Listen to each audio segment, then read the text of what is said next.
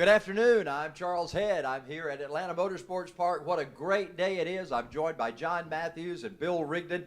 And John, it is a picture-perfect day as far as the sunshine is concerned here at Atlanta Motorsports Park. Oh, that's right. The board behind us does say Summer Series, but the feeling in the air says more like winter, that we're just barely 50 degrees here in Dawsonville. And this is going to create some, I'll say, opportunities for the drivers. That cold air will give a lot of power coming from the engines, but can they get the tires warm enough to make things stick? That's going to prove for some challenges today. 118 karts are registered today, so we have a lot of full fields, a lot of action, and this is race number 8 of 8. The championship chase ends today. John will be keeping up with those points as we go along through the day as well. Bill Rigdon is here. Bill, last time we were here 3 weeks ago, quite a different scenario when it came to weather. All right, you are, Charles. It was rainy, kind of miserable. It cleared up sort of during the day, but it never got away from overcast. The temperatures were a little bit higher, but the track here today is bone dry. We're going to see lots of traction and lots of action. It may be cooler, but the action will be just as hot as it was last week. And we've got some action from the last time we were here as we check out the shifter kart race.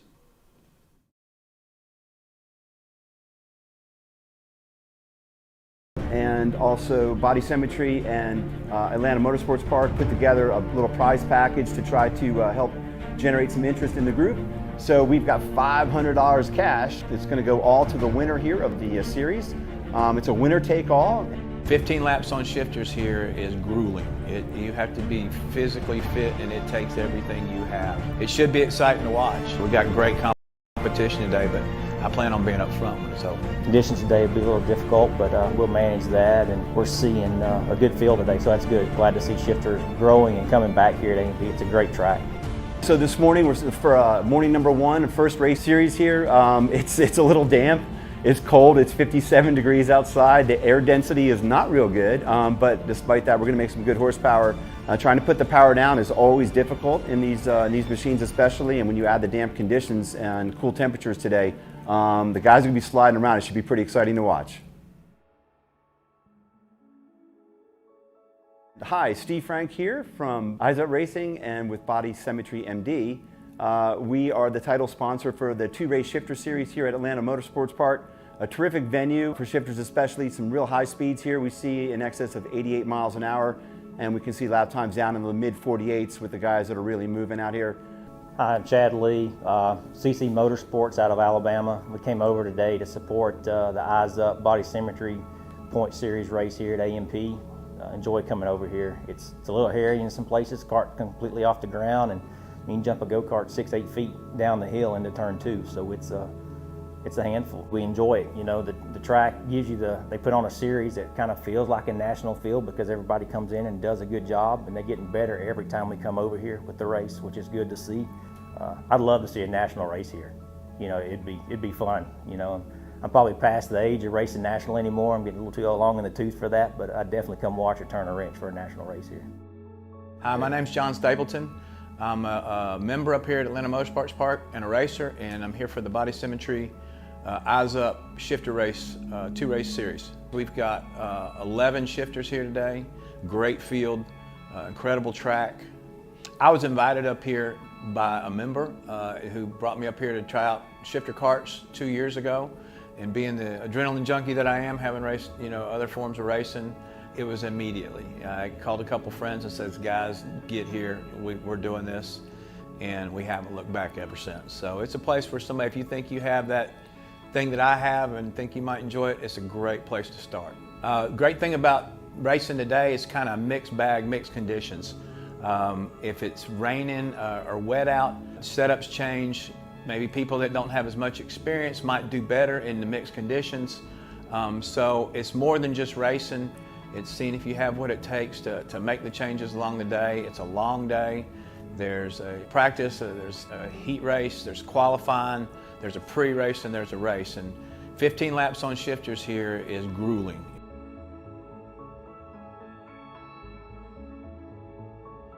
Through qualifying, we're not able to go out and practice this morning. Had an issue. We got that sorted and put the rain set up in it, and put our DR Hoosier tire on pole, I guess, from what I understand. Conditions aren't too bad. If we can keep the rain away for a couple more hours, we can race in that and have a good time. We ran a 58.3 in qualifying, but we're working on that now, so we'll give it a shot in the heat and see where we're at. The 69 cart was the one we were going to run today. And when we went out and qualifying in the rain, it basically seized. So we're switching to a backup cart now. So a lot of work on these days with changing conditions, but it's all part of racing.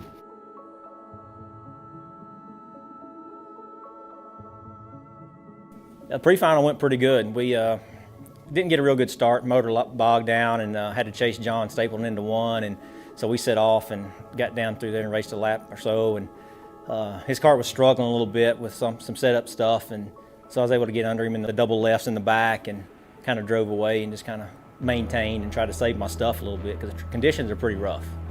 They seem worse for me than they were in qualifying. So I'm not sure why that was. But Chad Lee ran me down and had a little setup issue in that one. I ended up third in the pre-final. But we ended up winning the heat, and we should start on pole for the final, so it ought to be an interesting day, rest of the afternoon. I'm Jason Bain, drive the 541 DR cart. Going into the final, had to start from the back, got a great start, so I was able to get a couple guys right off the bat going into turn one. I can't remember who it was, but somebody spun right in front of me. In the final, got a great start, probably the best start I've gotten in 6 months on a shifter, I guess. But led into one, down to two, through three, and on four, it just, in the left-hand corners, it felt like it had a flat tire. And it just looped around. I got a little over-anxious, I guess, and motor died. I wasn't able, thought I had it saved, and at the last second I lost the clutch and wasn't able to hold it. Chad got a great start. He ended up spinning in turn four. I led, I think, pretty much until the last lap. It's been a few laps challenging with so much water coming up on the windscreen, so really just try to hang in there, follow him around for a little while, and bang out the laps, and try to maybe give it a go towards the end. But so got it refired thanks to one of the corner marshals helped me get it rolled off, and we chased him down, and it was head down from lap one all the way basically to the white flag. Chad Lee starts to show up in the picture. I think about 2 laps left.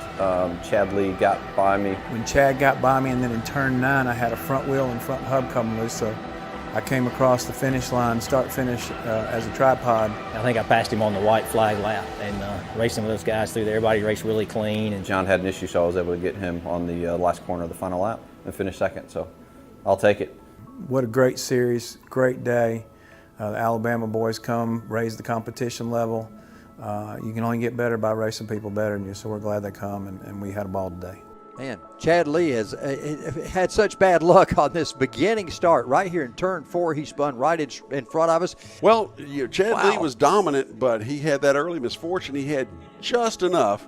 If it had been 1 lap shorter, he wouldn't have won that one, but he was able to pull it off on the last lap. That's fantastic work from Chad Lee. It was overall a great day. We're glad to be here, and thanks for A&P and their staff and you guys for being here and letting us come do what we enjoy to do. And God bless us with a win today, so I'll take that back to Alabama. Thanks for all you do, and thanks to Eyes Up and Body Symmetry that helped sponsor our events. So today was the round 1 of the 2-race series. Today was crazy conditions, 30-mile-an-hour winds, rain. November 20th is the next one, and it's the shootout. So if you weren't here for this one, come on out. It's still wide open for the championship, and we'd love to have y'all.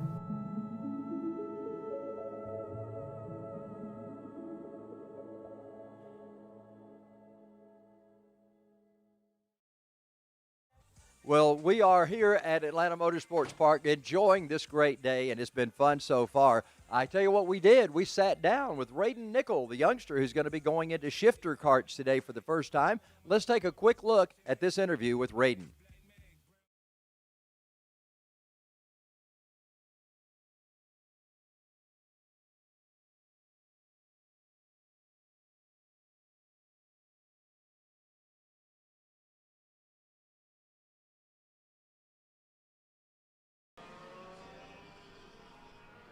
Well, good morning and welcome to Park. We're sitting down with one of our favorite drivers to watch on the racetrack. Raiden Nickel has joined us today. Raiden, it is a cold day here at Atlanta Motorsports Park. How is that going to affect your race car? Well, yeah, it's definitely cold. Track is slick. Tires take a little bit longer to come up to temps, so be sliding them around a little bit more than normal. But we're gonna have to deal with the cold temps and drift, I guess. Well, do cold temperatures provide more horsepower for you? Does that seem to affect the performance of the kart? Yeah, it definitely provides more horsepower, but overall braking zones and turn-in points are not much different. You are in contention for a lot of championships and a lot of good finishes as far as this season is concerned as we round out the summer series today. So you've had a very good year so far. Yes, sir. I think I have. You know, gonna finish this today strong and hopefully secure the championship. Now, what championships are you involved in? What divisions are you running for the championship in? The only class that I've really consistently ran is K100 Senior. So yeah, that's the only championship I'm in contention for. But today you got something new. You got shifter carts. K and shifters, so we'll just see how it goes. Well, with shifter carts, you do a dead start. So how's the standing start? Have you got that mastered yet? I wouldn't say I've gotten mastered. Definitely still practicing, but we'll wait for the pre-final to see how I do. Okay, well, we were talking prior to going on camera, we were talking a little bit about the off-season, what you were going to do during the off-season, and you reminded me there is really no off-season. So what's next for you after today? After today, I think we're gonna continue local karting, but mainly focus on Miatas, running with the SCCA firm. So yeah. So when's your next race coming up in the Miata? Haven't got a clue. We'll find out that schedule as we go Yes, along. sir. Now, what will we look forward to seeing you in today? Which karts and what's your number, and how will folks recognize your kart when it's on track? So in K100 Senior, number's 93. It's got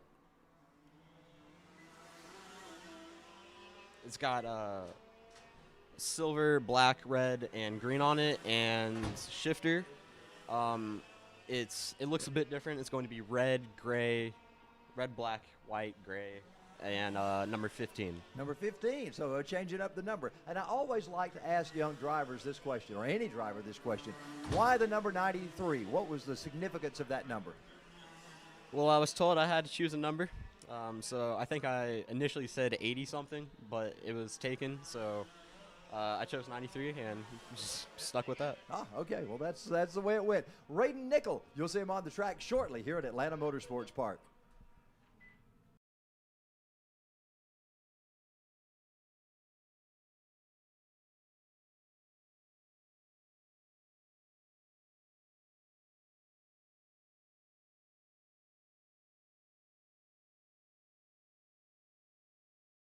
You got in pre-finals.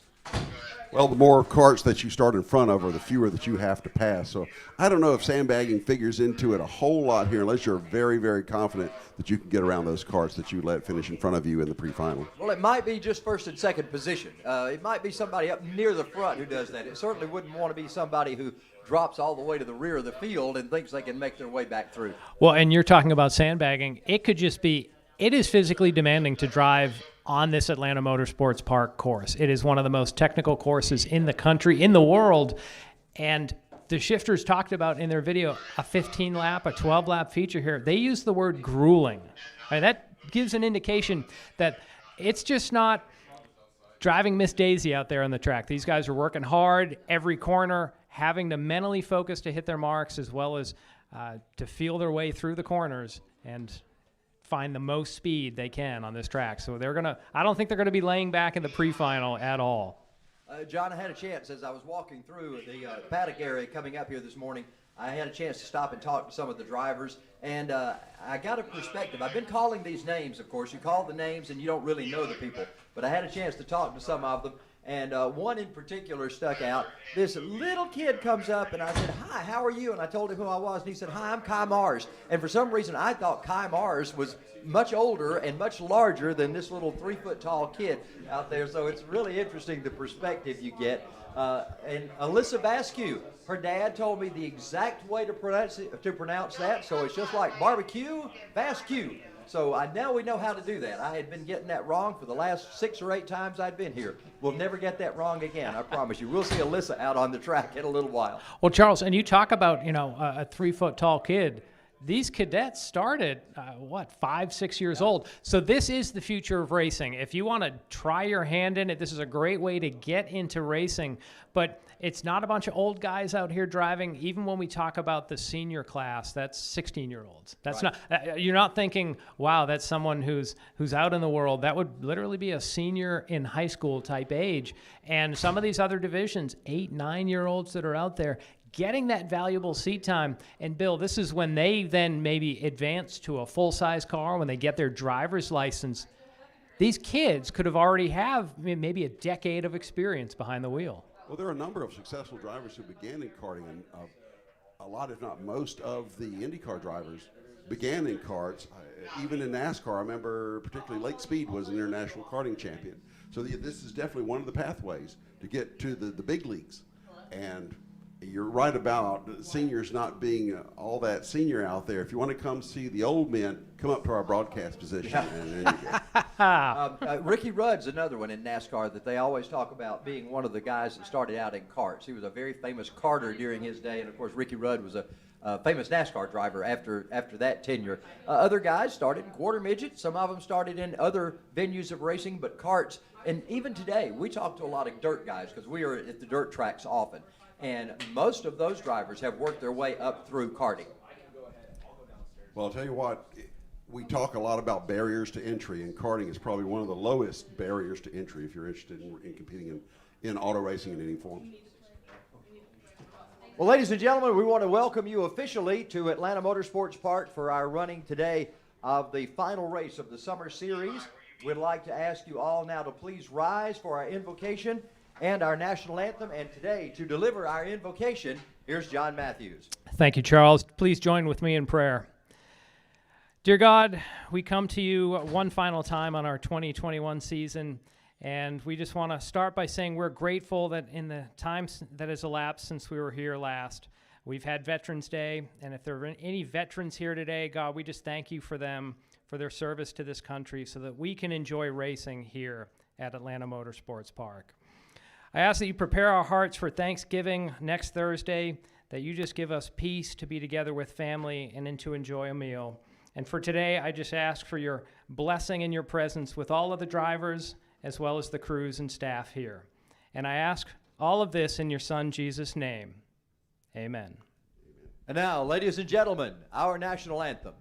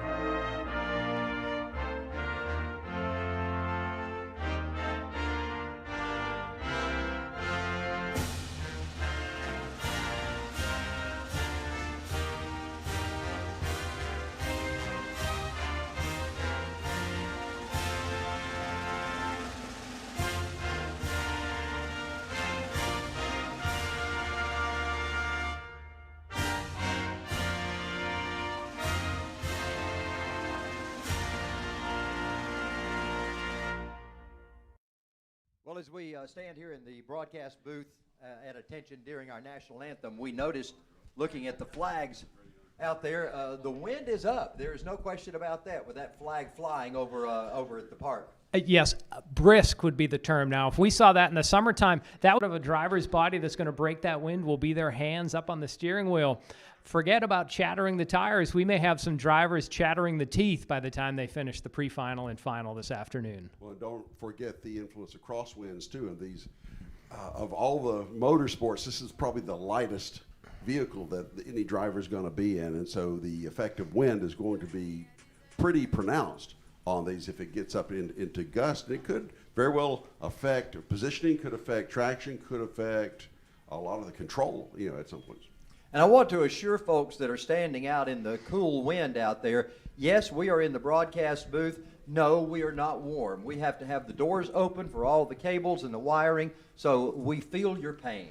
Well, and speaking of broadcast, just want to let you know, fans, if you're here, you can connect with Atlanta Motorsports Park to know what's happening with them. Some of the ways you can do that, their website is www.atlantamotorsportspark.com. If you put /karting on the end of that, you can find out all the details about karting, including that arrive and drive. So for our viewers online, if you watch some of these races and think, I'd like to try that, www.atlantamotorsportspark.com/karting. You can also follow Atlanta Motorsports Park on Facebook, give them a like, or head over to YouTube, just search for Atlanta Motorsports Park and subscribe. Click the bell so you get notifications of when they release not just summaries of the races, but that's how you could see the shifter kart videos that the production staff has put here together. Also, on Instagram, Atlanta Motorsports Park, and on Twitter, @ATL Motor Park. So just some of the ways you can stay connected with Atlanta Motorsports Park during the week and during the off-season. I tell you, it's a great place to check out for all the videos and all the things that are available on the website. Our production crew today, Will Rigdon's our producer, Michaela Denny is our director. Our camera, we've got Ethan Denny and Collins Rigdon on camera. The drone is operated by Mikey Lane. Our race director today is Xander Clements. Timing and scoring, we've got Valen Decker and Kelly Childs. And on the flag stand, Cam Gentry will be waving the green flag soon to get these races underway. Our tech directors are Al Edwards and Carl Rickert. So those are the people that are behind the scenes that make everything happen. And we will be getting everybody into their roles, doing things here very soon as we start to get those cars fired and ready to go. You see them down there right now getting things set to go for our first group out. It'll be the LO206 cadets on the track, and they'll be making their way out soon. Bill, last time it was raining when these drivers started to go out on the track. Today it's just windy and cold, so a little bit different, but all these drivers start to put the mentality into the fact that we're just ready to race. Whatever it takes, whatever the conditions, let's just race. Well, it's highly unlikely you're going to get absolutely perfect conditions on any race weekend, and today is no exception. Drivers have to deal with a change from last month to this month. Whoever was fast last month may not necessarily have such an advantage this month, or it may enhance it. There is no telling as we see our LO206 cadets coming out onto the track and getting ready to come back around to get this first pre-final underway. They'll bring them up. They'll make that transition into the track. They'll do a little quick warm-up lap, and then we'll get ready to go green whenever they come by out of turn 17.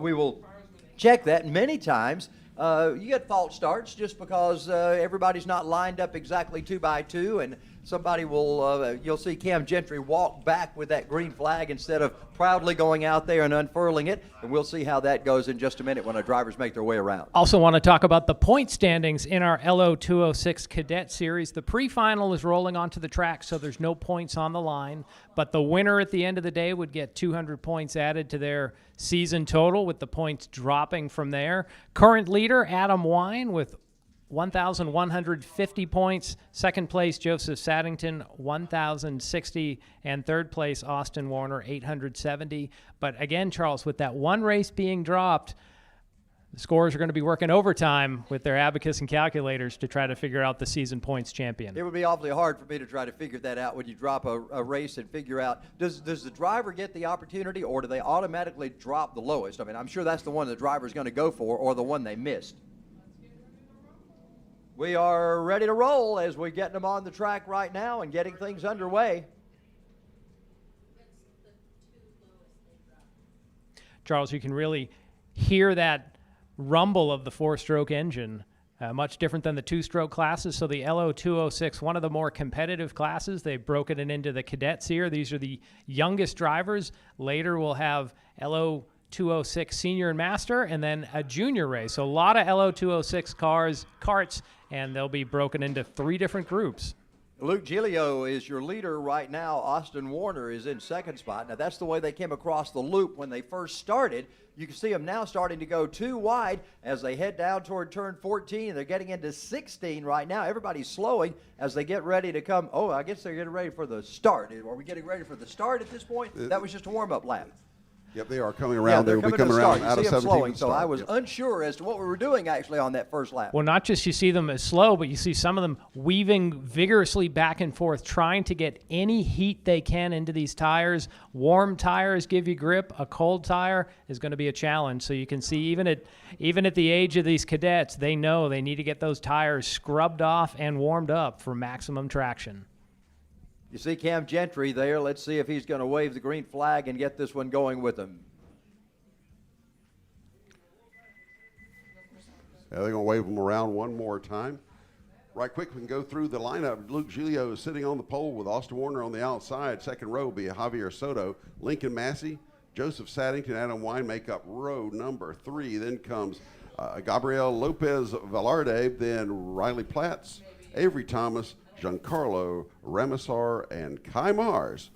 So Giglio, Kai Mars in 11. Giglio was the winner last time out here in the rainstorm in October. He starts on the pole, so let's see what he can do in the dry. And as best I remember, that was a spirited race with Giglio just coming on there at the very end to get the win. Boy, what a race it was for the LO206 cadets. They come by this time. Let's see this time if we're going to get a good green flag start. Great shot from the drone there as you see them coming down the start line. You see them keeping them together, keeping them right together. Let's see if we're going to get a green flag.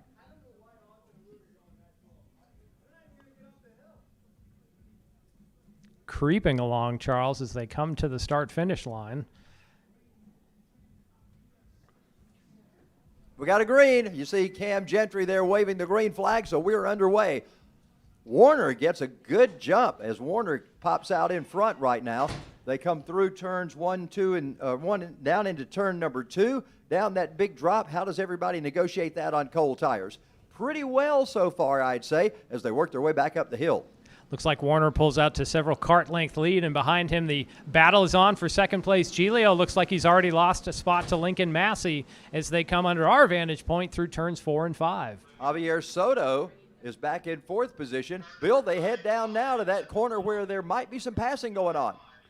Here they go down into turn number 9, that big roundabout that goes into 10, and then it will empty into the S's where they'll come back on the back side of the course. They'll come back into our view from our vantage position as they'll cut through 14, crest the hill here, come around to 15, and they'll hit that final 16-17 complex as they'll complete lap number 1 here in the LO206 Cadet Division. Your leader still Austin Warner, and that kind of belies being on the inside going into turn 1, by the way, because they came off of turn came off the start-finish line on the outside. Here we go. Your leader, Austin Warner, Lincoln Massey, right there with him, about 1/10 of a second, but actually 0.15 behind. Then it'll be Giglio and Wine. The gap between the top 4 is about 2 seconds. Top 3 have pulled away, so you can see Warner, Massey, and Giglio battling for the lead. Bill, you had mentioned Warner really got a hole shot on that outside, really got the jump on Giglio. As now we see Giglio battling back up to the inside of Massey for second. We saw that last time we were here. Here comes Massey looking to the inside once again. Now they've got a run going. Look at Giglio. What a run going down into turn number 9 and 10. As they pace through the S's one more time, your leader is now Lincoln Massey. Massey with that great move. Excuse me, that was Giglio taking the lead now with Warner and Massey in tow. You can throw a blanket over the top 3 as they come out of 15 into 16 now. They'll head out to complete the second lap. And a lot of action so far. We're only 2 laps into this 8-lap pre-final. These 3 drivers have really pulled ahead of the rest of the field.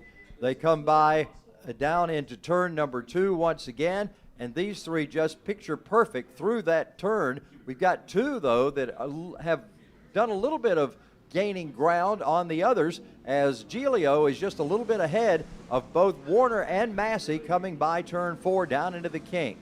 in this LO206 class, drafting plays an important role, as now we see a move from third up to second place by Massey. Where the drafting comes into place, you have to wonder if these top three drivers might say, let's get in line, let's draw away from the rest of the field.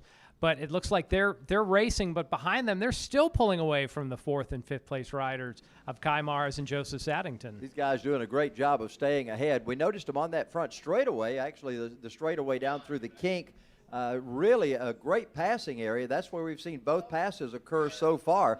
Right now, they come down to start-finish once again as they head through 17, and the top two beginning to do a little bit more pulling away from that third place cart, Bill. Well, Warner now is 0.4 of a second back in third. So, yeah, you're right. The top two, Giglio and Massey, broken away a little bit, although that it's early yet. But let's go back to third place. Those top three are about 4.1 seconds, so a little over 4 seconds ahead of the rest of the pack. So we've turned this into a three-cart race. We've seen a pass every time down the back straightaway, but this time Giglio is able to fend off Massey as they head into turn 9. Sometimes you see crossover moves through 9, so even when a driver makes a pass, sometimes the crossover happens through 10 and the S's, but we see Giglio leading by about 2 cart lengths over Massey. They come to the apex, the actual highest point in the course right now, as they've worked their way from the lowest point in the course, which is down in the kink, up to that high crest. Now they come off 17 once again. They will complete, I believe it's 3 laps this time by. Is that right? About 4 laps this time by. Of course, we go by time more so than we do laps here. So we're 4.5 minutes into this race so far.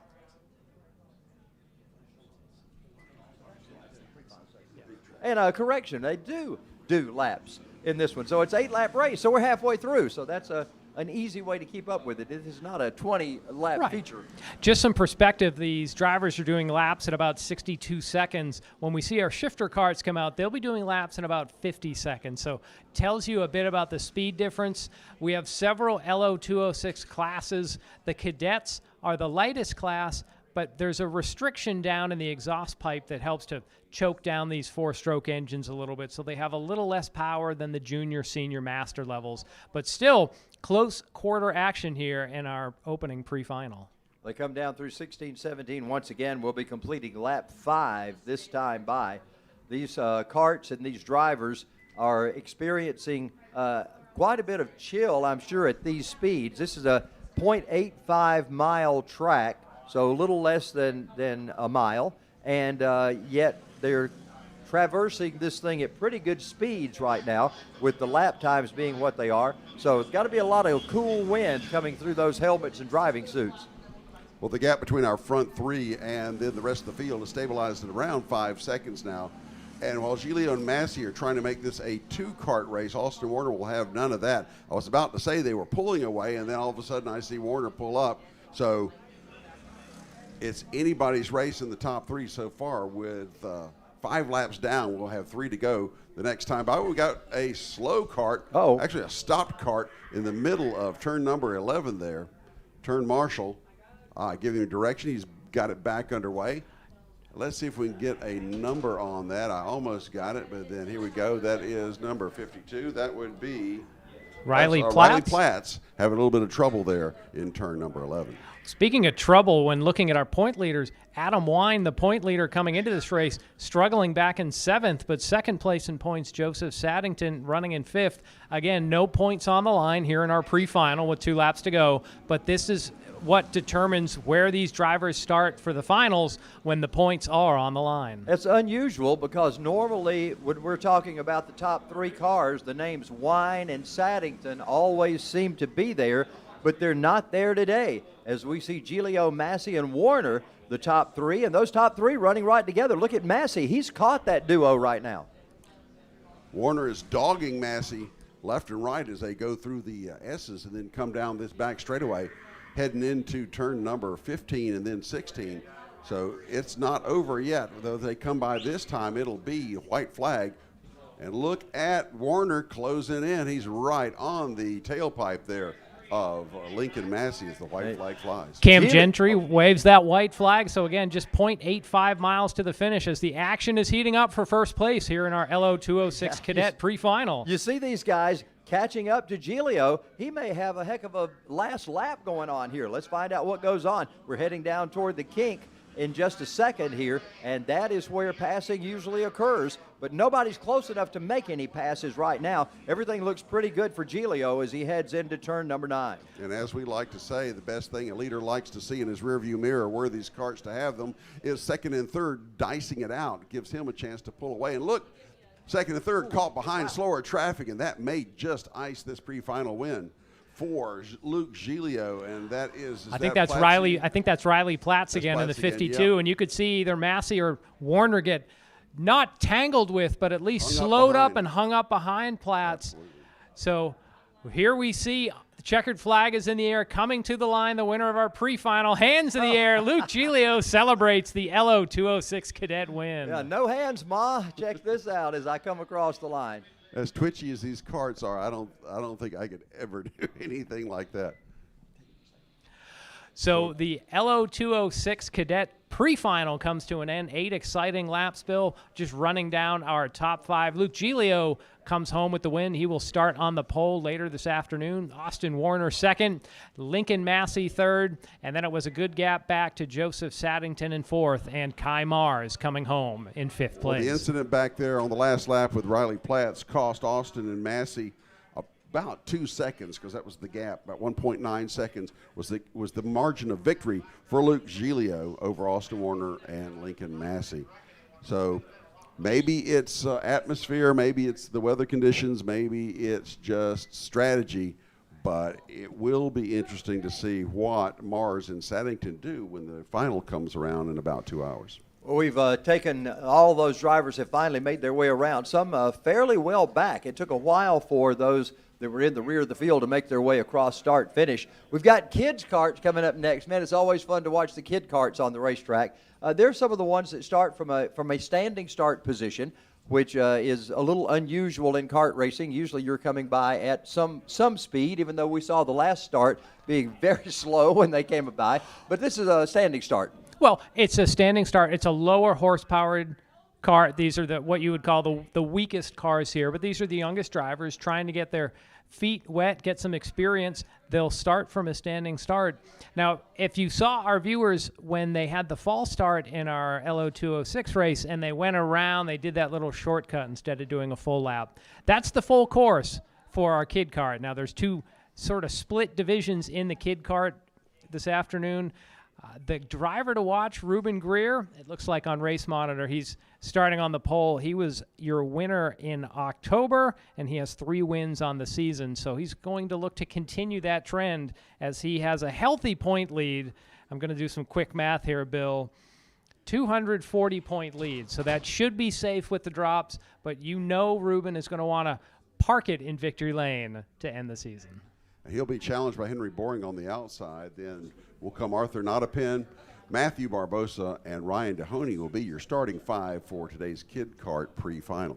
And John, Bill and I did some research, and we were explained to by Mikey Lane that you still call them turns 15, 16, 17. It is not turns 3, 4, and 5 just because kids' karts are out there. So we will continue to call them what they really were designed for. So they'll come straight out of 1 into 2 into 15.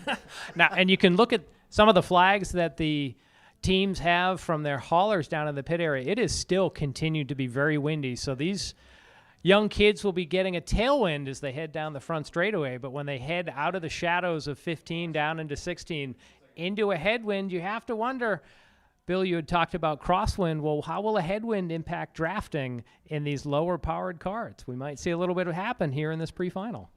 Well, it can only enhance it. But the thing is, these kids, they're learning. They have their hands full just keeping these going around and around for the 8 laps here on the Jelly Bean course here in the Kid Kart pre-final. So I guess you throw everything at them so they have that experience, because the only way to learn is by doing, and that's what they'll be doing here. That's right. Now, each class that runs here at Atlanta Motorsports Park.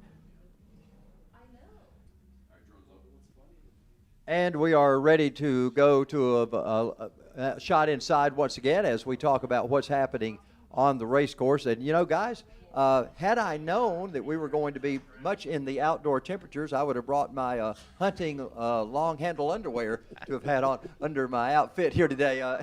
Wasn't expecting necessarily for it to be this chilly in our broadcast area. What an outstanding day, though. The weather couldn't be better as far as track conditions for the drivers. And I did talk to some of the drivers. They said, yeah, horsepower is going to be a little higher today, and they do like that. So we get our Kid Karts getting a warm-up lap to go around. They'll come back and we'll grid up again for the standing start. Or did they? No, they're green. Okay, well, let's stop talking and let's just watch some racing as we have a kart already off the course right there past turn number 1. Well, we'll find out how this, it's just a corner caution for these drivers. They're still under green conditions for the entire track, but just this one corner that they've got the issue with. Not sure what's going on with that kart, but doesn't seem to be getting it fixed very quickly anyway. That would be Cash Green. I missed him on my original start, but he did not come by the line, so he's the one that's having the difficulty. So here we come to the line, and Matthew Barbosa already opening up a pretty good lead as they complete lap number 2. Let's get an interval at the line then. It's going to be about a second difference between Barbosa and second place Henry Boring. Barbosa started in the tail of the field except for Cash Green, and then Barbosa's already moved his way back up to the very top. So good run so far for Matthew Barbosa. With our drone cam, you can see a great view of the course they take here on this Jelly Bean course. So that's turns 16 and 17 down through the staging area where they would stage and then into that difficult turn 1. But before they get to turn 2, that's where they take the little cutoff and they skip turn 2 all the way through 14, and then they jump back into the track, into the shadows, and then they're rolling their way through turn 15. It looks like we have quite the battle shaping up now between Boring and Greer for that second position. They catch up and then they start battling among themselves and fall back a little bit to Barbosa as they come down to the line to get the halfway signal here. It'll be 4 laps complete now for Barbosa. At the line, it's a 7/10, so actually they closed in a little bit on Matthew Barbosa, so they're not dicing it up so much that it's to their detriment. Oh, more trouble again as we go into the cutoff. Was that? I believe that was Cash Green again, and that's the Green's coming third by time on the start-finish line. I saw him, so we'll find out how who it they is. stack up when they come to the line. Great battle for second, side by side at the line. Henry Boring just holds off Ruben Greer, so Greer didn't seem to get the best start from the pole, but now he swings it wide as we see. Looks like Boring got down on the inside and spun it around, so that should bring out a local caution as he's able to get the ship righted, but Henry Boring would have lost several spots and a lot of track position with that spin. That cutoff seems to be a trouble spot for a number of our carters as we come down to the line to complete lap number 6. There'll be 2 to go this time by. Barbosa still your leader, then Green and Boring. Oh, sorry, it was Dahoney. So it was, it was Nottapen having the trouble there that we saw. So with Arthur Nottapen with that misfortune, and then behind him it was Boring having the next time around by the trouble with the cut through. And whatever troubles Greer had at the beginning of the race falling back, he has wiped those away. He is just 1 kart length back, looking to the inside of Barbosa into turn 1. They're side by side. Oh, and there's contact, and they both go around through turn 1. Is Ryan Dahoney going to reap the benefit? Looks like he will as he passes both of them. Man, early Christmas for Ryan Dahoney as he comes by and he sees both of his competitors who were in front sitting crossways on the track. Ryan Dahoney, it was the last lap. Here comes Dahoney off 17. Let's see if he's going to do the 2 arms in the air kind of thing as he comes by the checkered flag.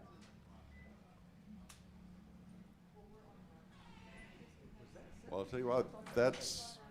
Well, race monitor showing Greer won, so maybe... He's showing in second still. I think there's a little bit of a burp there, but that would have to be Boring. I think they came by on that one. So all kinds of drama here as we see the checkered flag in the air from our flagman Cam Gentry. We'll try to get the scoring and timing figured out, but what an exciting race. It seemed like all the action happened right from turn 1 and through the middle of that cutoff. And as the white flag... Everybody got a piece of the action. It seemed like, and that's a piece of the action you don't want. So Boring and Greer having a great battle side by side, and it looked like Greer on the outside. He wasn't lifting, came in. Boring was on the inside. He wasn't lifting, and Charles, they were fighting for the same piece of real estate, and that caused both of them to go around. Well, you saw that battle going on as they came right through the start-finish line, staging area, starting to get side by side in turn one. And as you say, somebody just ran out of real estate, and together they did a synchronized spin, and both of them sitting there. And I guess it was, are we determining it was Greer who actually was the winner of that, or did we determine Dahoney? Dahoney is the winner. He Okay, is the so beneficiary. Dahoney took advantage of that as the two in front of him spun, and he was able to get by. So congratulations to him on getting that win. Coming out next, we've got T225 Seniors coming out onto the track, and Banu Yedla is going to be on the pole for this one. Danny May, John McAleer, Jarvis Lee, and Felix McAleer. That's our lineup as we get ready to go racing. There we are. You can see us right inside there almost. Hello, guys. Well, the points in the T225 class, we have a tie atop the standings. So Yedla and McAleer both have 1,000 points. Which McAleer? Felix McAleer. Felix McAleer, okay. So I do see Felix on the list. So between Yedla and Felix McAleer, they're tied where they each get to drop a race. We've heard from timing and scoring they get to drop 2 races, so they've already dropped 1 so far. So, Charles, our math skills are really going to be tested today. And both of these drivers, Yedla won in May and in September, and Felix McAleer won in June. So both these drivers have tasted the non-alcoholic champagne of Victory Lane here at Atlanta Motorsports Park. They both know how to win, and it's all going to come down to really how they finish in this race today. Now, again, pre-final that's coming out 8 laps, and this just sets up the lineup for the final later this afternoon.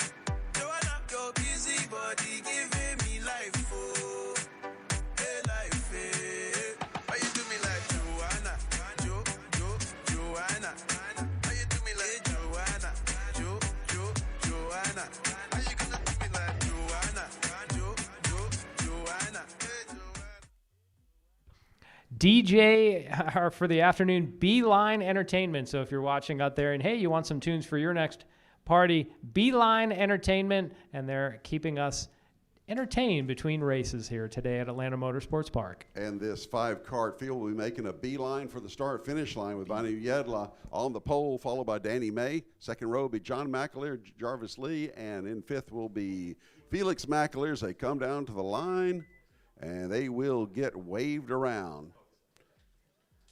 They'll have to go up through the cutoff and come back around again. Did not get a good start that time, so let's see if we get them in line and ready to go well next time by. Going through the shadows, you see the shadows there. We've got a cold temperature day.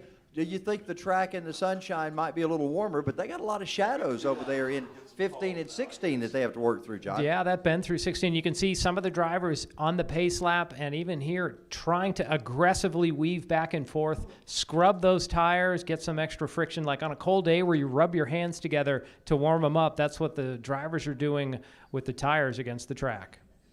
Got to try to stay together. Got a green as we're getting ready to head down to turn 1. So the green flag is in the air. That treacherous turn number 1. It has been a bugaboo for several drivers this afternoon so far. But these drivers all make it through cleanly, and they head down to 2. And, Bill, we've already got a 2-car breakaway. That's right. It's going to be Banu Yedla and Danny May up front. But I was looking at Felix McAleer. He already got around Jarvis Lee and was making a run at John McAleer as they exited turn number 1.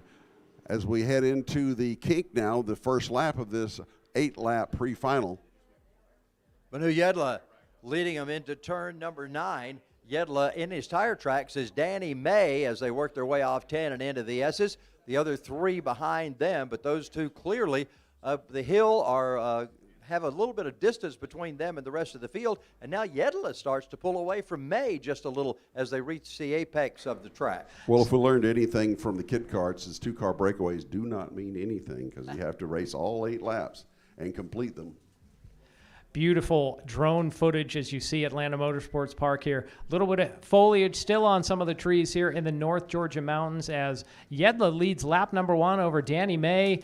All our top competitors. It's really a 4-driver race in points. They're just separated by 60 points. So a good pre-final placement today is going to set them up to gain maximum points in the final as they come under our vantage point and head down to the kink. John, you mentioned Felix McAleer involved in this points battle, but McAleer now running 5th on this field right here, so he's not having the great performance he needed today to move up in points.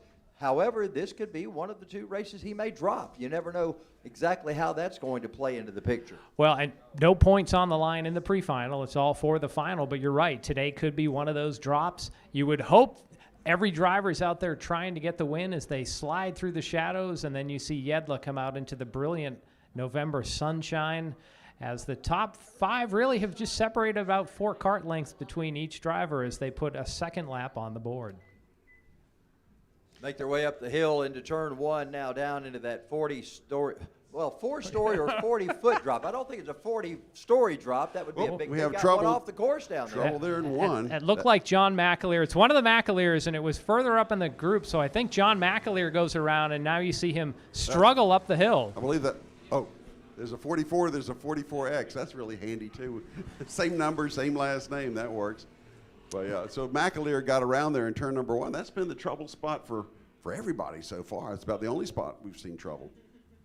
Yedla brings him up the hill out of the S's and getting ready to head up toward the top spot of the racetrack. That's right in front of that flag stand that's over there. And that is a sort of a treacherous point. We talk about it being almost a straight line the way you drive it, but you see how the drivers have to set themselves up by going low in 15 in order to make that wide turn in 16 and get the good exit off 17 to come to start finish. We've completed 3 laps right now, and Banu Yedla continues to lead. He and Danny May are out front. Yedla maintaining a 0.6 of a second lead over Danny May as well. So, Charles, you were saying about that long turn, the 13, 14, 15 turns, almost like at Charlotte for the NASCAR drivers where it's a quad oval, and they don't really handle it as 3 separate straights with 2 turns. It's just one long arc, and that's what it's like for the drivers here as you see the drivers come out of turn 9, and then they'll work through the S's, continuing uphill, and this is that point we're talking about where they're going through 13, and they just kind of set the wheel to a little bit to the right, and they're full on the gas uphill through that blind 14 through 15, and then they'll be hard on the brakes here into turn 16 for that double apex left-hander. And you see the tire barriers there off 16 and 17, which indicates to you that there might have been some contact with that fence at some point or another back in the day before they put the tire barriers up. These drivers go down. You know, we talked about the driver that almost had to, or actually spun, the 44X, whichever one of the 44s and McAleer's that was. He had to stop from a dead start down at the bottom of that 40-foot drop to come back up the hill. Usually there's some bit of momentum to help propel you up there, but it's pretty hard on that engine just getting him from a dead start back up the hill. And as we like to note every week, they shift themselves in the seat front to back to front, trying to scoot that cart up that hill. And it was John McAleer's. He's showing in 5th now. The gap at the line has grown a little bit between Yedla and May. That's now about 0.8 of a second from first back to second. Then the gap from second back to third, or the remainder of the field, is around 3.8 seconds now. So the front 2 pulling away, but right now Banu Yedla with a moderately comfortable lead. But let's check that coming at the line. Just as I say that, the curse of the announcers, it's down to 0.34 now. 0.34. And Danny May went just under 60 seconds, quickest lap of the day we've seen so far. The T225s are a 4-stroke engine that are just a little bit more powerful than our opening LO206 Cadet class. So they'll get about 14 horsepower. And again, we'll see the lap times come down with the more powerful classes. So just a couple seconds quicker than the cadet class. Again, as we see Jedla just stretching his legs down that back straightaway, about a 8-kart length lead as they head into turn 9. They bring it up through the S's right now. Jedla and May still battling it out. We've got 5 laps complete so far, striking distance, and as we've seen in the previous races, even on the last lap, you never know what's going to happen. May seems to have a little bit of an advantage coming out of 17 to the line because while visibly it seems that Jedla has a larger lead, May is able to close it down, chop it down a good bit coming to the line. This time by, it's now under 0.3 of a second. 0.28 is the gap, 28 100ths of a second now from first to second. And even as we speak, coming under our position, we've got a battle for first now as May has closed it down to 0. He's right there on the back bumper. I think that was actually Lee and McAleer for 3rd and 4th as they go down into turn 9. I think our 2 leaders are further up the track from that. But that is a great battle for 3rd place as our drivers are kind of paired up on the track. Well, that'll teach me to look down from the screen here. This is the best battle on the track going on right now, and it starts Absolutely. to separate itself a little bit more too. Although as the those front drivers two work off are 17. pretty tight. Let's get a gap here with the white flag coming out. The gap back is about right at 0.3 of a second. Here comes Jedla and May up the hill. I believe I've got those correct right now, and they got a good battle going at it. So bumper to bumper under our vantage point here at 4 and 5, downhill into the kink, the lowest point on the track, and then they'll charge down the back straightaway for one final time as the white flag has already been shown to these drivers here in our T225 Senior class. Jedla leads May. Final lap is underway. And Banu Jedla, he is no stranger to this racetrack, probably put in as many laps on this track as anybody, and he's doing a great job now as they reach the very top of the hill. Coming through the final time out of 15, down into 16 and 17. Bill, bring us home. And here comes May looking to the outside, looking to the inside, but no, Banu Jedla slams the door and will take home the pre-final victory here in the T225 Senior class here at Atlanta Motorsports Park. The rest of the field flashing under the checkered flag, so your final standings will be Banu Jedla, Danny May, Felix McAleer, John McAleer, and Jarvis Lee. We'll just finish off in the grass there. So not a great start for Jarvis Lee, but he can get whatever it is straightened out and be ready to go for the final in a couple hours. Well, we talked about Felix McAleer being the driver who was battling for points. He did work his way up to a 3rd in this race, so that puts him in a pretty good starting position when we go into today's finals. The T225 Seniors, that was them on the track. TaG Junior, Senior, and Masters coming up. TaG Junior, Senior, and Master will be coming up next. That'll be happening in just a few moments. So we have not been disappointed in the amount of action in the races so far today. I mean, it gets better and better every time we come back here for these kart races. So the next group that will be coming out onto the track will be the TaG Junior, Senior, and Master. So we have races within a race here on the track, at least as far as the senior group goes. Leonardo Oliveira has 5 wins on the campaign and is the points leader. He's, by my quick math, 250 points ahead, so we should be safe. You never know with the drops. The other rider that's won 2 races in this class so far this year, Raiden Nickel. It's a name that we saw in the opening package. He's running the shifters, but the TaG is sort of his homestay class, so we'll see how he does doing double duty this afternoon. It'll be interesting to see how these 2 drivers battle at it. We'll get to that in just a moment. As we bring them out, it'll be the TaG Junior, Senior, Masters coming up next. How you gonna do me like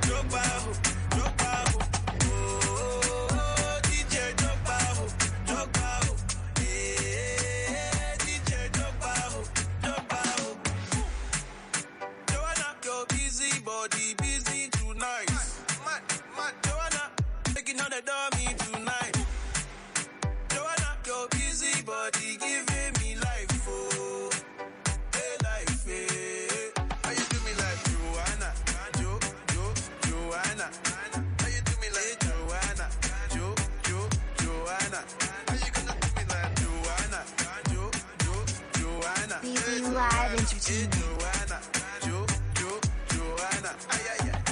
Hey, how you gonna play me like Drogba, ho? Drogba, ho? How you gonna do me like Drogba, ho? Drogba, ho? Oh, DJ Drogba, ho? Drogba, ho? Yeah, DJ Drogba, ho? Drogba, ho? It's getting hot in here, so take off all your clothes. I am getting so hot, I wanna take my clothes off. Oh, it's getting hot in here, so take off all your clothes. I am getting so hot, I wanna take my Let it hang clothes off. all out. It's a little bit of, with a little bit of, let it just fall out. Give a little bit of, get it up on the dance floor.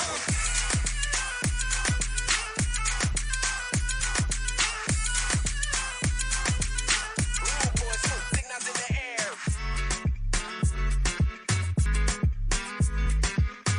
Uno por pobre y feo, pero antojado.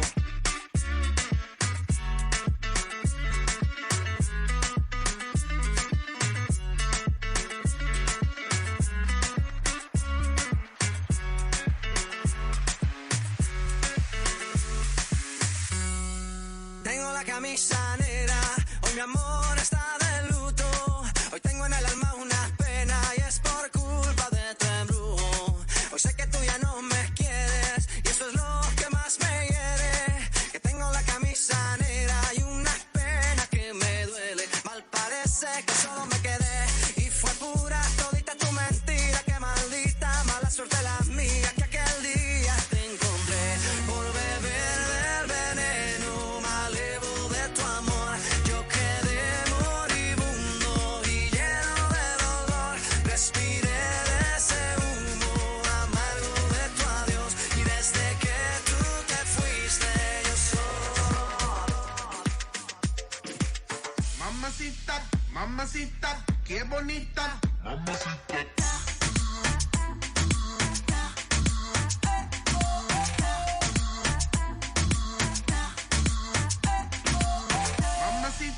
mamacita, qué bonita. Ella no le baja nunca tumba, siempre está lista para la rumba. Dos amigas que le secundan, salen y gastan la funda. Le gusta sudarle el alcohol, sola la pasa mejor. Vestida de Christian Dior, siempre llega cuando sale el sol. Dame de lo que yo sé, una botella de rosé. En la chori tiene sed, ese booty mami la rompe. Ella tiene algo que hace que a mí me guste. Ella tiene algo que hace que a mí me guste. I'ma put you in the mix, put you in the mix, put you in the, put you in the, put you in the mix. Alright, okay. I'ma love you all kind of ways. Boy, you got me caliente when you call me mamacita. Alright, boy, you got me saying ooh la la. Ay, Dios mío, oh my God, call me mamacita. Shake that thing, miss. Can I shake that thing, miss? And I better shake that thing, yeah. Donna, Jody and Rebecca, woman get busy. Just shake that booty non-stop when the beat drop. Just keep swinging it, get jiggy. Get drunk up, percolate anything you want because it's hostility. If I don't take pity, want to see you get live on the rhythm of my ride. And my lyrics up about electricity. Girl, nobody can do you nothing because you don't know your destiny. Yo, sexy ladies want war with us. You know they car with us, them not war with us. You know the club, them want flex with us. They get next with us, them not vex with us. From the day my bond, like night my flame. Girl, I call my name and it is my fame. It's all good, girl, turn me on till I heard them on. Let's get it on. And welcome back as we get set to go with TaG, Junior, Senior, and Master. They're coming out on the track in just a moment. John, some pretty good point battles going on for these drivers as they get ready to enter the finals later today. That's right, Charles. 3 races within a race here. It's all one group running on the track, but the juniors will have a winner, the seniors have a winner, the masters will have a winner. Right now, leading the points in the masters is a name you're familiar with, Jose Garcia, who runs over in the Spec Miata class at the big track, the main track next door. Some of the other drivers to keep an eye on, I don't have the points on the juniors right now, but Garcia leads by, if my math is right, 60 points over Craig Foster in the TaG Master class. I'll have to get the senior points up, but the TaG class is a step below the shifter. They're the fastest one gear class that we have running here. Well, it'll be interesting to see these drivers. They're coming by now trying to see if they can get lined up for the green flag. You see the difference in the engines. You see the smoke pouring out of these drivers as they get ready to come up into turn number 1. Did start. not get it started. We're going to have to come through the cut through and see if we can line it all up again. Bill, we've seen this a number of times. People get a little antsy coming out of 17, and they don't quite keep themselves side by side. So starters have to say, nope, not going to do it that way this time. Let's see what we do this time around. They were coming down to the start-finish line pretty hot there. They may just have been giving them an extra lap to go around and warm up too. So we will see this time by as the field comes. Into the gasoline, but they get a ton of horsepower because there's just so many combustion sequences per minute. Let's see, we got a green flag this time, so Cam Gentry gets us underway. Treacherous, turn number 1. Oh, we already got some contact as they come through 1. They get single file as they come out of the hill down turn 2. Oh, trouble. Man, we've got the big one coming off turn number 2. Drivers using their foot power to get their reverse working in their carts. And we've still got one sitting over there. He can't make the turn. You can see, or he can't make the turn, or he can't get it restarted. That's the 0-2 car. So all kinds of action in turn 2.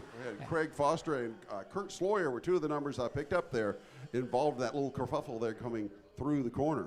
That was more than a kerfuffle, Bill. 4 cars involved overall as they drop down into turn 2. Charles, just as you said, they were getting into single file. They got wide, and then one got sent around, and that they stacked up behind them. So here we come, 1 lap going on the board with Matthew Paredes leading. And look at the lap times, 54 seconds, quite a bit quicker than our other classes that have run so far. You could just see the difference in the speed in these guys as they make their way around this course.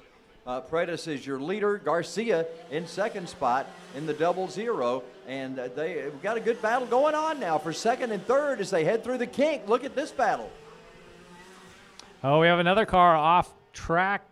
Looks like the 28. Scott Butler off the track there. So again, on the inside of turn 2, that's a hard place to get into single-handedly. So all kinds of action in the opening lap and a half of our TaG Junior Senior Master pre-final. So with the atmospheric conditions lend themselves to greater speed and a little bit of control issues, maybe a little unexpected horsepower out of these cars in this colder temperatures.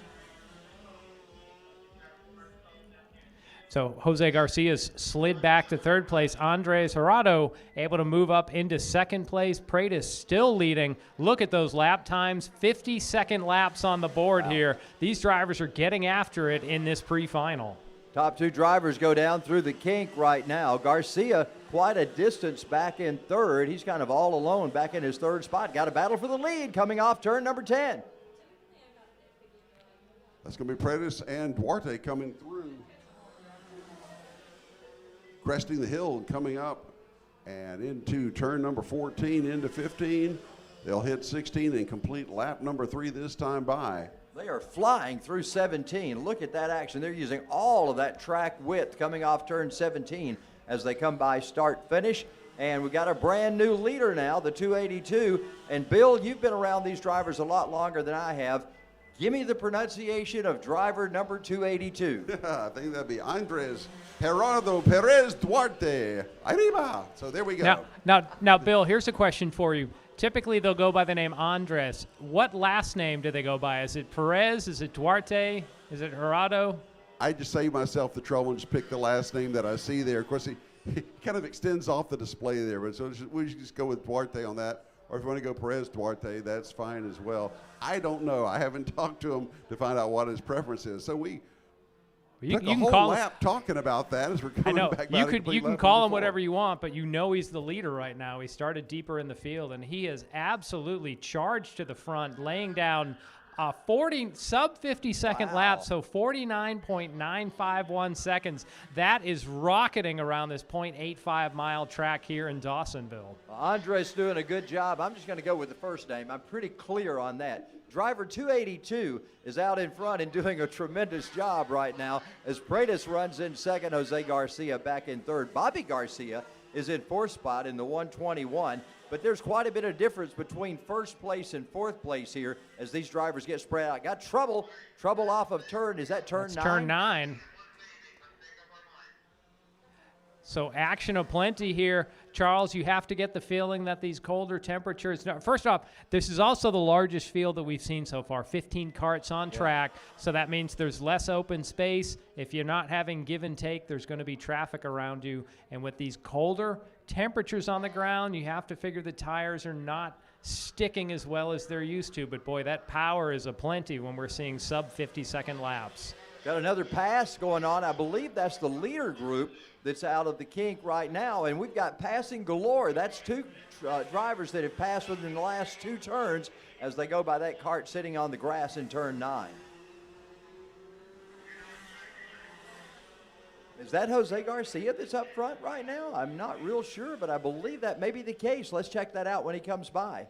I think Garcia has made his way to the point. We'll see in just a moment as they cross the scoring loop coming off 17. Could not get a good picture on that when he came by. Let's check out that. No, it's Andres still up front in the 282. Freitas is still second spot in the 120, and Garcia is still back in third. What Duarte's managed to do, though, is open up a 1.6 second lead. Actually, it's 1.6 seconds flat. You'd remarked on that a couple last time about hitting those exactly on the 10th.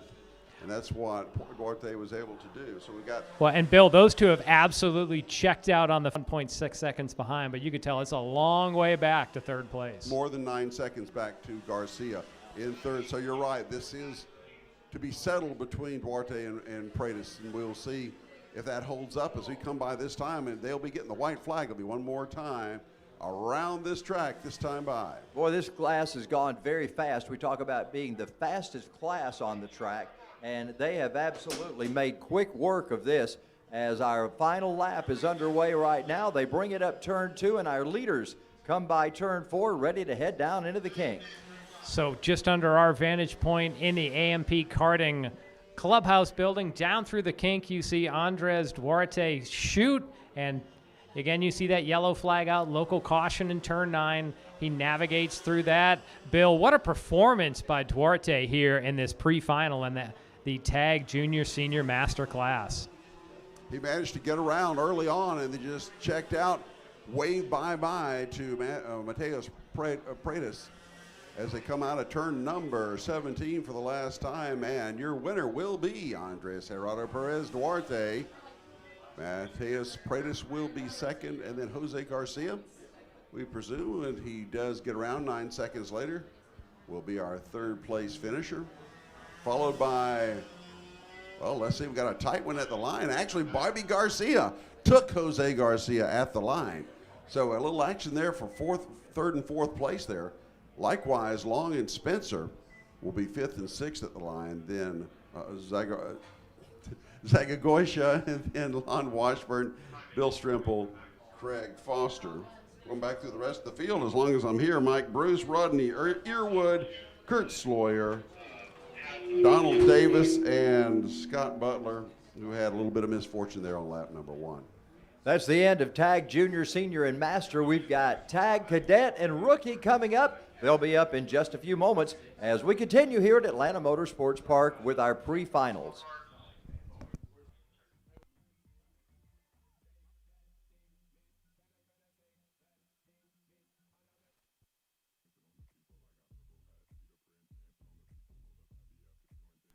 And as we talk about that, the last race, fastest race on the track, and these drivers were really going at it.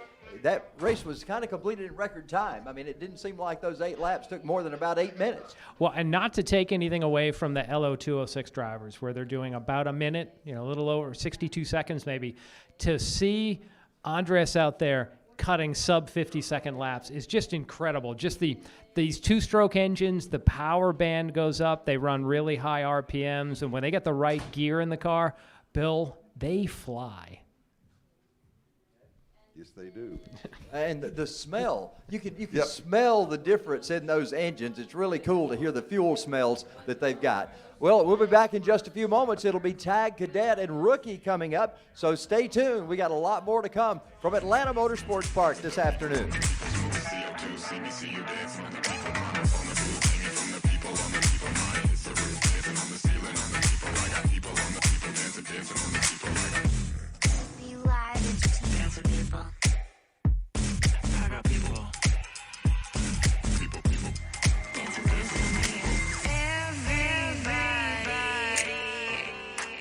too fast. Left my morals in the past. Not sure how we gonna last. Got my money doing laps, but it's so hot. We look too good in my old car. Life's not fair, take a selfie. Moonlit hair got me so weak. In the backseat, stretch around like you got me. Most these girls tryna front me. Move too quick for the plan B. Got me so hot, so far need a green card. Life's not fair, but it can be. Stretch around like you got me. Life's not fair, but it can be. Stretch around like you got me. Life's not fair, but it can be. Stretch around like you got me. In the backseat, stretch around like you got me. Most these girls tryna front me. Move too quick for the plan B. Got me so hot, so far need a green card. Life's not fair, but it can be. Stretch around like you got me. Tell you what you gotta do. If you work for me, okay, okay, you earn your pay. Can't stop thinking about us on each other. Just play tonight, we'll keep this under covers. Tell you what you gotta do. If you work for me, okay, okay. Now show me what that body do.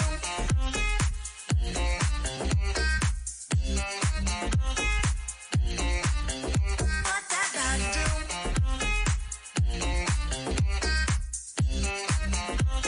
Okay, now show me what that body do.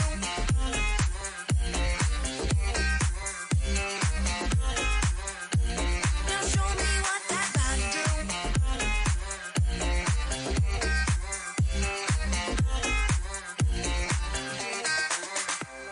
Show me what that body do. It works for me. Okay, okay, your lucky day. Tell you what you gotta do. All about you, You work for me. Okay, okay, you earn and it. I don't wanna know. So why you gotta be that honest, boy? I ain't hold your heart no more. Why you gotta make me insecure? Who's loving you? I don't wanna know it now. Who's loving you? Who's touching you? I don't wanna know it now. Who's texting you when you do? I don't. I don't wanna know it now. Who's loving you? Who's touching you? Who's texting you? Who's texting you? Who's loving you? I don't wanna know. Who's loving you? Who's touching you? Who's texting you? Who's texting you? Who's loving you? I don't wanna know. Who's loving you? I don't wanna know it now. Who's loving you? Who's touching you? I don't wanna know it now. Who's texting you? I don't. I don't wanna know it now. Who's loving you? Who's loving you? Who's loving you? Every morning I wake up a little richer, a little more alone. He got spots to find on his own. I found so long ago. We are back here at Atlanta Motorsports Park. Our TaG Cadet rookie class rolling through the staging lanes, coming up to the start-finish line. And our producer, Will Rigdon, joining me on the microphone. Welcome aboard, Will. Hey, John, how's it going? We are here live, and the green flag is out. This is going to be an exciting round here with these TaG Cadet TaG rookies. This is one of the most improved classes all year. These are one of our youngest drivers and the fastest karts out here. And when you say young, Will, how young are we talking? Cadet is like, what, 7, We're 8 talking year old? about 8 to 12 years old, John. Okay, so definite young kids. Looks like Luke Giglio was the pole sitter. All kinds of chaos on the initial lap there. 11 karts were signed in this joint class. Tight point standings. Again, this is just the pre-final. So, again, like the Junior Senior Master, these are 2-stroke engines. A lot more power than our 4-stroke. You see that telltale smoke come out like it's a chainsaw or a weed whacker running as we have a top 3 breakaway down through turn 14 and bending into the shadows of 15. And you've got Giglio, Warner, and Ruggiero going at it, bumper to bumper to bumper as they go through turn 17 onto the front straightaway. It looks like the three of them will stay 1, 2, 3. And that's right. We've seen Warner already. Warner was out in our LO 206 cadet class, so getting some more seat time here in the tag a little class. bit So of they have action one there in the around. back. That's Bowen Green in the number 4 car, so he's going to have to climb that ladder. Lost all his momentum up the That hill. is going to cost him a lot of time, especially at the bottom of turn 2. You do not want to spin there. Although be curious to see how Kai Mars did, because he was on the receiving end of that tap. Looked like the 23 of Kai Mars, or the number 4 got into the back of the number 23. The 23 did not spin, but the number 4 did, as your leaders 1, 2, 3, 4 right there going through the S's. So, Will, just tell what happens as far as differences with the cadet rookie and the junior senior master. What makes these carts maybe just slightly different from the last class that ran? So these carts are on a slightly smaller chassis. There's a little bit of passing action there going through 17. And your leader, Matteo Ruggiero, taking the lead from Luke Giglio there. And to answer your question, John, these chassis are a little bit smaller. They've got slightly smaller engines on them, though. But they are just as fast. These guys get up to about 60, 65 miles an hour. And as I'm talking, a lot of action going on screen right now, John. Yeah, all kinds of action. Ruggiero's checked out just a little bit out front, but Warner and Giglio getting after it under our vantage point is now we see Giglio look to the inside through turn 9, safely makes that pass, so Giglio retakes the lead. Ruggiero falls in line through the S's. And he almost left himself open for a crossover move there, but he was able to shut the door, retake the lead. Your new race leader, Luke Giglio, as they come through turn 14. Well, age and wisdom would say you need to protect your equipment in the pre-final so you have it under you for the final. These kids are just going at it hard. It looks like they're going to be doing 8 laps, 12 laps later. They're just looking for a hard 20 laps here in our TaG Cadet Rookie pre-final. Well, they're racing to set the grid for race number 2, John, so the big thing is just drive it home. You don't want to wreck it during this race because you're not going to get any points for finishing this one. You get the points for finishing in the next race. Well, you had mentioned earlier Bowen Green went for a spin. He's still in 5th place, but he is about 6 seconds behind Kai Mars, so he lost a ton of track position. It's important at this point for Green to just hit his marks, not damage the equipment, and try to maintain that 5th place. Maybe if a mistake happens ahead, he can capitalize it, as now we see Giglio clear by about 8 cart lengths as they head up the hill to turn 14. And be on the lookout for the number 23 cart there. If Kai Mara is running in the back of that front pack, he is a hard charger, so look to him to make some moves here.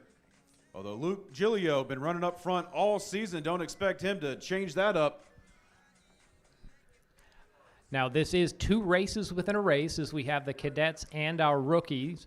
Mars in 4th place is one of our rookies, so you would say right now he is leading the rookies, but he's 4th on the track. Giglio's a rookie as well, so Ruggiero in 2nd would actually be leading the cadet A race here. Bowen Green is the TaG rookie point leader at the moment.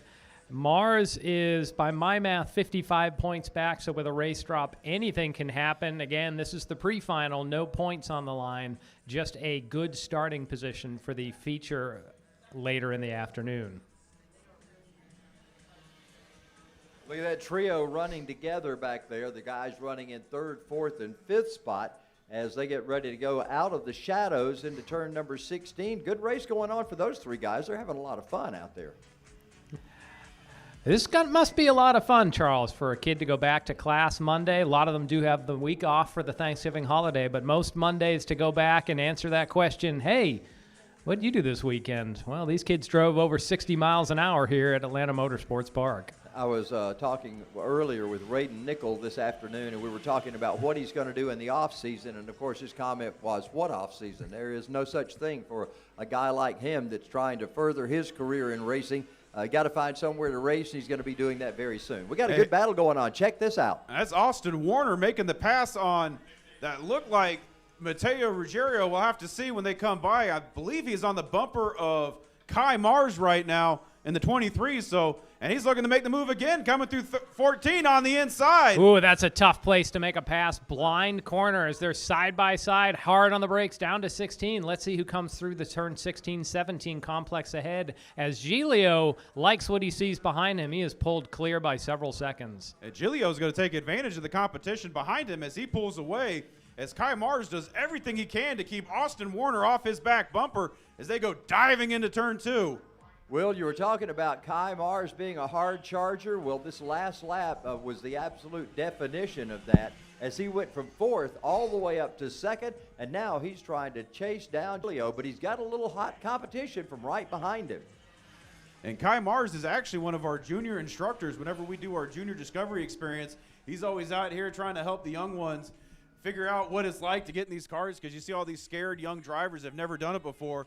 And Kai Mars is really a ambassador for the sport with us, one of our young drivers. Always good to see him out on track and seeing him have success right now. It's funny you talk about him in an instructor's mode, because when I met him earlier today, he's just this little guy that's out there having a good time. And he's got a battle going on. Check this out, as Warner up alongside him, and Warner gets that 2nd place spot. And he edges him out at the line as he finishes the pass coming through turn 1. Did that on the inside as he shuts the door as they go charging up the top of turn 2.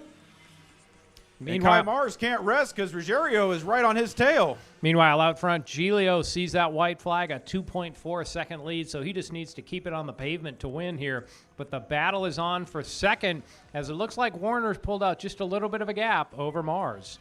Giglio brings it through turn 10, and the S's, perfect combination of turns there for him as he goes up the hill.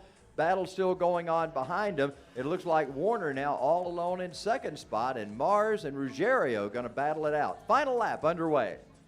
And Warner definitely has Giglio in his sights, but with only 1 lap to go, Charles, I don't know if it's going to be enough. And we see that checkered flag in the air from Cam Gentry. Luke Giglio wins our TaG Cadet Rookie pre-final. Austin Warner comes home 2nd. Kai Mars 3rd. Mateo Ruggiero 4th. And after that early spin, Bowen Green's able to right things for 5th. Giglio Will, I do have a question for you. What age range is cadet versus rookie? Which one is the older group here? The rookie is the younger group. Cadet should be the older group.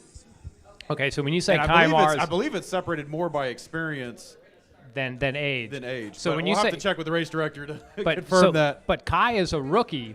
He runs in this rookie class, and you're already saying he's an instructor and an ambassador for other drivers that come here in some of the experiences. He is definitely one of our more active members out here at Kart Track, and for being such a young man, he is definitely carries himself with professionalism, and it's always fun to watch him take on as an ambassador, helping other young kids trying to get into the sport, and really help just ease that, that sense of, what am I getting myself into when you see the young kids getting into the kart, and Kai is just right there with them, showing them where to put their feet, where to sit down, how to press the pedals, and basically how not to be scared and just take off and go. John, we need to get a lesson from young Kai Mars on how to negotiate this track.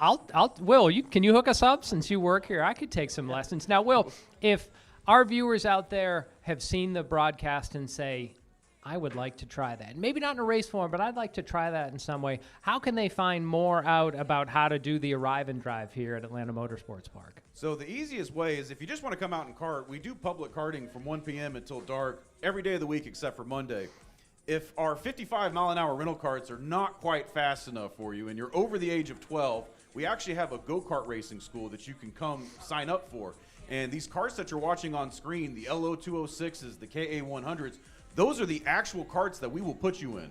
So no experience at all. You can come sign up for the school, and by the end of day 1, you're in the back, or you're sitting in the seat of an 80-mile-an-hour race kart, and it's a blast. Hold on, Will. Charles, I think this is the point we need to tell our wives that Christmas is coming up, That's right? right. And there's Absolutely. these schools that are I was going to available. ask about what's up for the off season, but we know off season is karting all the time. So you've got that going on throughout. There is no off season at this racetrack. No, it's not. We operate 12 months out of the year, and currently gift cards are on sale right now. We got it all here, and it's all on sale right now. www.atlantamotorsportspark.com. Now let me ask you this, and I'm going to get this on camera so we all hear it. When I was working with the Richard Petty driving experience, I would promote their races for them, and they would say, man, you can come and just go through our program anytime free of charge. Just come down and go through it. So are you going to offer me that same thing here? Charles, if you want to come out here and brave the elements, I will put you in a kart this afternoon. It's too cold for me. We're going to do a lot more coming up in just a moment. The KA100s are coming out. We will do that right after this. We're having a great day. It's Atlanta Motorsports Park, and it's a lot of fun. Okay, okay, your lucky day.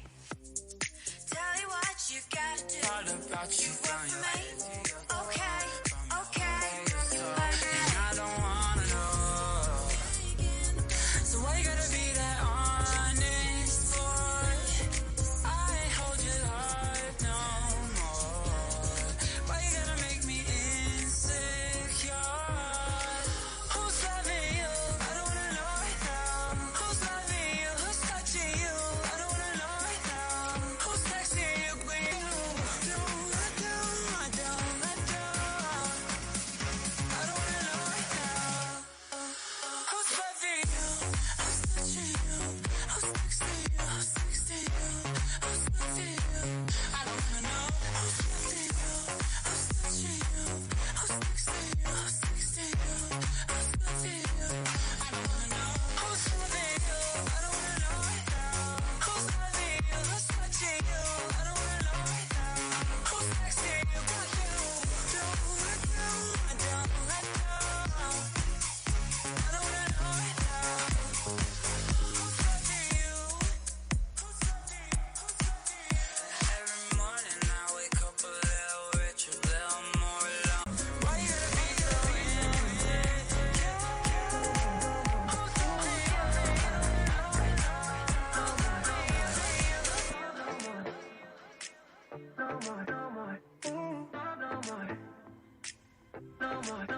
say it ain't so.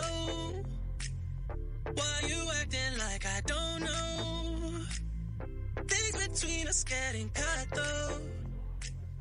It ain't. Well, KA100s are on the track right now, and I think we have determined these are the second fastest class out here, next to shifters anyway. Actually, no, the TaG Junior Senior Master is quicker, but Ks are still plenty quick, as we already see one driver struggling off the S's. Don't know if that's mechanical or just stalled or they lost it. So, again, you see that vigorous swerving to heat the tires up. So, big field of cars in our KA100 class. I think he was just getting out to make an adjustment while he still could as he's catching up to the field here. So let's get a quick Did not get rundown. a start, so they'll probably let him catch up as they get through the little shortcut there. Bring him around once again, get that driver caught up with the field, and we'll get ready to go green in a moment. They're still waving those caution flags as they come down into 16. I have not seen them do that in the past. I'm not sure if that's the wave off of the start at that point or if they're just telling them to be cautious as they get ready to come to green. We'll have to see if they line them up for a green flag start this time. Great point battles shaping up in our KA100 junior class. Spencer Mast leads with 1,065 points. 1,005 markers for Olivier Piatek as the green flag's out, and they're side by side charging into turn one. Squeeze play there. Boy, saw a lot of smoke coming out there. I don't know if that was just from these two-stroke engines or if that was actually somebody made contact. Now, we'll see who our leader is. We had Raiden Nickel, who started on the front in the 93, and I believe that's Nickel out front right now as they make their way down into the kick, all single file throughout the field. Nickel, a prohibitive leader, 190 points ahead in the senior point standings in the KA100 division. So, Charles, you've talked with him earlier. He'll be trying the shifter, but 1, 2, 3, 4 wins this season in this class. So he knows the way to victory lane, and he is leading the flock right now. Jake Feder runs in second spot. Cameron Estes in third. Now, we'll see how these shake out once they come across the scoring stripe, because that was the way they started double file. It is Raiden Nickel up front right now, and the drivers making their way through as they head down the hill in turn number 2. Bill, as they work through turn 2, it looks like Nickel has quite an advantage, but that sort of tightens up once they get off 4 and head through that kink area. Right you are. We have trouble. I guess is that going into 2. That's the 96. Milko Semenov getting off track there, trying to get restarted slowly up that big hill up into turn 3. And let's get a rundown on what our timing and scoring has been kind of jumping back and forth. The leader is Danny Disleski. Dzelski. Then comes Jake Fetter, then Jacob Schneider, Zach Frank, then Raiden Nickel back in 5th. I said Nickelback, I didn't mean to. Cameron Estes, Jacob Hughes, Spencer Mast, Anthony Hyman, and Jose Garcia rounding out the top 10 of these KA 100 seniors. Nickel on the charge, moved up to 4th there as we see some side-by-side action in the bottom of that turn 2 U-turn as they head back up the hill. Again, these KA 100s have that 2-stroke engine and that higher pitched whine as they go by our vantage point. You can really hear them laying down the power as we see a move even for second. Fetter and Schneider going at it, hammer and tong there for second as Dzelski's opened it up a bit at the line last time by. He was almost 2 seconds up. We'll see what happens the next time as they pass the scoring loop. But right now, it's Dzelski, your leader, back to Jake Fetter and Jacob Schneider battling it out for second. Then comes Raiden Nickel.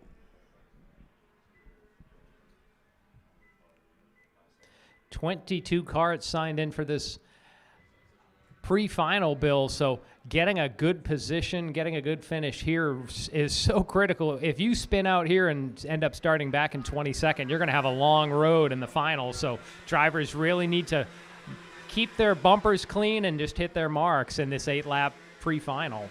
Absolutely. As Dzelski hits the line this time, he's up 1.9 seconds. Then there's a 5-cart gaggle, including Nickel, Fetter, Frank, Schneider, and Hughes behind him.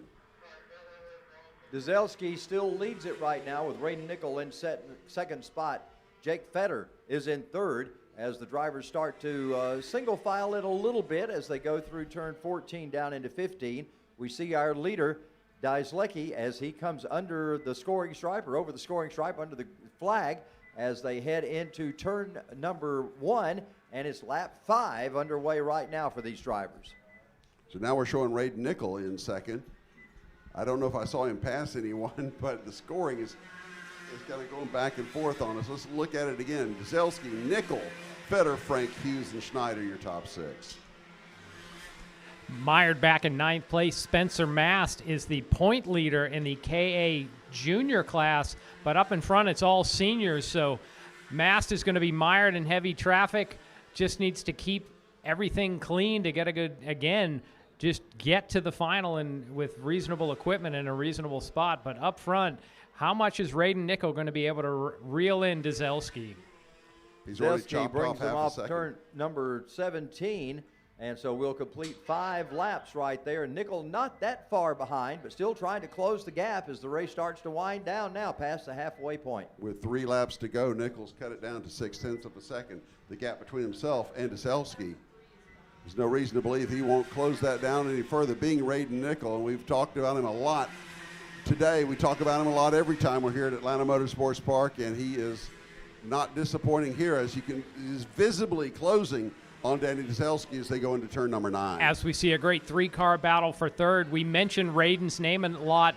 He holds the track record here in several of the classes, including the TaG Senior class. So lots of seat time for the Hoshton native as he's going to try to find a way around Dzelski. Let's see what happens as they come down to the line to put 6 on the board. Wow, look at this battle going on as they come to the start-finish. Man, those two drivers are right together. Nickel just barely behind Dzelski as they go into turn number 2 right now.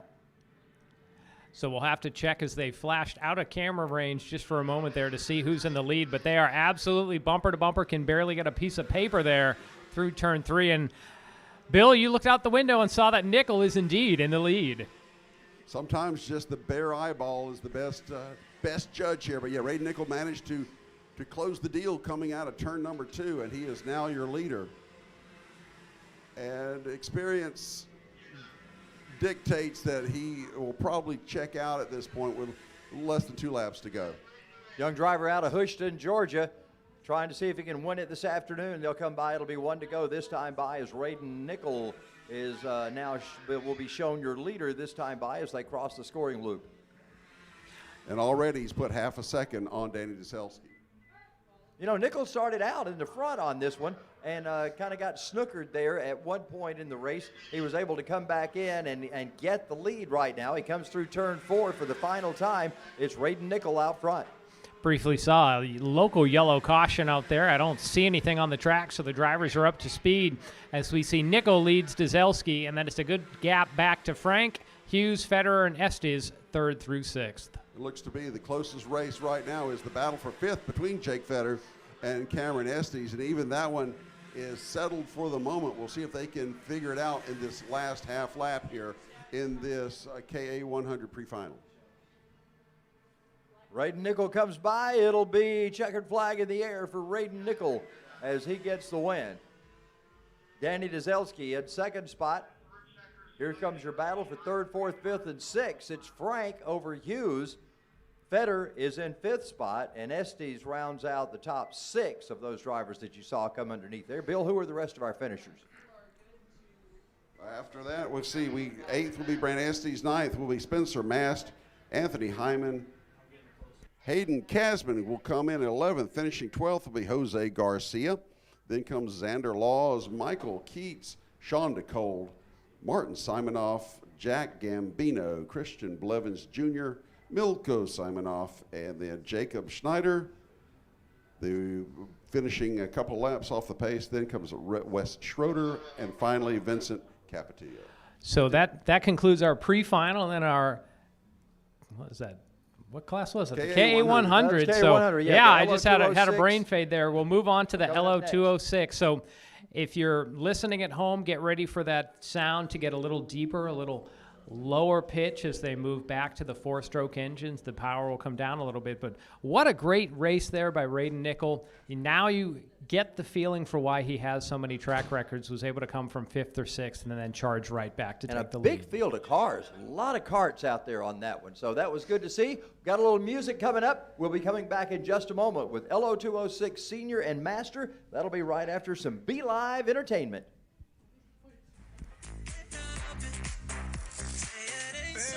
Make a sound. 2 a.m. love, gotta keep it down. Don't wait around for a second now. Give me some verb, I ain't talking now. You wanna ride in the 6, you wanna dine in the 6. But when I lean for the kiss, you said I'll probably send you some pics. And I'm like, I don't know, been waiting too long. Oh no, I want that cruel love. Oh no, been waiting too long. Oh no, I want that cruel love. Body on my, losing all my innocence. Yeah, body on my, finding all my innocence. Yeah, body on my, losing all my innocence. Yeah, body on my, finding all my innocence. Yeah, body on my, losing all my innocence. Yeah, body on my, finding all my innocence. Yeah, body on my, losing all my innocence. Yeah, body on my.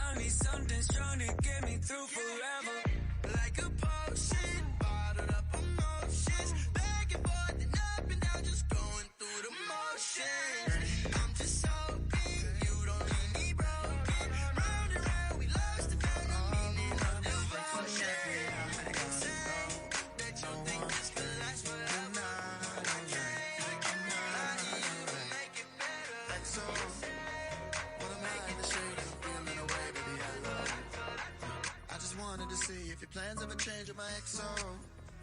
Gotta fight for the love with a rush and I don't wanna let go. So don't let me go.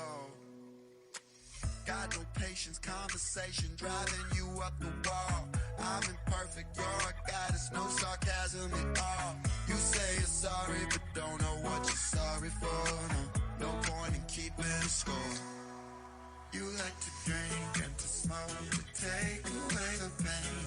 And I don't remember all my mistakes and every I got low. No one thing, you're not alright. I'm not alright.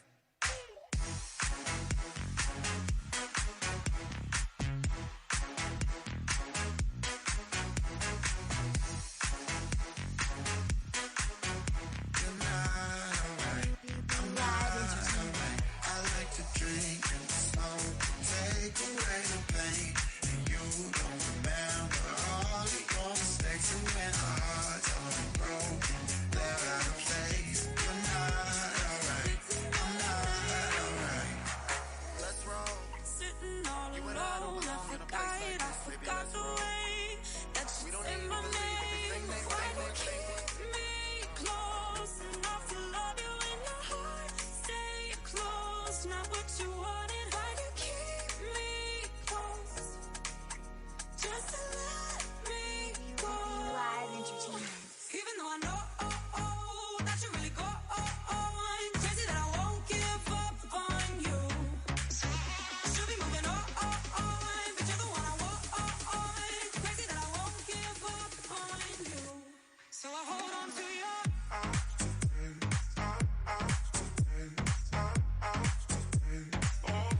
So I hold on to your.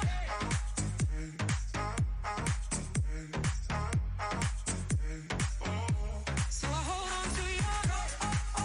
That you really go on. Crazy that I won't give up on you.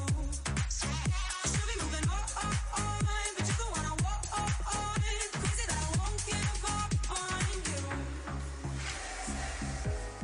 Lying in bed, I can feel the space. Pillows can't replace. Plans that we made, let them go to waste. You're still hunting me. Why do you keep me close enough to love you in your heart? Stay close, not what you wanted. Why do you keep me close? Well, LO206 Senior and Master coming out on the track next. We already hear the engines roaring. John, we're getting back to racing action once again, and our program's moving along pretty fast this afternoon. Charles, not just hear them or see them come out, we feel them here, that they stage under this building, and there is an absolute horde of these LO206 Seniors and Masters coming onto the track. The name that you'll 21 strong. 21 of them. I pulled up the points for junior, and that will come up a little bit later. So the name that you're going to be looking for in the senior class, Brett Estes has about a 250-point lead over Adam Phillips in second. So Brant should be the lock for the points, but you see a lot of drivers ahead of Brant who's starting in 9th place. And one of them, at least one of them we've heard earlier today, Banu Yedla, who is starting on the pole. Banu Yedla has had an early race experience and has done well. So Banu Yedla is going to start on the pole for this. Danny May on the outside. We've heard about Danny May a lot. He's a great driver here. And those two drivers start together. They come by. Let's see if we're going to get a green this time. Out of the corner of our screen, we do get green, so we're underway. Man, they head up to turn 2, 21 strong in this field as they get ready. My goodness, dropping 40 feet down. What's going to happen in turn number 2? No, one already went on the spin cycle. We saw it just off to the side of the screen, and that's going to bring out at least a local yellow as the rest of the field thunders up through turns 3 and 4. You can really hear them, Bill, as they come by here. The sound of those engines roar as they head down to the kink. The front of the field straightening out as they go through the kink and come out going into turn number 9 here. Just as they came across the scoring loop, Danny May had the early advantage over Banu Yedla.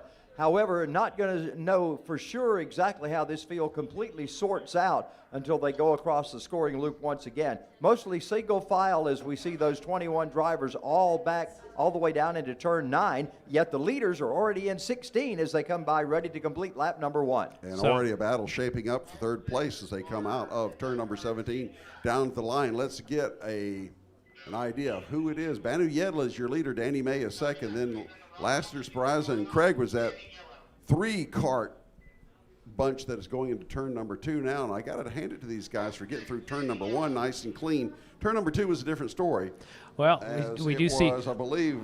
Bill, we have a local caution out. We had one car that must have had a problem over in turn 9. The driver helmet off, doing a little bit of work on the cart, and maybe hop back in, and you can see him pull the ripcord. These LO206s, they start them just with a pull string like a lawnmower, and he's hopefully getting back under power. So we have first and second, and then a cluster of 3 cars for third, and then it's a gap back to Bran Estes in 6th place.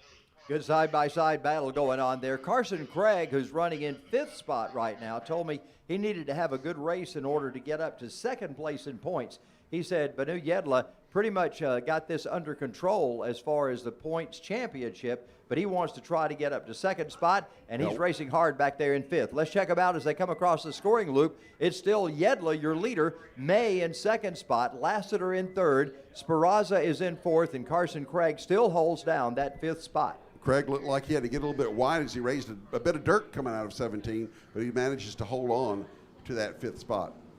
Brandon Estes is your driver that's in 6th. Xander Laws is behind him in 7th.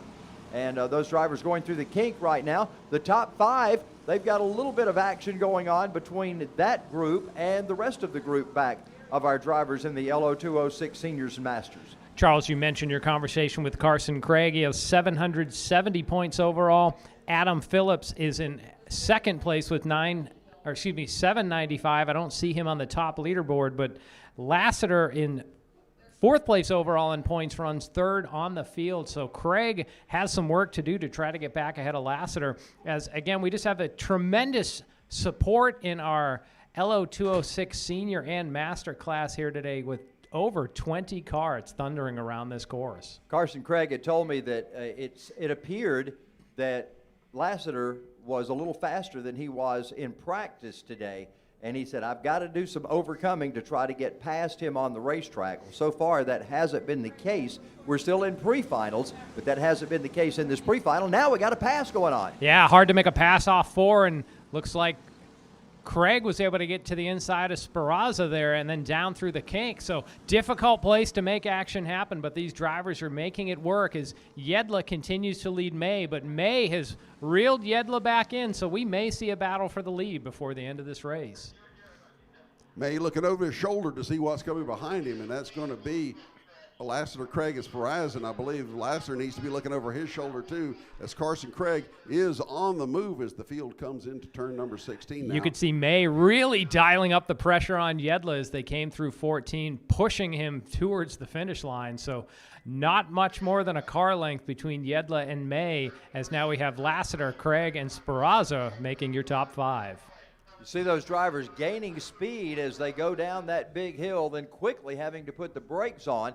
It's interesting to watch the dynamic of those drivers going from high speed, going over the hill, and then to have to make that 180-degree turn back up the hill, but they keep that pressure on doing so. Yedla now pulling out to a little bit of a lead. Maybe you could squeeze 3 carts in between Yedla and May as they go down to 9. Charles, something we've talked about in months past, these carts have one single gear in them, and depending on what ratio the driver and maybe the chief picks for that cart can really impact where on this course is fast, or they are fast. Are they quick coming out of the slower corners, or do they have top end speed? It's not a shifter cart. You don't have gears to work through. You have the one gear, and maybe we're seeing some of those choices play out in this pre-final so far. Battle for third. Lassiter and Craig pulled away from Sparaza a bit as they come down to the line to complete 5 laps down, 3 to go here in this pre-final for the LO206 Seniors, and here they come into turn number 2. But let's look back at the interval as Yedla has a 0.2 of a second gap back to second place Danny May, and then maybe another half a second to this 3-car pack that is competing for third place here. And I think Carson Craig was listening to us because I believe he just passed Matt Lassiter right there in turn 4.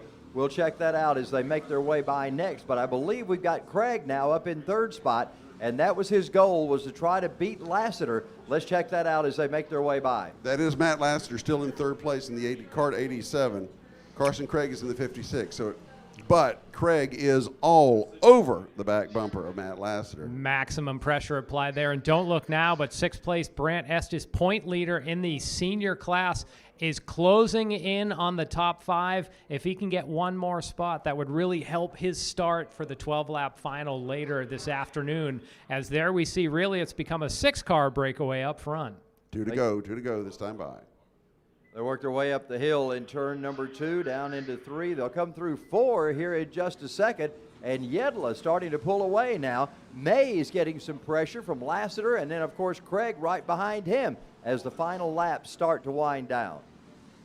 This is shaping up to be a great final lap coming up the next time by, as 2, 3, and 4 now have become a thing, have become a pack as they all line up in pursuit of Banu Yedla. But it could be, as we said in earlier divisions, that's what Banu Yedla wants to see behind him is second, third, and fourth battling behind him, because it gives him clear sailing to the checkered flag. We'll find out this time by as they'll get the white flag as they enter turn number 16. They're out of 17 right now. Yedla will be the first driver to come by the white flag, and then we've got a little two-way battle going on. That's for third and fourth position, and we got a side-by-side battle going on for fifth and sixth. You could see Brant Estes move up to the inside of Carter Speraza, but Speraza was able to fight him off the exit of turn 1 and make it to turn 2, still holding on to that 5th place. So Yedla leads, then it's a 3-car pile up for second, and then a pair again as we see Estes look to the inside of Speraza for 5th. Estes and Speraza battling hard. It's final lap around. They're in turn number 9 for the final time as Banu Yedla brings him off the S's, and he will start his way up the hill. Final time for Yedla as he heads toward the checkered flag. Look at those 3 behind him. Look at Danny May taking a look over the shoulder as we're going to go side by side through 14. Are they going to try to make it 3 wide down into turn 16 with May, Lassiter, and Craig all fighting for the bridesmaid spot? Lassiter underneath May, and it looks like he's taking Carson Craig with him as they come out of turn number 17 for the final time to take the checkered flag. Banu Yedla will be your winner. Then Lassiter, Craig, and May. So Danny May was the victim of those last lap antics. Well, and just at the line, Estes was able to pip Speraza for 5th place. So your point leader, 1 notch closer to the front to where he wants to be to end his 2021 campaign. It was a great finish. Drivers still coming around. 21 strong in this field, so we've still got them spread all across the race surface. They'll be coming all into checkers here in just a moment. Good piece of driving there again for Matt Lassiter to pull out the second place spot. Right there at the end, your winner will be Banu Yedla. Matt Lassiter second, Carson Craig third, Danny May fourth. Brant Estes will round out the top 5. Second 5 will be Carter Speraza, Matthew Rexroad, Xander Laws, Michael Gay, and Adam Phillips. 11 through 15, Sean DeCold, Antonio Abram, David Fusco, John McAleer, Diego Padua. Then finishing up the field, Cameron Estes, Paul McElree, Chuck Thomas, Jackson Earwood, Ryan Schneider, and Theodore Simonoff, with some early race misfortune finishing shotgun on the field. Bill, last time we were here, obviously not quite this cart can come as the LO206 juniors get ready to come out on the track. We'll have them out in just a few moments. It's Atlanta Motorsports Park, and we're having a wonderful day. Hope you can come out and join us for some kart racing during the week anytime you like.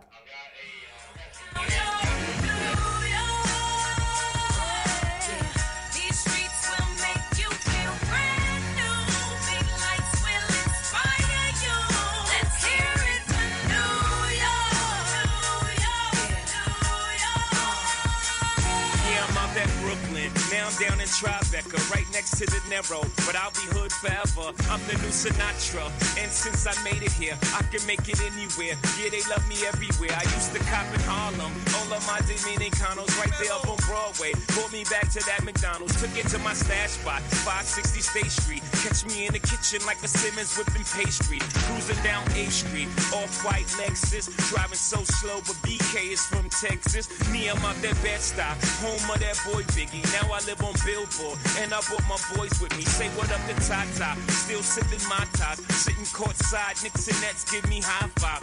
I be spiked out, I could trip a referee. Tell by my attitude that I most definitely from.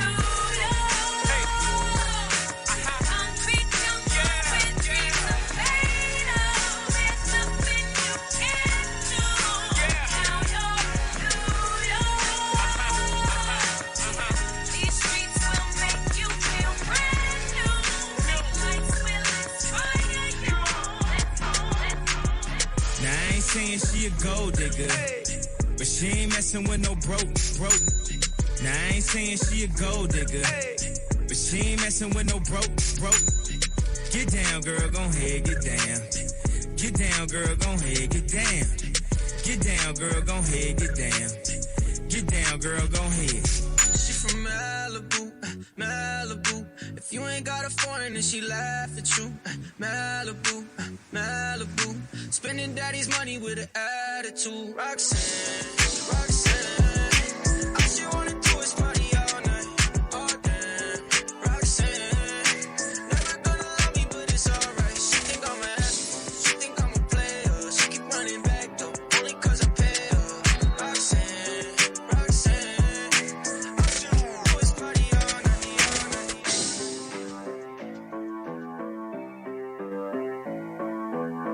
Why men great till they gotta be great? Woo! I just took a DNA test, turns out I'm 100% dead match. Even when I'm crying crazy, yeah, I got boy problems, that's a human in me. Bling bling, then I solve them, that's the goddess in me. You coulda had a bad, not committal. Help you with your career, just a little. You supposed to hold me down, but you're holding me back, and that's the sound of me not calling you back.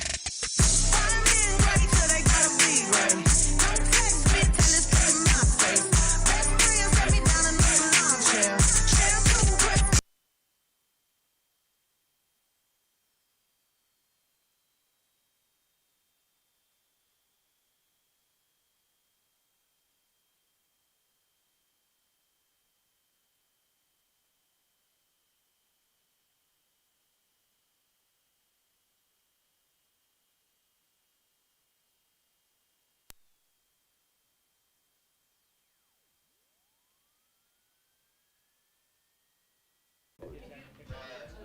I don't see him in the lineup, that's right. Well, our drivers are on the track right now. It's LO206 Junior, and this is what everybody looks forward to. Man, these are the kids that just go for it all on the racetrack. So Yeah, we're that's excited right. to see them out there. In just a moment, we'll be getting them underway.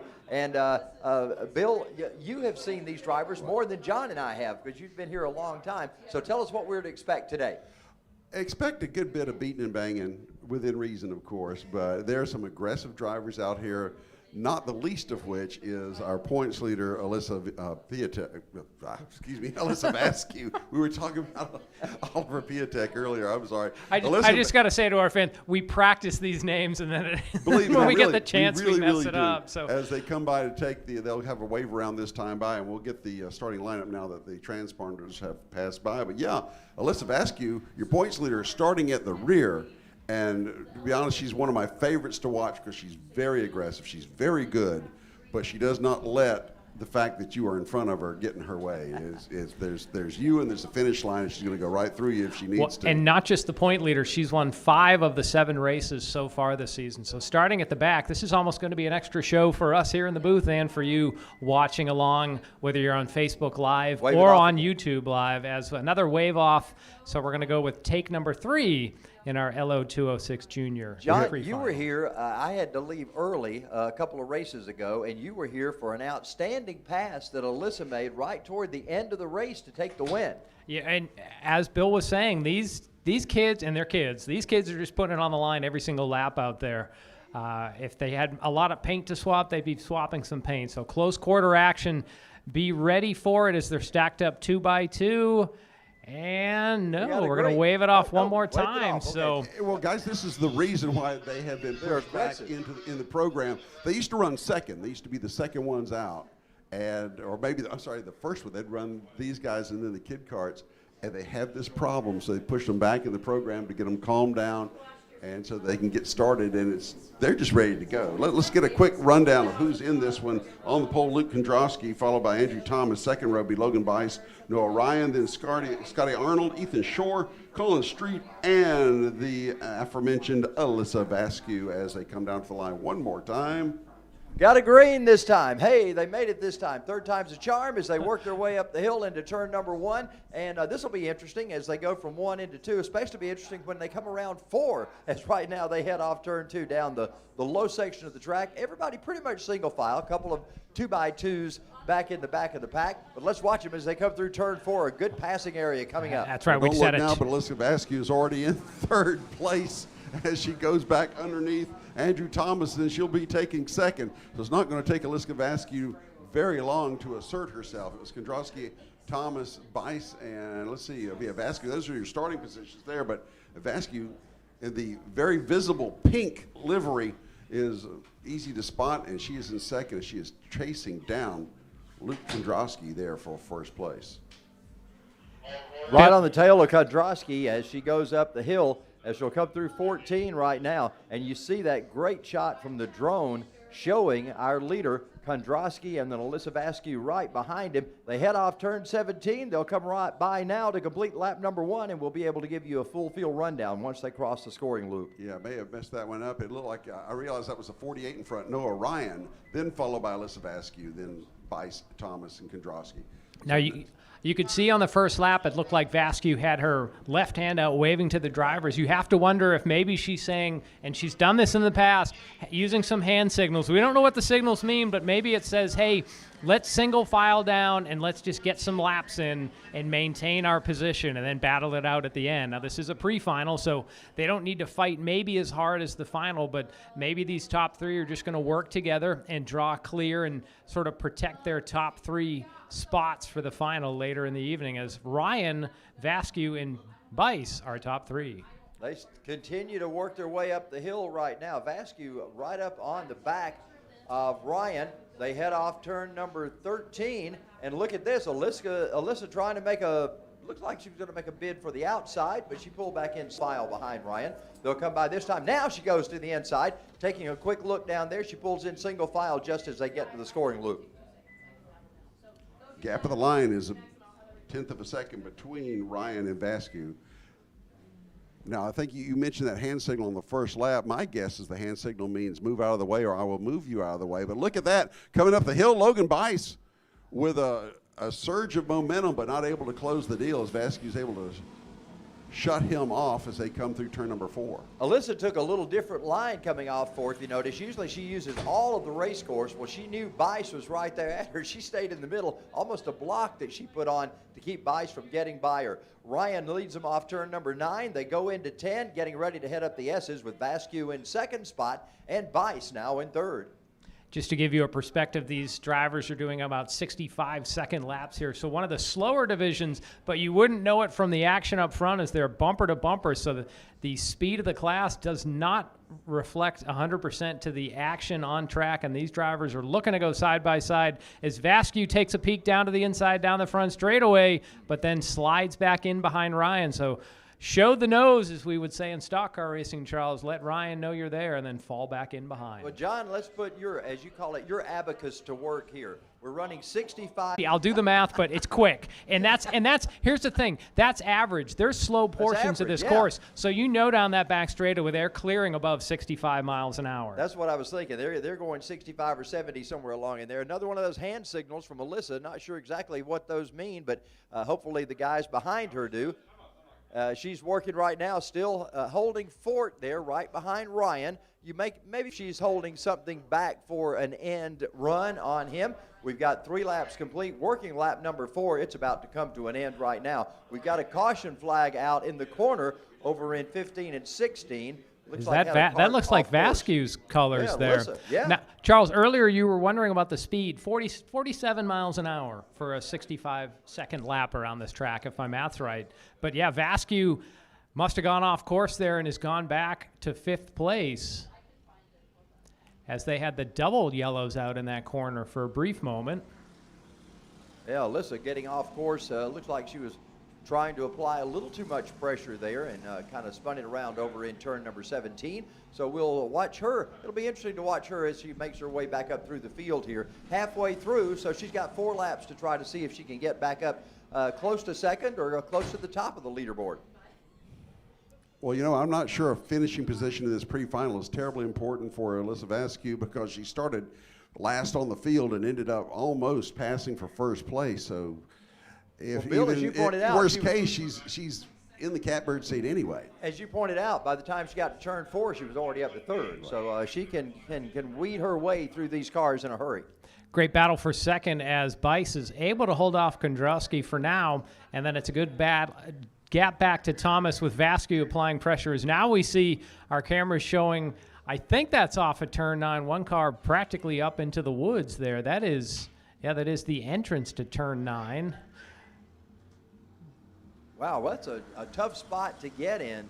Remember Ethan. a couple of weeks back, John, we were over at the main track and we had a BMW over in the woods, and that's a hard place to get to over there. Yeah, that time the safety, we heard over the PA or the announcement for the safety crews that they needed a chainsaw to get the car out, Yeah. which is hopefully we don't have to hear that again as we see our top 3 get through the local caution with 5 laps on the board. So Ryan has about a 3-cart length lead, and then it's a piece of paper between second and third there with Bice and Kondrowski applying heavy pressure. And that would be 74 Ethan Shore having the trouble there, right there going into 9.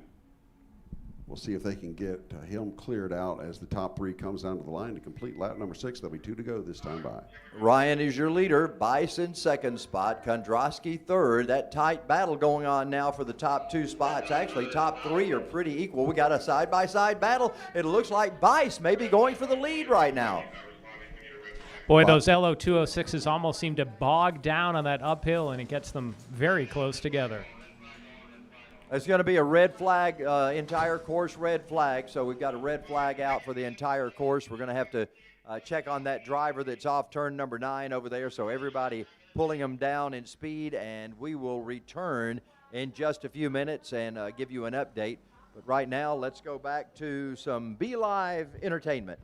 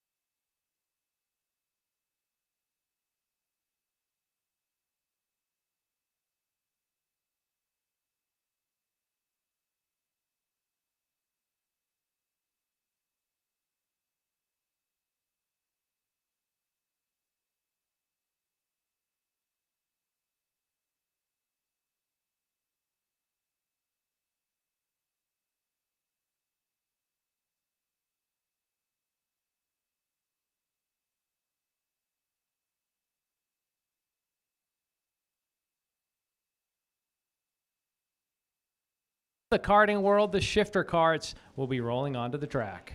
Yeah, shifter kart's going to be interesting to watch. We saw a great battle going on last time we were here as Stapleton and I've forgotten who it was, Bill, but I know Stapleton was involved in it. It was Chad Lee. Chad Lee was one of the names. Lee, boy, what a great race that one was. And today we've got Chad Lee starting on the pole. John Stapleton is on the outside. Jacob Hughes inside. Corey Emmerich is on the outside of row number 2.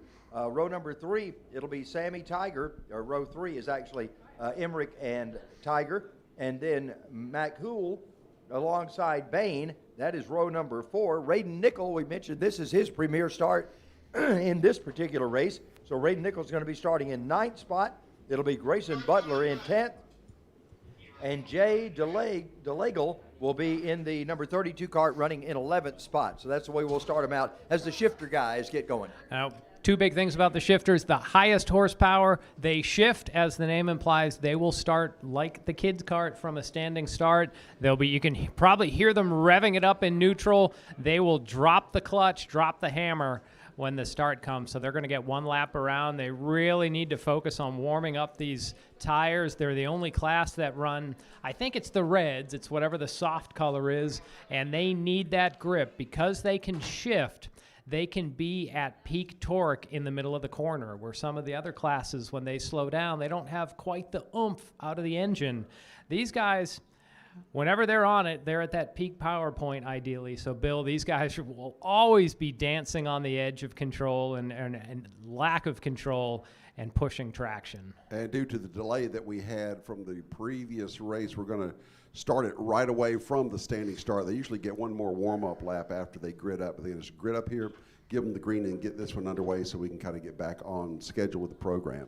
I talked with Jim McCool earlier, and he was telling me that he did not make the last race. He said he hated that. I think there must be something about this $500. We get the drivers all set. Again, standing start for them, so they'll get them lined up. I don't think we'll have a false start on a standing start. I believe we're going to go green first time around. I don't know how you would. I don't know how you would have a false start. I guess if someone jumped it. So these drivers, in their left hand is the clutch. They shift with the right. They will only use the clutch as they start. So they'll clutch it and put it in first gear. It's a sequential gearbox like a motorcycle has, so they'll be in first gear to start, and they may not use first other than to start. I'm asking our expert here, do they use first gear other than the start, or do they? They do not. Okay. This is going to be second gear in turn 2. It's going to be the lowest they'll be down, and the rest of it is going to be third, fourth, fifth, and sixth gear. Okay, so in turn 2, they'll be down into second gear, but they only use first gear at the start, so they'll be in first. You can hear them revving it up. Green flag is out as the first car does stumble. Charles, you were saying, how would you have a weird start? Well, there you go. The pole sitter stumbled at the start and lost wholesale positions as the rest of the field flashes down into turn 2. We've got a great color commentator that has stepped in with us. Is going to tell us more about these shifter carts. Hey, thanks for being here, guys. Hey, I'm Steve Frank. I'm with Eyes Up Racing. This is our series out here. We're the title sponsor for this group. So these are 125cc shifter carts, 6-speed sequential gearbox. These things are good for about 88 miles an hour top speed here and about 3 Gs in the turns. Wow, and you say 88 miles an hour. How high off the ground are they? Maybe 2 inches in that pan? So literally your butt's about 3/4 of an inch off the ground. Yeah, so 88 miles an hour, you are flying because, Charles, there's no roll cage, there's no doors, it's just you and the open air there as these shifter carts come around to complete the first lap in 53 seconds. Now watch what happens as they're at full song. We're going to see sub 50-second laps. It's like they say about the luge. It's like a bobsled, except it's all bob and no sled, right? Yeah. Here they come up turn number 2. They're coming down into turn 4 right now by our vantage point, heading into the kink, and we've got 2 that have broken away, and you might know it. It's Chad Lee and John Stapleton. They always put on a great battle, and I'm sure this race isn't over for them. We'll find them battling throughout the day. Now, Steve, we hear them come screaming by. How many RPMs can one of these 125cc engines sustain? So these are 2 different motors. This is kind of a combined shifter class. So we have the KZ category combined with the Rock shifter combined with the Honda shifters. The KZ category is the highest horsepower. Makes about 54 horsepower at their peak, and they rev to about 15,500 RPM. Whoa! The Rock shifter is about 13,500 RPM, makes about 44 horsepower. So they get a little bit of a weight break. And then we have the stock Honda category that's also intermixed with the group, and they get a significant weight break, but they only rev to about 12,500 RPM. Only 12,500. Yeah, So that's a lot. My router in the wood shop runs 15,000 RPM.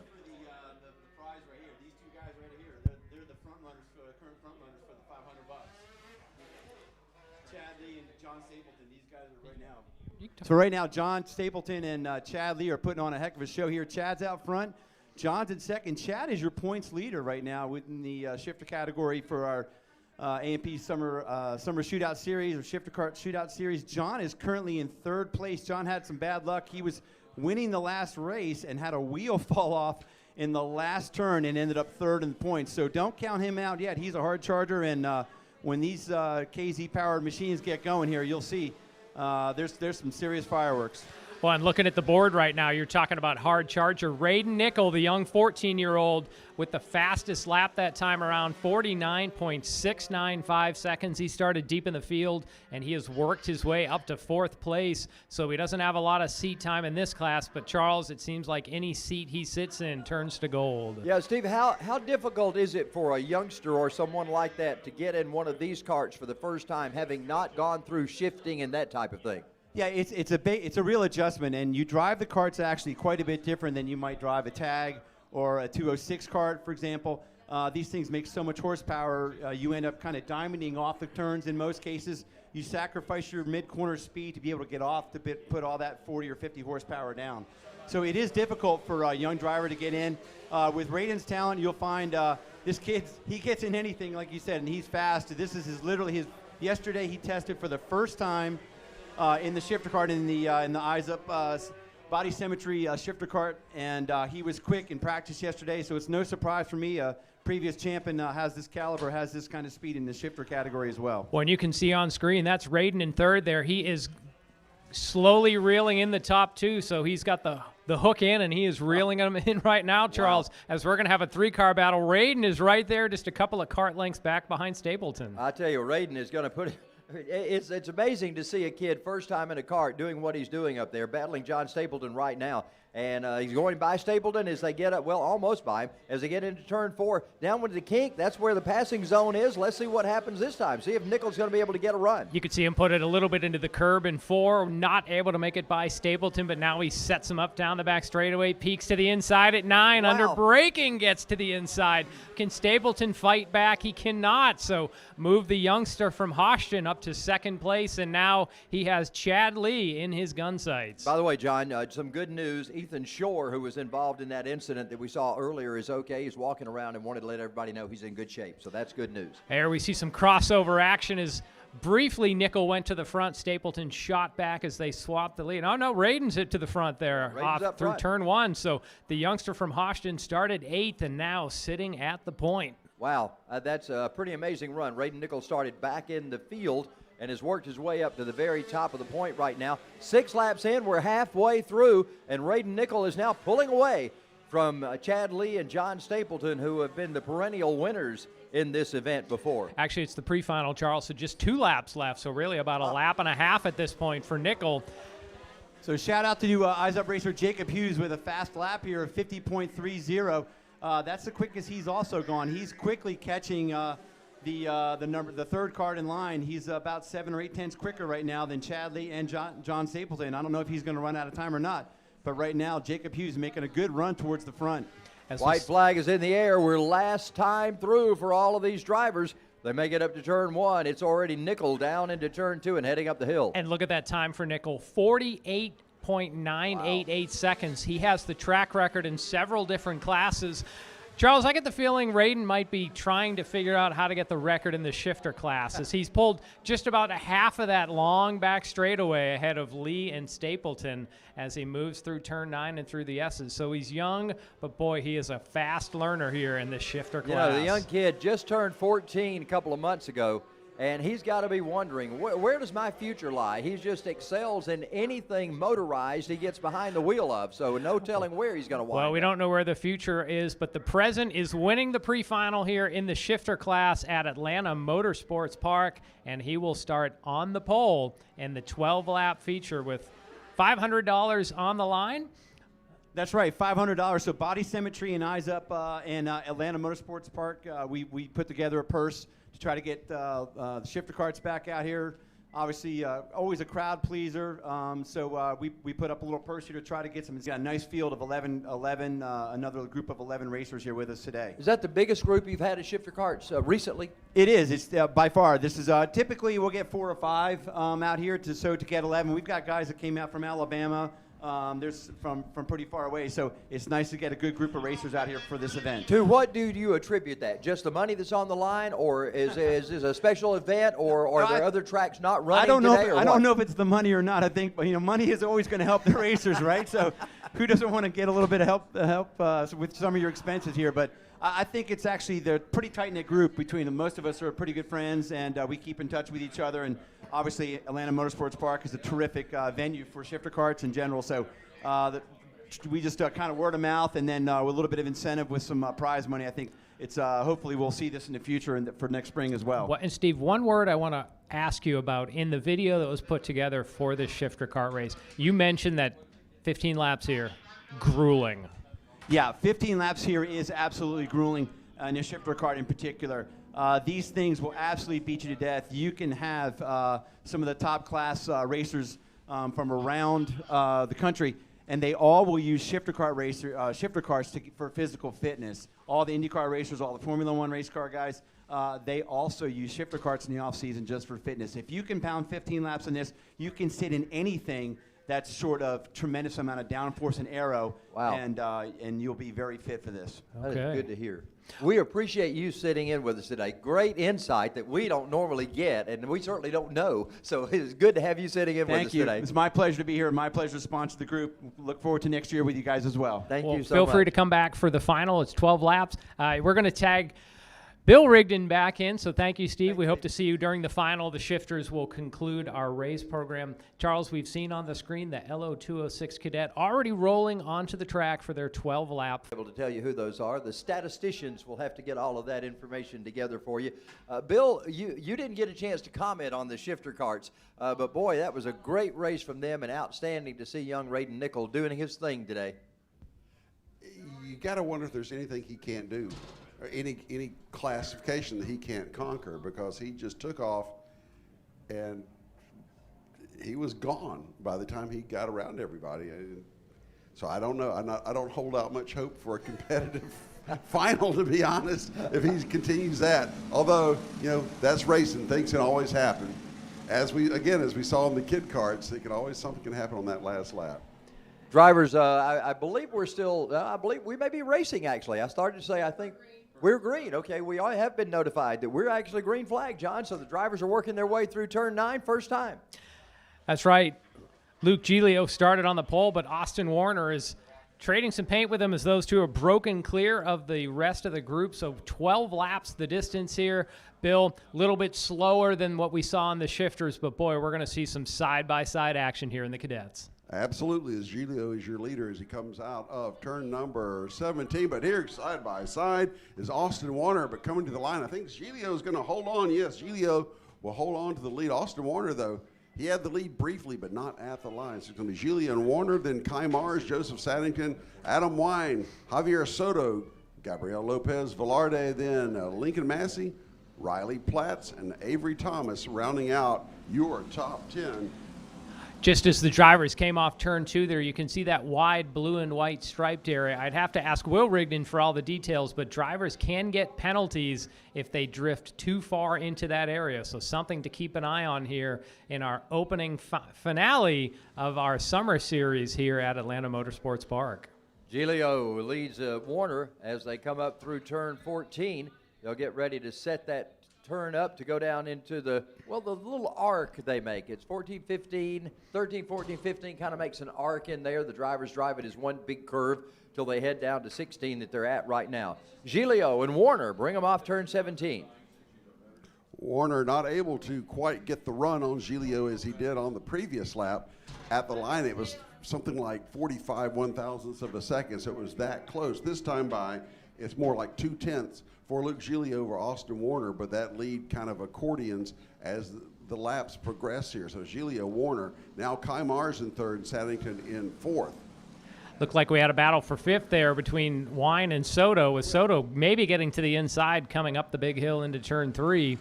So our top two, Giglio and Warner, and then it's a few more kart lengths back to Mars. Charles, we had Kai in here in the booth just between races. What an impressive young man he is. Kai said he was going to come back and join us a little later. This is his last race of the day, so after that he's going to come up and join us. And he is a little bitty fella, just turned 9 years old, and quite impressive. And I think our fans will be interested in hearing a little more from Kai Mars as we go through the afternoon. So the drivers sweep through 16 and 17, all about 3 kart lengths between them. They'll flash under timing and scoring, and let's see right now, just about 3/10 for Warner. Just some more specs about the karts, not just in this class, but in general. I was talking down in Tech with Al Edwards and Carl Rickard before the racing today. These karts will have about a 50-50 weight left side to right side, so it's not like Charles, in our background in stock cars where you maybe want more left side weight to help turn, because here they go left and right. Front to back weight, they'll have about 57% of the weight in the rear of the car, 43% up front is a benchmark for what they want. And that's because the engine's in the back, the driver for the most part's in the back. And Bill, if you ever see these cars, they have weights that are either on the seat right behind the driver or up front between their feet, so that 1, they make minimum weight, but 2, try to trim the car. You can't have too much rear weight, but because the front gets too light, so it's a little bit of science to balance out these cars. Well, as we come down to complete lap number 4, it looks like Austin Warner is all over the rear deck lid there of Luke Giglio as they come to the line. The 84 1/1000ths of a second is going to be your difference there for the top 2 between Giglio and Warner. So just as Giglio pulled it out a little bit, Warner closes it back up. And actually, looking at the top 2 is now the top 3, as Kai Mars has made contact with the top 3. And we're going to have a 3-car battle for the remaining 8 laps of this final. Kai Mars taking a quick look down to the inside. He thinks better of it, pulls back in single file behind Austin Warner. John, how are we doing on points now, as this is the final? So how does that affect us in points, and who's where at this point? Coming into this race, Adam Wine had 1,150 points, Joseph Saddington 1,060, and then Austin Warner, who's second on the track right now, had 870. So assuming they hold where they are, as we see Warner move to the inside of Giglio, and Giglio trying to figure out a way to fight back. Top 3 real close on the points. The battle is on the track as Warner leads Giglio and Mars.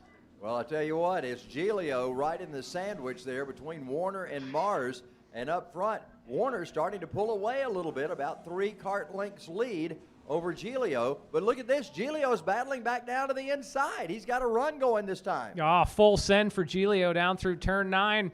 Can Warner find a way back through the SSC can, as they're nose to tail coming up through 12 and around to 13. Great move there for Giglio as he got into turn 17 a bit hot, and that opened the door to Warner to take the lead, but Giglio managed to take it back. Let's see if he learns his lesson this time as they come into 16 and to complete the 6th lap as they come out. Nope, there goes Warner to the inside again, and Warner takes the lead.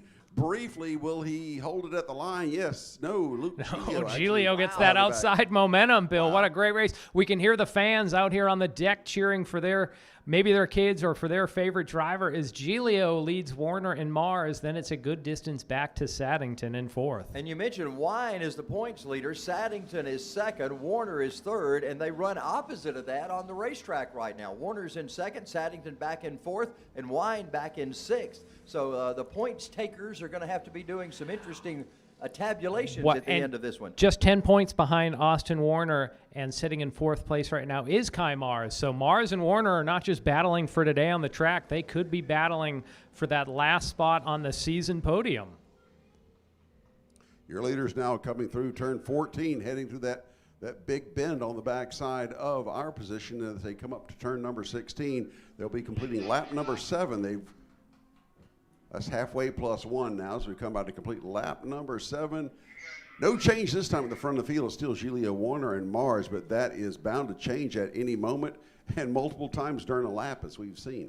And guys, we've talked about the action on the track, but want to give some props out. Mikey Lane, boy, what a great job he's done with the drone, giving us shots from all over this racetrack from great perspective. There's the drone right there. Really is an innovation for racing, and the way you can cover the action is down this long back straightaway. You can see that Giglio's holding as Kai Mars takes a quick look to the inside of Warner, but pulls back in line through turn 9. These karts look equally matched as they come through the S's here, because it looked like once Warner got around Giglio, he might pull away, but then Giglio comes back. So it's just a matter of who makes the fewest mistakes. And speaking of side-by-side action, there goes Warner to the inside, pushes Giglio to the outside. That opens the door for Kai Mars. He will take second place as they come out of 17, come down to the line to complete lap number 8. A little bit of argy-bargy as Warner did have Giglio out into the blue stripe paint. So Warner, Mars, and Giglio, your new top 3 order with Saddington, still back and forth as they dive into turn 2. Austin Warner working his way up the top of the hill. You can see how the perspective there of how they lose power. Actually don't lose power, they lose momentum as they're coming up the top of the hill there. It's such a grade coming up that 40-foot acceleration point. And right now, Warner and Mars, look at Kai Mars going for the battle for the lead. Three wide. Oh my, as they go into turn 9. We could see a swap over here, but move Giglio back to the point, and I think Warner in second place as they totally swap around. Giglio takes a look to his rear just to make sure everything is okay, and now he's heads down going forward. 8 laps on the board. Bill, what a barn burner we have in our opening feature today. For an instant, Kai Mars was your leader, but Luke Giglio comes back and takes command of this one as they come down to the line. We'll be completing lap number 9. There'll be 3 to go this time by. Let's double check on that. Yep, Luke Giglio, Austin Warner, Kai Mars. Kai Mars, I tell you, if the finish line had been back there on the backside of the track, he'd have had that lap.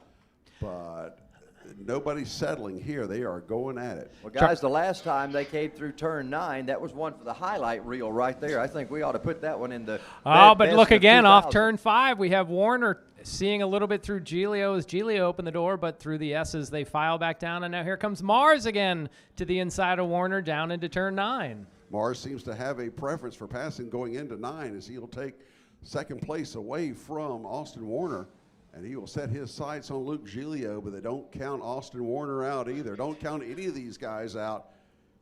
It's a coin flip, I believe. We had a 3-sided coin as to who's going to win this one the way it's going so far as they race through turn 15, heading into 16. This time by, it'll be 2 to go. And don't forget, Mars trails Warner by 10 points for 3rd overall for the season standings. So a podium spot for the day, a podium spot for the season is on the line here as there's, again, just 2 laps to go. Giglio maintains his lead over Mars and Warner. Right now, it's, look at the battle as Warner starts to look inside of Mars that time. Now he goes back in single file. Now Kai Mars up against Giglio once again as they head down into the kink. Looks like he's trying to set himself up for a pass here, if possible, on Giglio. Looks like able to get to second place going into 9 this time. Will he be able to get first coming into turn 9 this time around? Looks like he's just going to follow single file. Well, this time they come through 9 in kind of a standard form, right nose to tail as they come through there. Last time they were 3 wide or a couple of laps back. I think Mars is pushing Giglio. Now he takes a look to the inside through 14. So Mars not content just to sit in second. He needs a few more points to get ahead of Warner in the season standings. So Giglio smooth off 17. They're bumper to bumper as they come down to see the white flag from starter Cam Gentry. Well, they head into turn 1. And Mars, once again, right up on the back of Giglio, heading down into turn 2. It's going to be a major thing to see how they come through 4 and how they come through 9. That's going to tell the tale on this race today. Giglio has always seemed slow coming up that hill, maybe the gearing in the car. So just half a lap left. Let's see who's going to go for broke down into turn 9. It's really their best passing opportunity left on the track. But they stay single file, so Giglio continues to lead Mars and Warner. Giglio with Mars taking a look to the inside, then he goes to the outside, now back in the tire tracks.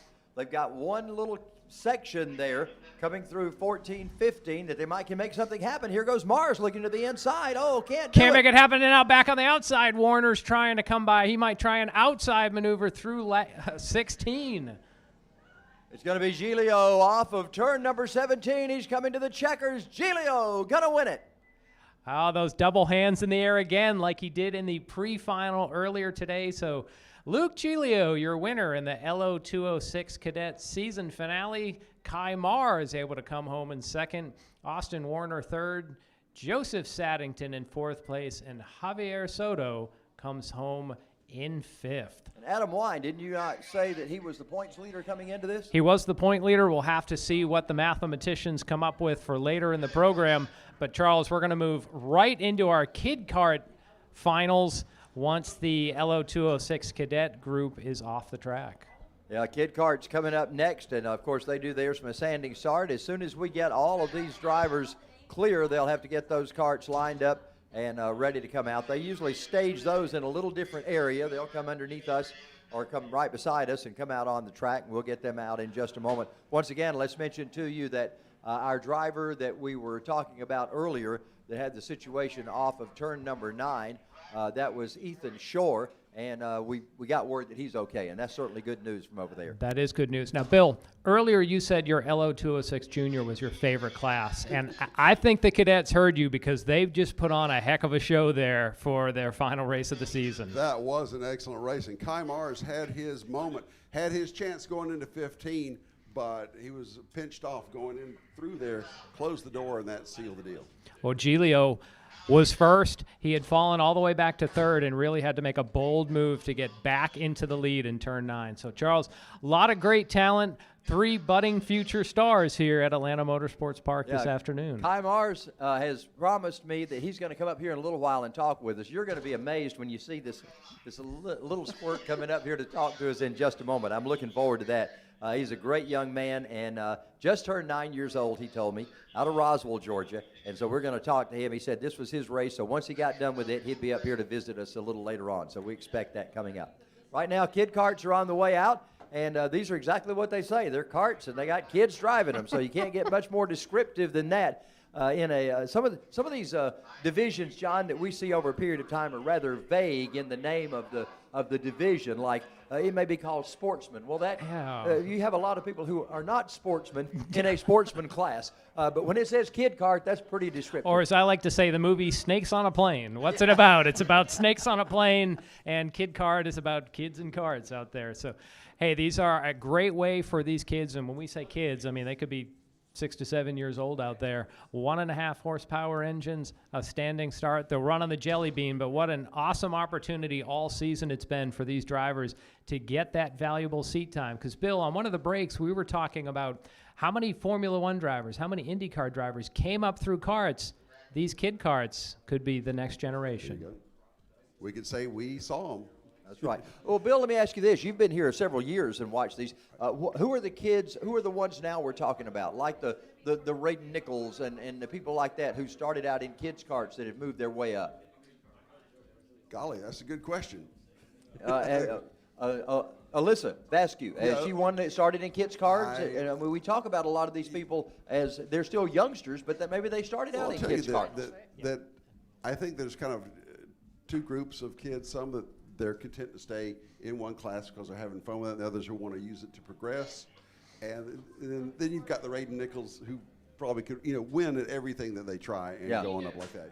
Yeah. I was explaining to Raiden and his mom earlier. We were talking, and I was telling him about Jeff Gordon's dad, John Bickford, was telling me that he never let Jeff get content at any one thing. He never won a lot of championships, track championships, because as soon as he would get proficient in one class and make a few wins, they would move him up to the next class immediately. They were constantly looking to get him to the top level where they wanted him. So that's the same way we see some of these. It's a plan where you just get in something, get proficient, and then move up to something else. And looky here, we have the Kid Karts all gridded up and ready to go. Let's look at our starting lineup. We're going to have Reuben Greer and Henry Boring in the front, then Arthur Nahapedian will be our third place starter, and then Matthew Barbosa and Ryan Dahoney. Let's not forget that there was a last lap incident in the pre-final. Well, not just a lap. There were just about incidents every lap, but there was one last lap incident between Greer and Boring where both of them went around off turn one. So look, we have 6 cars. There's only 5 in race monitor right now, so there is one more driver out there. We'll try to get a name for that. But really, they had an exciting adventure between turn one and that cutoff, Bill. It seemed like every lap somebody was losing traction and going around.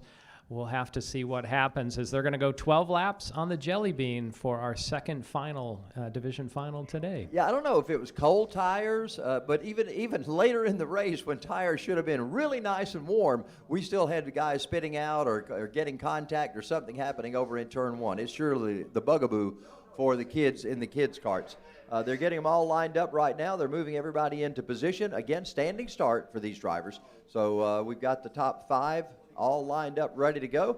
They'll be getting ready to take off here in just a moment. And again, it's one of those where I got a feeling that the green flag is going to be the start of the race, John. It usually is, Charles. Maybe in some some alternative universe they use a different colored flag for it. But here in Earth we use the green flag for go. I learn something from you every time. I've actually been at a racetrack once where I saw the flagman drop the green flag on the flat track surface, and as the drivers are coming out of turn 4, the flagman is flashing the green lights, and he's pointing like, go on, it's up, go. That sounds like one of those stories where the start cone, where they use the start cone, and the person forgets to pull the start cone, and then it get hit. I remember one time, 2 or 3 starts in a row, that poor start cone, they forgot to pull it in, and then the rope broke, and then cars are piling up on it. So that kind of has been replaced by start zone nowadays. Used to, we had that cone they would put out to keep everybody single file. Well, some groups still use the cone where you can't pass before the cone, and then somebody would pull the cone in where it's on a rope. And I've seen where the rope slips or the rope breaks or somebody just forgets. As again, we're seeing all our drivers getting staged up here. By the way, that cone was a Mike Swims innovation at Dixie Speedway. Mike developed that with the rope on it, and that was his idea to keep those cars in line. I bet you didn't know that little piece of trivia. I did not know that. It reminds me of back when the World of Outlaws practically restarted on the back straightaway when they would do that, forget at the front straightaway. So drivers look queued up. And the green flag is in the air. Green flag. We've got one of the cars gets a real slow start, that green cart, and then they're going to try 3 wide through turn 1. Oh, we got one around. Synchronized spinning. We got a second one around, so that brings out a local yellow. They're all under their own power, so we continue to go back, and they'll head up through the Jelly Bean and head down to turn number 16 right now. So I believe we're going to stay green on that portion of the racetrack. So we were not lacking for action just going into the first turn or even before the first turn as they come down to the line. And our leader will be Matthew Barbosa, then Henry Boring, then Arthur Nahapetian, there we go, and Ryan Downey, Ruben Greer, and then Cash Green. That was our missing driver that we didn't have before. Nahapetian, Arthur Nahapetian, your 3rd place driver. There we go. So here we come out of turn 17 one more time to complete lap number 2. They put the laps quick on the board with the short Jelly Bean, so they're running about 30-second laps. Again, we see Barbosa leads Boring, and then Nahapetian. We do see one car is stopped there. I don't know if it must be Cash Green that was stopped on the cutoff there, so might not have been able to get restarted as our top 3 have broken clear of the rest of the field. Nahapetian up there behind Boring and Barbosa. Barbosa is your leader, and he's got a little bit of distance between those other 2 as he comes by to complete 3rd lap of this 12-lap event for our kid carts. On the point front, Ruben Greer leads by over 200 points, so he should win today despite where he's currently running in 5th. Dahoney is in 2nd in points, Boring 3rd, and then the Nahapetian is back in 5th in points. So Dahoney and Boring just 110 points separate them, so most of these drivers are locked into their spots. We'll see what the mathematicians say. Well, 2nd and 3rd is kind of up for grabs right now. Nahapetian was looking to the inside of Boring and thought he had a move on him, but it didn't turn out that way once they got to start and finish. It's still Matthew Barbosa up front. Bill, these drivers working through the shadows right now as they head down to 16, and we've got a yellow out in that corner. And there we see the one car out to the outside of the course there. Charles, you mentioned the shadows. The day is getting longer, so those shadows will continue to cover turns 15 to 16, and then the front straightaway. Got a car in the tire fence over there, tire barrier. Is that looks Mahoney like. that's in the fence? Nope, he's passed by He's now, on so screen, that might so- be green. Unless he got moving again. Let's take a look. Caution still out. That might have been Cash Green, Yeah, it 2 looks like laps. Cash Green, Just not his day with spins at this point. So here come the leaders by him. Got a battle still going on for second as Nahapedian is still challenging Henry Boring for second, and now Cash Green ends up being the jam cart as they come through. And now come to the outside comes Matthew Barbosa. We'll see if this affects the running order at all, having to deal with traffic. They got to deal with that cart that was Cash Green's cart that was out there kind of in front of the leaders right now. So Barbosa comes back across the line, and you saw Green there just ahead of the field. He's kind of holding up these guys. Let's see what happens whenever they try to work around him. Nahapedian working the outside, coming through into turn number 16 now. Actually through 15, Nahapedian was wide on the outside, looking to take advantage of that Cash Green situation. Coming across start finish once again. Let's check out your lineup as they make their way through. It'll be 8 laps complete. Barbosa's your leader. Nahapedian has gone up to second spot. Henry Boring is back in third. It's Ruben Greer in fourth. Ryan DeHoney is in fifth, and a couple of laps down now is Cash Green in the 14. Arthur Nahapedian thinking about it going into turn number 1. Looked to the inside of Barbosa, but not enough room there, but he's still maintaining second, so a good run here for Arthur Nahapedian. They sure are very close together. To only have 6 cars on the racetrack, they're all right within one little tight picture right there, at least. And finally, I believe Boring's going to get around that'd be Greer getting around Cash Green as well. 2 laps to go as they come by this time. 10 laps on the boards. We've got 2 more to go. They go into turn number, well, I guess that's just called the cutoff. And now they're heading down into 14 as they make their way to that big sweep in 16, 17. Got a good battle going on second and third. Nahapedian and Boring both sweep by Matthew Barbosa as Barbosa gets a little too high coming out of that cutoff, and they'll take the white flag this time by. So your leader should be, it's now still Barbosa. I thought that was Nahapedian. It's scrambled by him. Oh, we got a spinner. Big hit down there coming the very end of the field. Yeah, one of the cars got around, and then one of the cars behind made some contact, so that'll bring out a yellow flag. That should end the race here, as they're going to come to the checkers this time around. And look at Nahapedian sweeping underneath, coming out of 17, coming down to the line. Does Barbosa have enough for him? No. No, Arthur Nahapedian got the win. Nice move there coming out of the last turn on the last lap. He led the one that counts. Arthur Nahapedian is your winner. Matthew Barbosa coming in second. Ruben Greer, Henry Boring. Henry Boring was running up in second until the tail end there. He was the unfortunate victim of all that drama going on that last lap, finishing fourth. Then DeHoney and Cash Green. Impressive move by Nahapedian there at the end to come around between turn 17 and the checkered flag. He actually wound up with the advantage and getting the win. So for Arthur Nahapedian, good win for him this afternoon in kids karts in the finals. John, how does that affect us in points? Are we still pretty close in points? We'll have to see what happens after the drops. Ruben Greer should have enough to win. From there, we'll just wait to see. You know, with all that action on the track, sometimes the officials go and make some adjustments in the finishing order. So we'll have to obviously wait for tech and then what the officials decide. But a wild opener in our kid kart there as our drone cam focuses down on the start-finish line at Atlanta Motorsports Park. What a great facility here, nestled in the foothills of the North Georgia mountains. This has me thinking, Charles, I want to do the arrive and drive right now. Yeah. You know, can I just go downstairs and hop into one of the carts as the T225 Senior? Let's get in a shifter cart and go for it. I don't think I could hack that.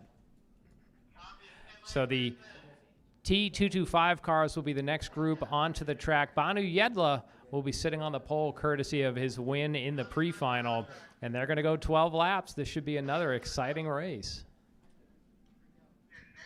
So, but Yedla and May on your front row, they put on quite the show in the pre-final. And there's no reason to believe it won't be the same for this second one. Felix McAleer and John McAleer will make up row 2, and then Jarvis Lee will round out this 5-car field in the Tillotson 225 final. Yedla is the points leader coming into this race. Excuse me, he is tied with Felix McAleer in the points. So, Bill, the day is on the line. The season is on the line with different drops going on, at least right now. Yedla picked up a win on May 22nd and September 19th. Felix McAleer was the top of the podium in the June 12th race. So it's going to be interesting seeing how the drops come in. They've each had a DNF. They've each had some maybe 4th or 5th place finishes. So the championship chase ends in 12 laps for our T225 Senior class. And the betting money should be on Yedla right now. He won the pre-final. He's had a couple more wins this year, but that doesn't necessarily guarantee what will happen. And I'm looking forward to this one, Bill.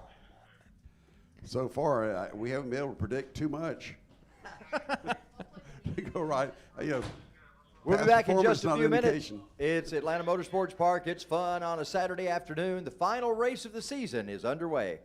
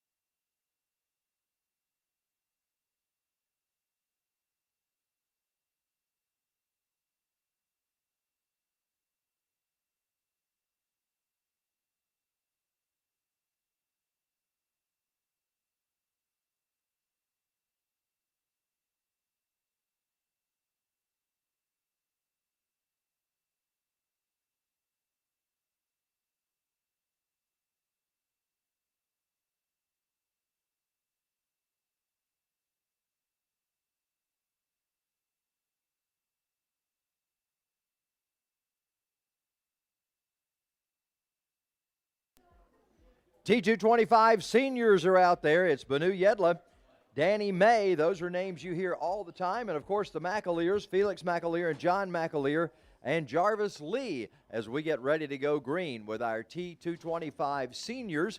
They're going to see if they can get a good, clean green flag start. We've not been too successful on that with these guys many times around. Let's see if we get a green this time. Yeah, how about that? We got a green first time out, John.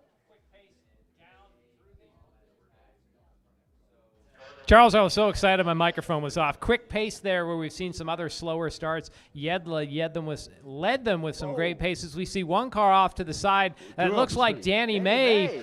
And he's looking down at the engine like he has some sort of mechanical issue. Sounds like a chain off or something on that one. And that can happen real quick. And when your chain goes off in a kart, you are done. Meanwhile, it looks like Banu Yedla is out to about a 20 kart length lead down the back straightaway. Yedla brings them off turn number 10. They look through the S's right now as Yedla leads them, ready to go up the big long hill. Coming up there with, of course, Danny May is off the track. Felix McAleer and John McAleer, they've kind of got a brother battle going on back there in second and third position right now. They head to 16. Early in the pre-final, John McAleer had a spin that cost him some positions, but Jarvis Lee had problems right on the last lap, so that really hurt both of those young drivers as Yedla leads lap number 1. Oh, it's Jarvis Lee that's up to second spot. I was confused about that. I thought it was one of the McAleers.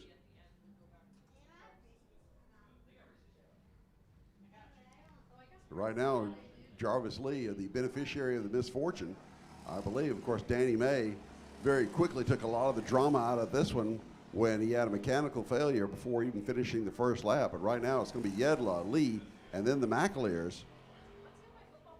So Jarvis Lee finding some speed.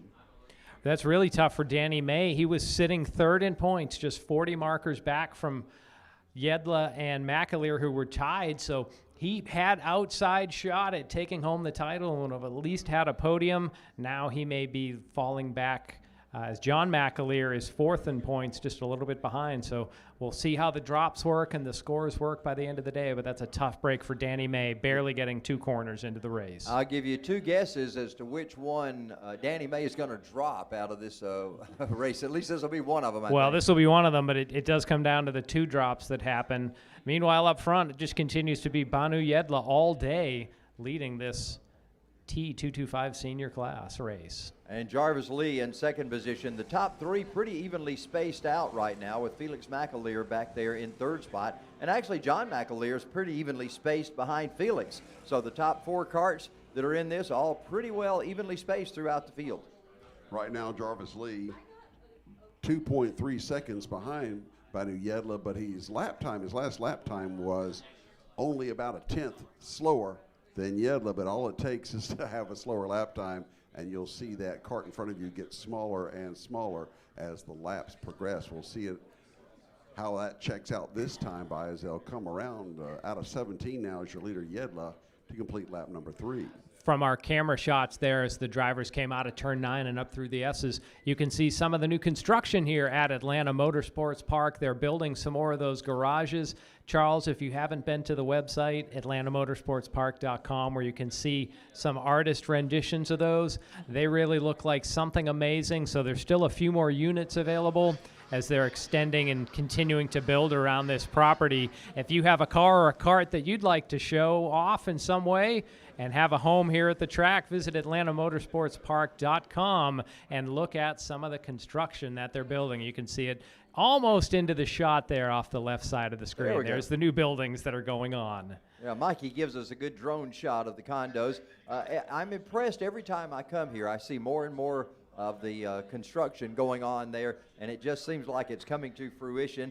And, maybe I ought to slide my Ford F-150 in there on the elevator to put in the middle of my living room. And for our viewers, when we say condo, this isn't a little 2-bedroom, 2-bath place where you live. This is really a kitchenette. It has a kitchenette, and really it's a showpiece for your car. So go to the website and look at some of the pictures and the possibilities if you want to be part or even to join and be a member here at Atlanta Motorsports Park. Check out the website and see some of what's going on. We always talk, John, about drivers hitting their marks. Even when drivers are in competition with somebody beside them, every driver wants to hit their marks on the racetrack. Doesn't matter if it's an oval track, asphalt, dirt, or here at a road course, you want to hit your marks. And that's what these drivers are doing right now. They're far enough spaced apart. They're really not racing each other. They're racing the track at this moment. That's right. They're racing the track. They're racing the clock. And, Bill, as they're 4 laps in, what kind of splits are we looking at between our top drivers here? Well, Banu Yedla is inching ahead of Jarvis Lee. Right now the difference is about 2.7 seconds last time they came by. Then back to the rest of the field is a gap of about 2.5 seconds. So right now it's Banu Yedla's race, and Jarvis Lee seems comfortably in second place. Michaela, can you get a shot here? I've got Kai here. Okay. This next time by will be halfway through this final. So, Bill, we're going to let you keep your eye on the race, and I'm going to talk with young Kai Marks. Kai is here with us right now. Congratulations. What a great race you just put on. Thank you. Now, tell us a little bit I was telling people about you before. I said, man, he's just the cutest little guy. He's about this tall, 9 years old, and you went out there and just showed him what you were made of today. A great run. Tell us how long you've been racing. I've been racing in about for a year and 4 months. No, wow. A year and 4 months. Oh, I'm sorry. I thought you said 4 years. I thought that's pretty outstanding. But a year and 4 months. Yeah. And I understand you actually do some instruction here. You teach some people already at your young age. You're one of the teachers here at Atlanta Motorsports Park. Yeah, sometimes. Sometimes I just give some drivers with less experience, just show them around the track. That is outstanding. I am so proud of you and so proud of what you've accomplished. You told me that you just got through with tech. Everything is okay with your cart. Yes. So you are declared the winner. That's right? No, I actually got second place. Oh, you finished in second. Okay. You had the lead there for a while, though. Yeah, and then going into corner 9, we go 3 wide, and then we make contact, and I get shuffled back. That was an amazing thing to see you go 3 wide into turn 9. That was quite interesting to see 3 karts go side by side in there. That was a bold move.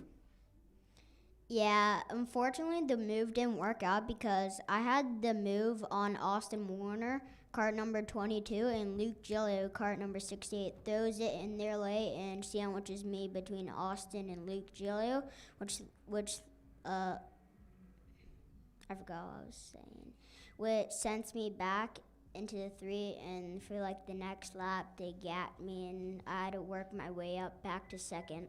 I got you. Now, what's going to be happening in the off season for you now that we finish up today? What will you be doing? I will be going around the U.S., going to I normally race like USPKS, Miami Grand Nationals, and GoPro Motorplex. That's where that's the main karting events I really race. Or I normally race, I really do like USPKS, Miami, and then I do some SSKC and maybe a little bit of WKA. Wow, you stay busy then. Yeah. So what's personal life like? Where are you at in school? Well, I do an online school it's Georgia Cyber Academy. It's a virtual school so I could go to the track and still do school. That is cool. I'm glad to hear that. Technology is amazing. You wouldn't know what it was like to have to go back in the days when we had no internet. You just can't imagine that, can you? We had no cell phones. We had no internet. All we had was just letters through the mail. That was terrible. Then I would have to bring my go-kart to school and drive it around. Yeah, that's neat. That's neat. Well, where are you off to next? What's your very next race? I think my next race is going to be at GoPro Motorplex. And where's that? In Mooresville, North Carolina. Oh, in Mooresville. Okay. Well, good. Well, we appreciate this today. Congratulations on a great run today. We were pulling for you, and I'm glad you made it through with a good time. It was a good shot at that 3 wide event down there that you did in turn number 9. That was outstanding to see. Good job today. Thank you. Kai Mars from Roswell, Georgia, 9 years old. What a great job he does, and thank you for coming up and visiting with us.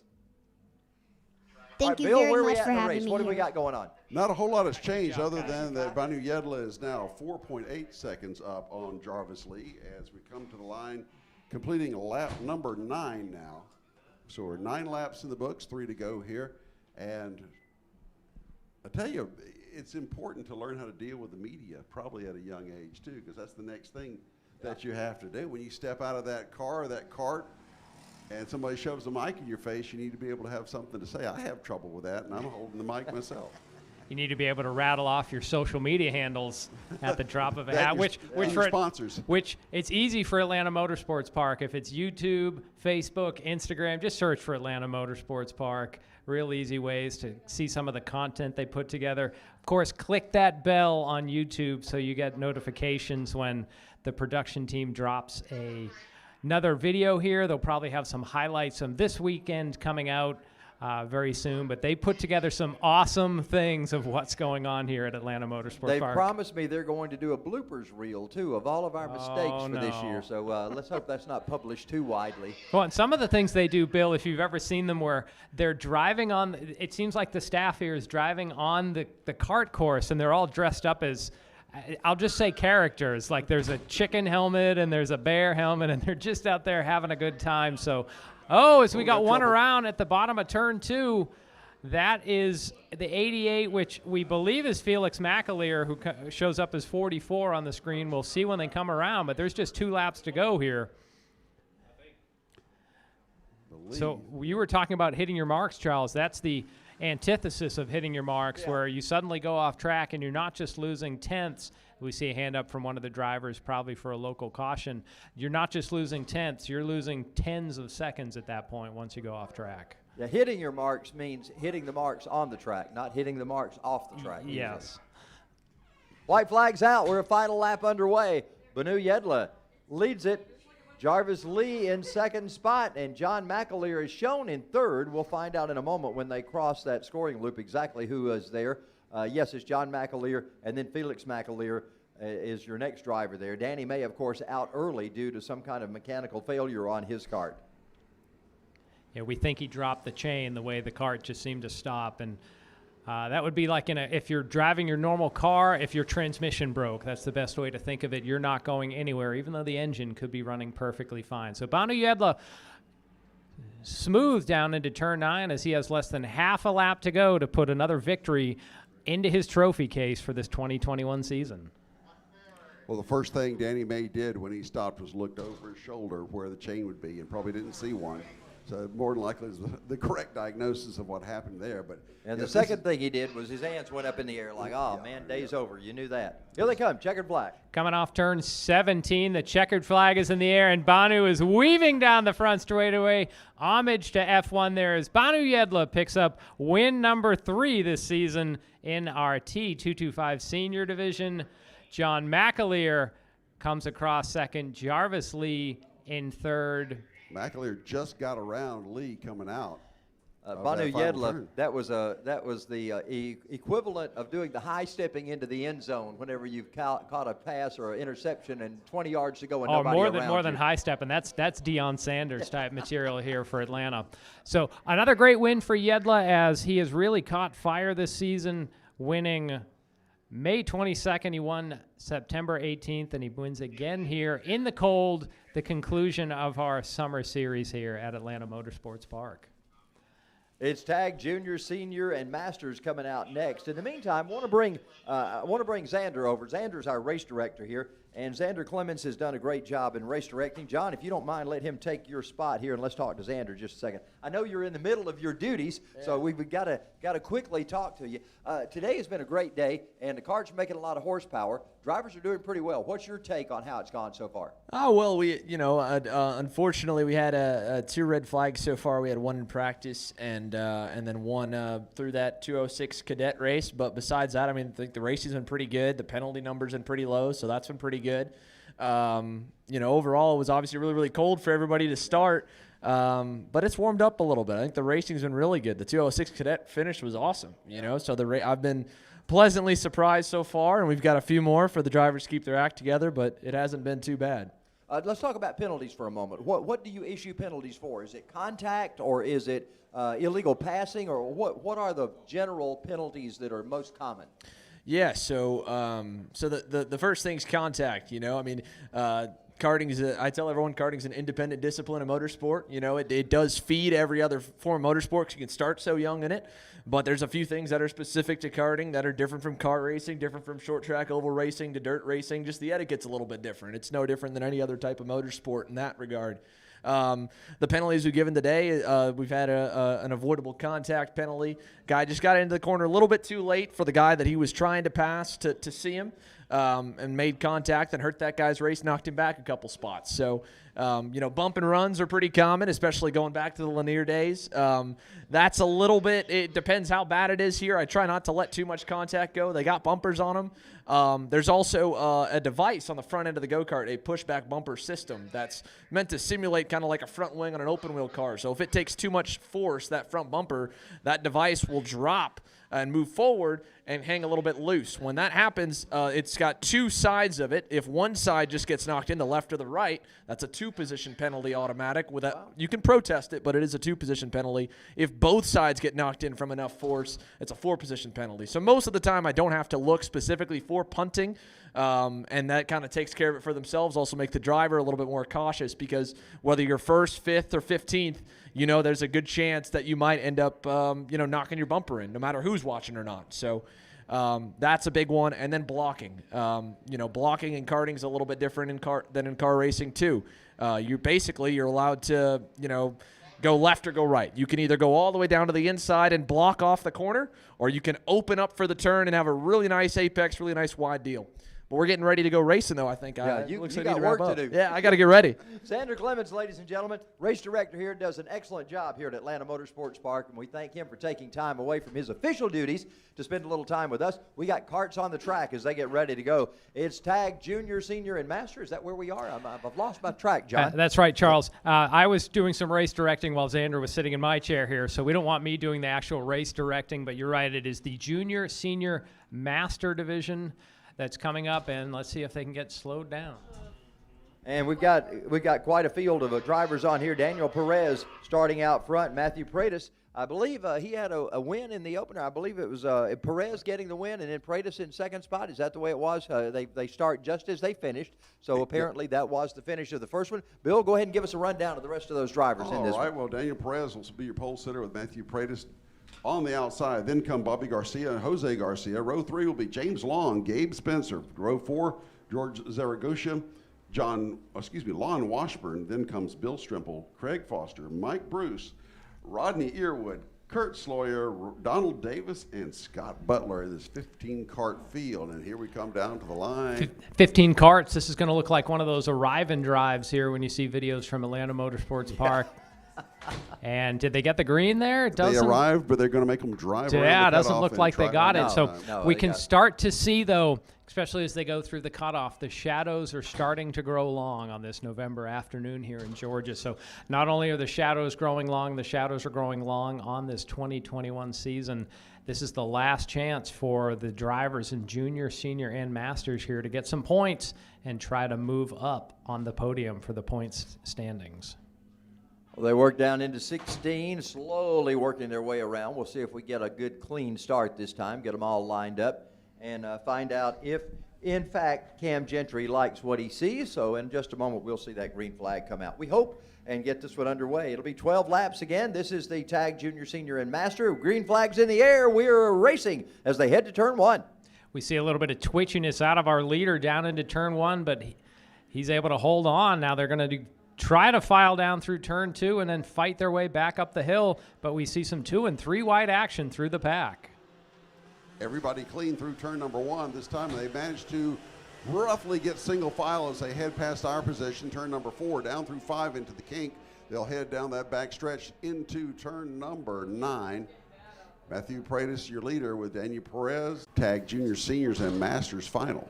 Whenever they line up 2 by 2 like that, it's always interesting to see because you never know on that scoring loop exactly who's going to come by at the very first. First lap will give you a better indication. And Daniel Perez is up front right now in the 282. Matthias Perez is in second spot. Bobby Garcia third. Jose Garcia fourth. And Gabe Spencer will round out the top 5 of our drivers right now. Their leaders are heading through turn 4. Now remember, at the end of the pre-final, Bobby Garcia just was able to get by Jose on the last lap. So he's holding serve there, but out front, Daniel Perez continues to lead, but Paredes is reeling him in, or excuse me, that's Paredes and Garcia there for second as Perez is pulled out to a hearty lead here with just 1.5 laps in the books. It's impressive that Perez has gotten that much of a lead over the other drivers, but he has really set sail in that 282 cart. So it looks like the best battle right there is the Garcias battling in for 3rd and 4th place. It looks like Jose takes a look to the inside down the front straightaway, but he folds back in line. So Perez continues to lead over Paredes. 2.2 second lead for Perez already 2 laps in. As we see the battle of the Garcias heading up the hill, and they're going to come under our vantage point here in turn 4. Jose looking outside, looking inside as they go through the kink and back uphill towards turn number 9. By this point, 2 laps in, the driver's tires should be up to optimal running temperature, so any squirreliness should start to subside, but it still looks like Bobby Garcia is struggling through the S's there, and Jose is putting some maximum pressure behind as they come up through turn 14. Jose's drawn alongside briefly, but not able to sufficiently get ahead to close the deal as they come out of turn number 17 now to complete lap number 4 already. 4 laps in the books here, about a third of the way through this final. John, you and I, of course, Bill, you have seen Jose Garcia too, not only on this track, but over at the big track, running over there. And he is a big fan of Atlanta Motorsports Park, puts a lot of time in at this track on both of the venues here. That's right. He drives the Spec Miata class. If it wasn't for Raiden Nickel, Jose would be winning everything over at the main track. But it seems like most Saturdays, most Sundays, he is having trouble there, as we had one car going around in turn 3. If we get the cameras over to that, we'll be able to see what is happening. But up in front, we continue to see this battle for 3rd and 4th between the Garcias as they charge up through 14 down into the shadows and set up for turn 16.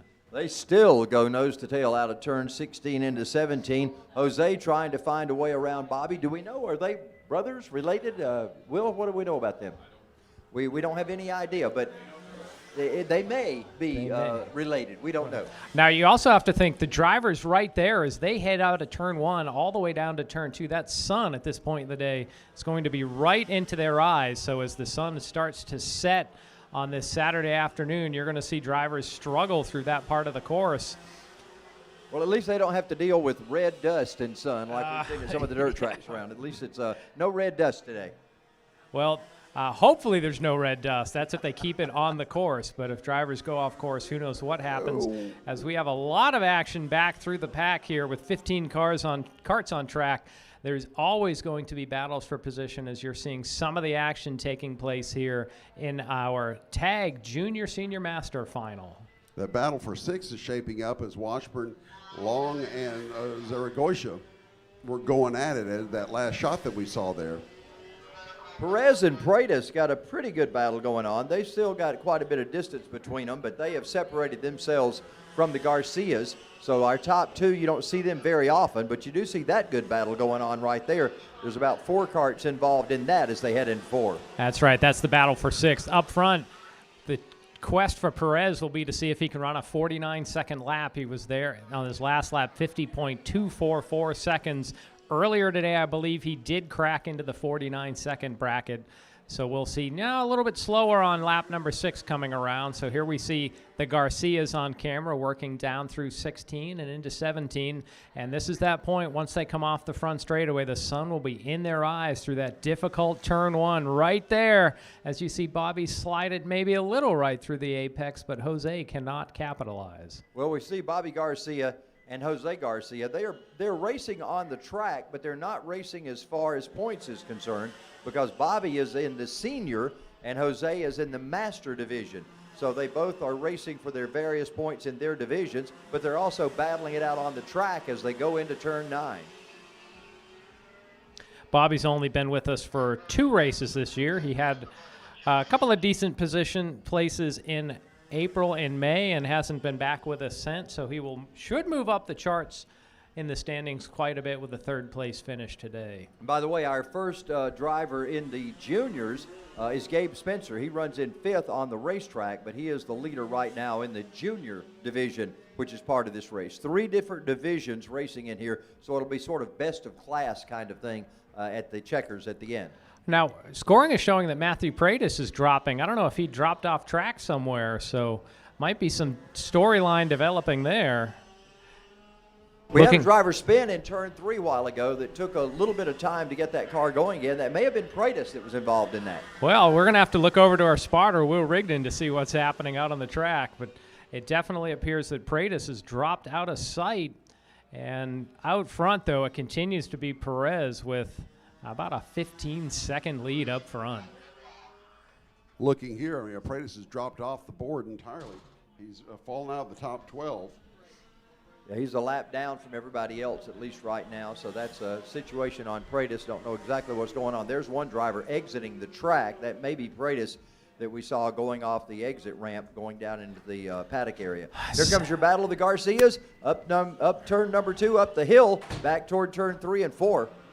So a 17-second lead for Perez out front, and then this great battle here. The Garcias are going to swap some paint and trade positions here. As there on screen, you can see unfortunate ending for Matthew Pratis as he is broken down in the tech shed, and early into his day he was running in 2nd, and this is not how he wanted his season to conclude. Wow. Garcia's up the hill into turn 14, and they're using all of that track all the way out to the rumbled strips and then back down into 16. We'll complete, well, Perez has already completed 9 laps. Rest of the field working on lap number 9 right now. Yeah, Bill, this is that point where Perez might be going to the drive-through nearby to get something to celebrate the victory on his last lap.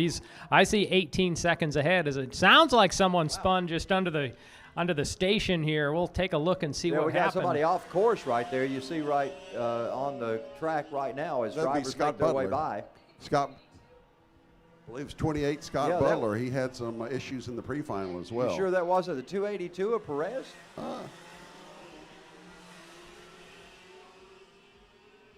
I thought I saw a 28. It may be 28.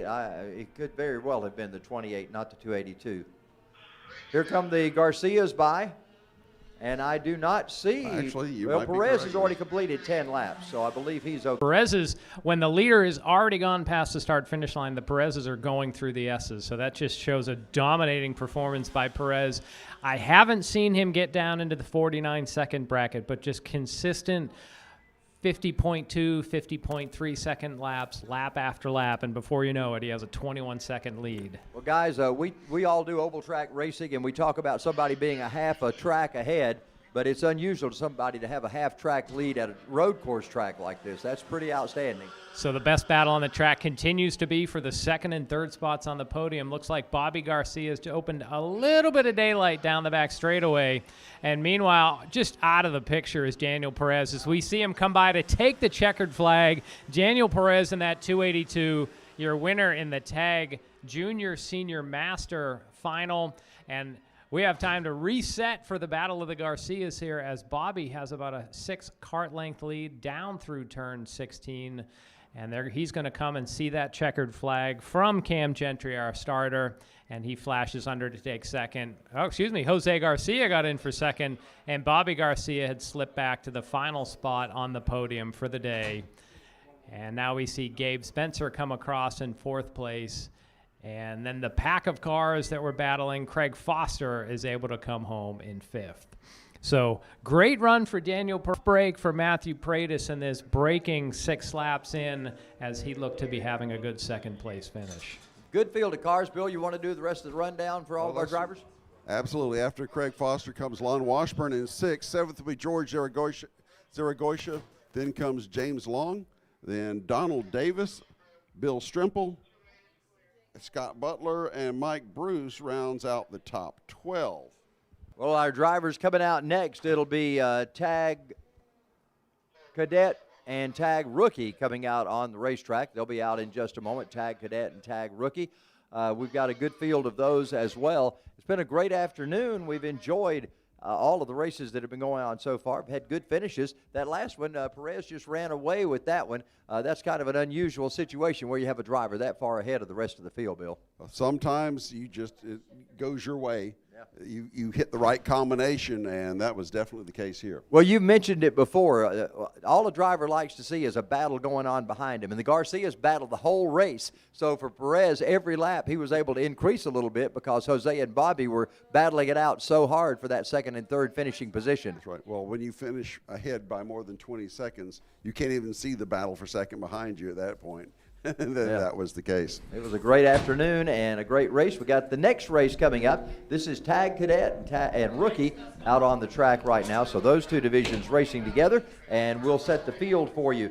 For them, it's Luke Giglio back in once again. Is he going to get his 4th time today where he's able to do a no-hands finish at the end? We'll have to see how that one works out in a moment. They'll come down getting ready for the start here in a moment. John, these kids go at it, man. The rookie and the cadets in this division are just something else. Yeah, we should definitely see an exciting performance here. Again, a good field of them as they come down slowly down. Remember, this was a group that came down very, very slowly for their pre-final. A little bit more pace this time. And they get waved around. Doesn't look like we're going to get a green flag, unfortunately, for the one. Let's set the lineup while we've got a chance here. Then Luke Giglio will be your pole sitter. Then Austin Warner. Then Charles's buddy Kai Mars will be 3rd. Then Mateo Franco Ruggiero will be 4th. Bowen Green, Maddox Stoneman will be on row 3. Then comes Joseph Saddington, Isaac Carvalho, Leo Kozlowski, and Adam Durst. And then Ryan Perez rounding out this 12-kart field. Kai Mars was the winner in at least the TaG Rookie segment of the race last time out, so let's see if he's able to move up in the points. He sits 2nd overall.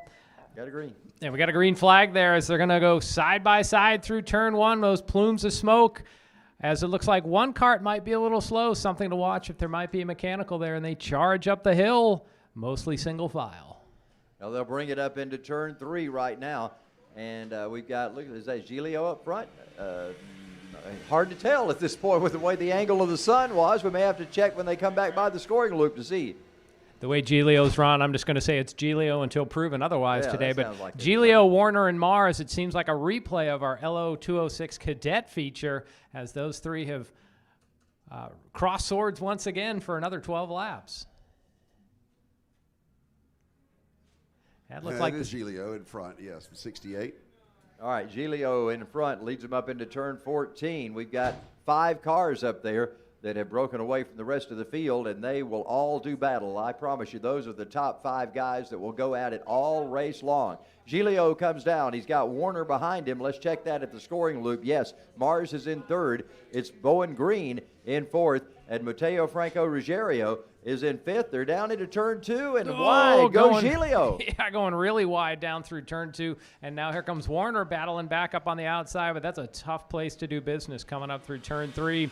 So they're going to stay nose to tail down through the kink, and they'll head down the back straightaway. That was almost costly for Luke Giglio getting too hot into that corner, but he's able to hold on, but that's not going to last very long if he keeps doing that move coming into turn 3. And Kai Mars has that white helmet on, and you saw him take a quick look to the inside there in 9. You know, he told us up here earlier in the interview he likes trying to go to the inside and making the moves there. That's his place on the racetrack, and he's trying it again on the outside this time. That's right. He went up the inside of Warner there through that blind turn 14, and now we're seeing some more passing. Bowen Green following him. Yeah, Bowen Green trying to make things happen. On the points front, Austin Warner in the cadet class has a dominating lead and should win the title, but the action is on the rookie class. Bowen Green sits 75 points ahead of Kai Mars, and then it's another 50 back to Luke Giglio. But with drops, who knows what will happen. Luke's just saying, I'm going to at least win the day and try to figure out all the math from there. Yeah, all you can do at this point is win the race and let the math go where it goes and just see where it happens. But if you win the race, that's all you can pull off on this day. Well, and of those 3 in the rookie class, Green, Mars, and Giglio have won all the races, with Giglio winning 3 races and then both Mars and Green winning 2 races. So those top 3, as you see them right now, have been dominant this season, literally winning all the races. They're up the hill into 14 right now. Giglio is still your leader. Kai Mars and Bowen Green, they got a good little battle going on there for second and third. Bill, take us through 17. Well, right now, Giglio is the beneficiary of that battle between Mars, Green, and Warner, as he's opened up let's see, about an 0.8 of a second lead for right now. But, boy, they are dicing up back behind him in second place. Kai Mars desperately holding on to his second-place position as Bowen Green is challenging, and Ruggiero looking to get back up into the fray as well as they come through turn number 3 by our position, under turn number 4, and then on into 5 into the kink. You could really see Green take a stab at the entrance to turn 1 there, and that almost cost him some ground to Mars. Out front, Giglio just continues to lead, and he is distancing himself into the setting sun here of a cold November day, but the battle is on for second between Mars and Green, and all of this has points implications for the championship chase. Bowen Green all over the back bumper of Kai Mars. Don't know whether it's going to get pushed in far enough to where he'll get a penalty, as we were talking with our race director. No, not quite. Kai Mars able to hang on and fend off Bowen Green for the moment. Anyhow, as we complete, he did it. Race monitor just a little slow to update. Yeah, I really, thought Green made a that nice move through 17 there, and it was Mars that tried to fight back on the inside. So put Green up into second place. Does he have anything to reel in Giglio with 8 laps to go? Giglio's got a pretty good advantage right now going to 9, but those 3 behind him, I got a feeling they're going to do some side-by-side racing before this is over with. About a 1.3 second advantage now for Luke Giglio last time by, so it would behoove this second, third, fourth place battle to stay in line for a little bit and see if they can close in on the leader. But at some point, they've got to settle it out. And there's only 12 laps in this race, and we're already a third of the way through. In fact, as Luke Giglio comes out of 16 and into 17, he will complete lap number 5. So there'll be 7 to go this time by. So your leader, Luke Giglio, Green, Mars, and Ruggiero in that order, second, third, and fourth. Ruggiero really starting to battle Mars hard. That is the battle for third and fourth. And Mars had gotten up there to second. He's faded now back to third, and he's in danger of losing that spot because Ruggiero battling him really hard right now. He's backed off just a little, but Ruggiero was right on his back bumper there a little bit ago as they came up the top of the hill in 2. Now they're down in the kink, those drivers are. Rest of the drivers, good battle going on out of turn 4, John. Yeah, lots of pressure there, bumper to bumper. As you see, literally some paint swapping might have been out front. The story continues to be Luke Giglio as he's out to Wow. Comfortable lead there, and then the next three are all just bumper to bumper there, as it looks like Kai Mars thought about going to the outside through 15, thought better of it. He tucks back inside, so as they come down to put half those cross flags up halfway, 6 down, 6 to go, Giglio out to just over a 2-second lead. Well, Kai Mars has that mentality of go where the other guy isn't, seems like. He's always trying to look for a faster line or a little better way to get around somebody. Doesn't do much good if you just follow someone in their tire track. So Kai Mars learning at this very early age to try to go where somebody ain't. Oh, look, and he's really trying to put some maximum pressure on Bowen Green. Oh, look at Looks him. to the inside, down the back straightaway. He draws aside and looks like under braking. He should be into second. Let's see if Green can try a crossover move at the exit of the S's. And he cannot, so move Kai Mars back up to the second place position. And, you know, as much as he's pulling away, it's almost like that Green was holding him back a little bit. Well, now they've tightened back up again, but I thought Mars had an advantage coming up the hill. I think Green and Mars are pretty much neck and neck as far as who's faster, and they're going to stay put together no matter what. But I think what they need to do is stay in a line and see if they can do anything with Luke Giglio as he's stretched it to a 2.7-second lead here with just 5 laps to go. And Charles, we can hear the exhortations of Luke's dad here on the top deck as he's watching his son pull away for the second final today. The battle is on for second. Let's see if Green has anything to get by Mars. This is that point on the last lap where Mars really put the pressure on and then moved to the inside. I know Dad's listening out there. Is he going to do a hands-free finish whenever he comes across the start-finish line again? We'll see if that's going to happen. You know, got a few laps to go before that happens, though. Gearing-wise, I get the feeling that maybe Mars has a little more top end and is able to draw clear on that straightaway. And this is that portion of the track where Green really seems to reel Mars back in on that uphill of 14. And you can see he's right back to the rear bumper, and he's looking to the inside in 16. Wow. And then we see a 2-for-1 there as Ruggiero gets to the inside of Mars. Mars loses 2 spots here as they come to finish lap 8. Man, what a turn that was in 16 and 17. Kai Mars lost 2 spots. Giglio still up front as he works his way into turn number 3. He'll be coming by our vantage point. Meanwhile, that's the battle for second, third, and fourth coming up the hill now into turn 3. 4 to go, or less than 4 at this point as we're watching that second, third, fourth place battle go down the backside of the track as they enter turn number 9 here. And here comes Ruggiero putting the challenge on Bowen Green now. So is Ruggiero going to be our dark horse here, going to be the one that comes out of nowhere? Because there he goes, challenging, pushing hard on Bowen Green as they head up over the hill and through 14. Yeah, Mateo Franco looks like he's got something for Bowen Green.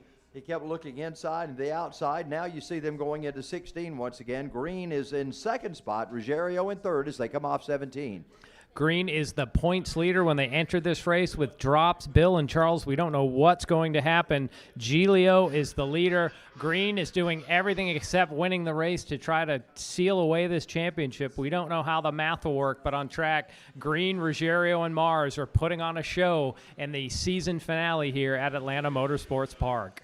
Luke Giglio will be coming out of turn number 9 in just a moment. He'll head through the S's, and then he will come to the to-go flags coming up here in just a few minutes. As we see Mars shoot to the inside of Franco, and he makes a clean pass into turn 9, so move Kai Mars back up to third spot. He seems to love that entrance into turn 9 for making his passes, and now he's drawn right to the rear bumper of Bowen Green. Let's see if he has anything as they head down through 14 and 15.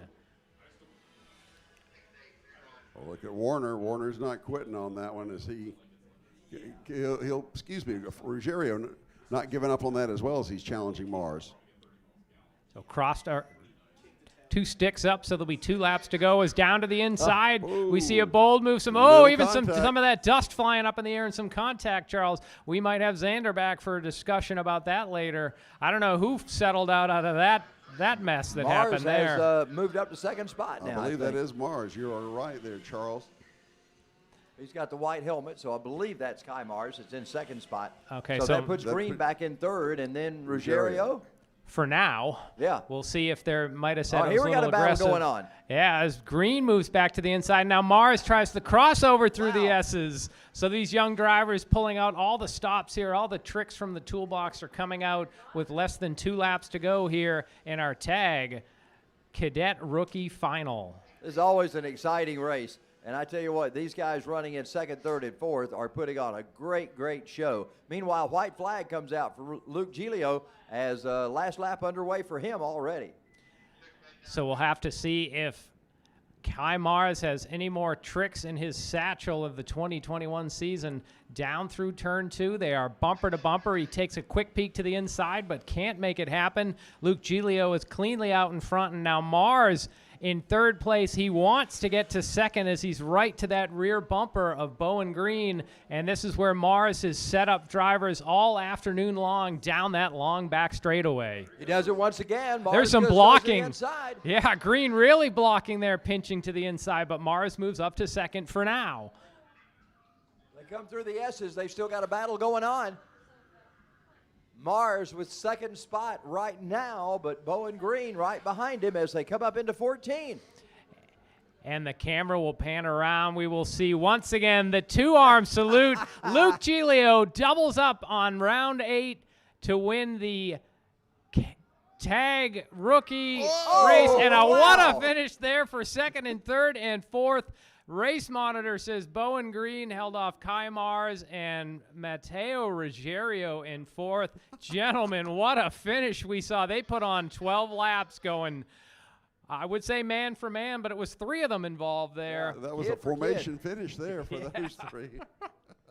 Wow, what a race for those guys. Congratulations to Giglio on his 4th win of the day. We've seen him with hands in the air 4 times today. Good job for him. Giglio gets the win. Bowen Green, a last-second move coming out of 17 to take over second spot. And for Kai Mars and Ruggiero, it was almost a photo finish for those 2 drivers. You know, it really seemed like that entire race. Mars had the advantage down that back straightaway into turn 9. And for whatever reason, Green had a better car as they came up the hill, up through 14, and he just seemed like he had the better car, and that gave him the shot at 16 to get ahead. But we have to also see what the officials might say. There was some argy-bargy on one of the laps there, and Charles, you had said we don't see some red clay dust.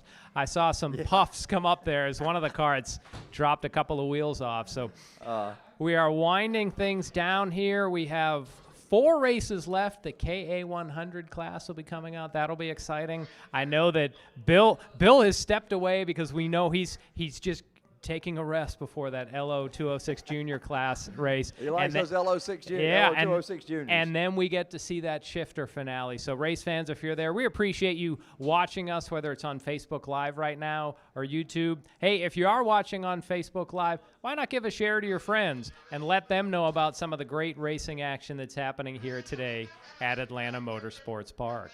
You know, John, you and I are not road racing. We don't have road racing backgrounds, but we've been working this season at the big track and, of course, here at the kart track. We've learned so much. Man, my learning curve has gone from 0 up to what smaller level it is now, but at least from 0 to whatever it is. And we're still learning as we go along. It's been a lot of fun, meeting a lot of nice people. We get to see you in the lunch area and down at the track. And, man, it's been so great to see you all at this time and start meeting everybody. Well, you know, I think the only way our learning curve can grow more quickly, Charles, is that we need to be able to get out on that track. I think that's what needs to happen. That's so somebody we'll needs to catch air coming off turn 2. Yeah, down somebody turn needs 2. to buy us one of those classes that they offer here at Atlanta Motorsports. We'll be back in just a few moments as we get things going with the KA 100s at Atlanta Motorsports Park.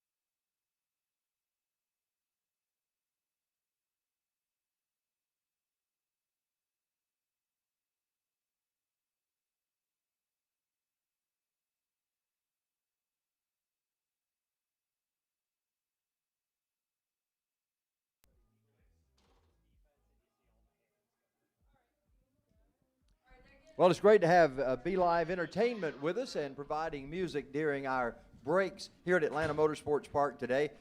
John, it's been a great day, man. We've had some great racing going on here at the track. We have, Charles, something I'd like to talk about right now, though, something off the track, and it's something you're working on. I'd just like to hear more about the fundraiser that you and your wife are working on, Baby Dolls for Dementia. Oh, you share something with that about the audience. Yeah, Baby Dolls for Dementia is an idea that my wife came up with about 2 months ago, and we've already been able to distribute baby dolls to dementia patients in nursing homes and those that might be in private care facilities.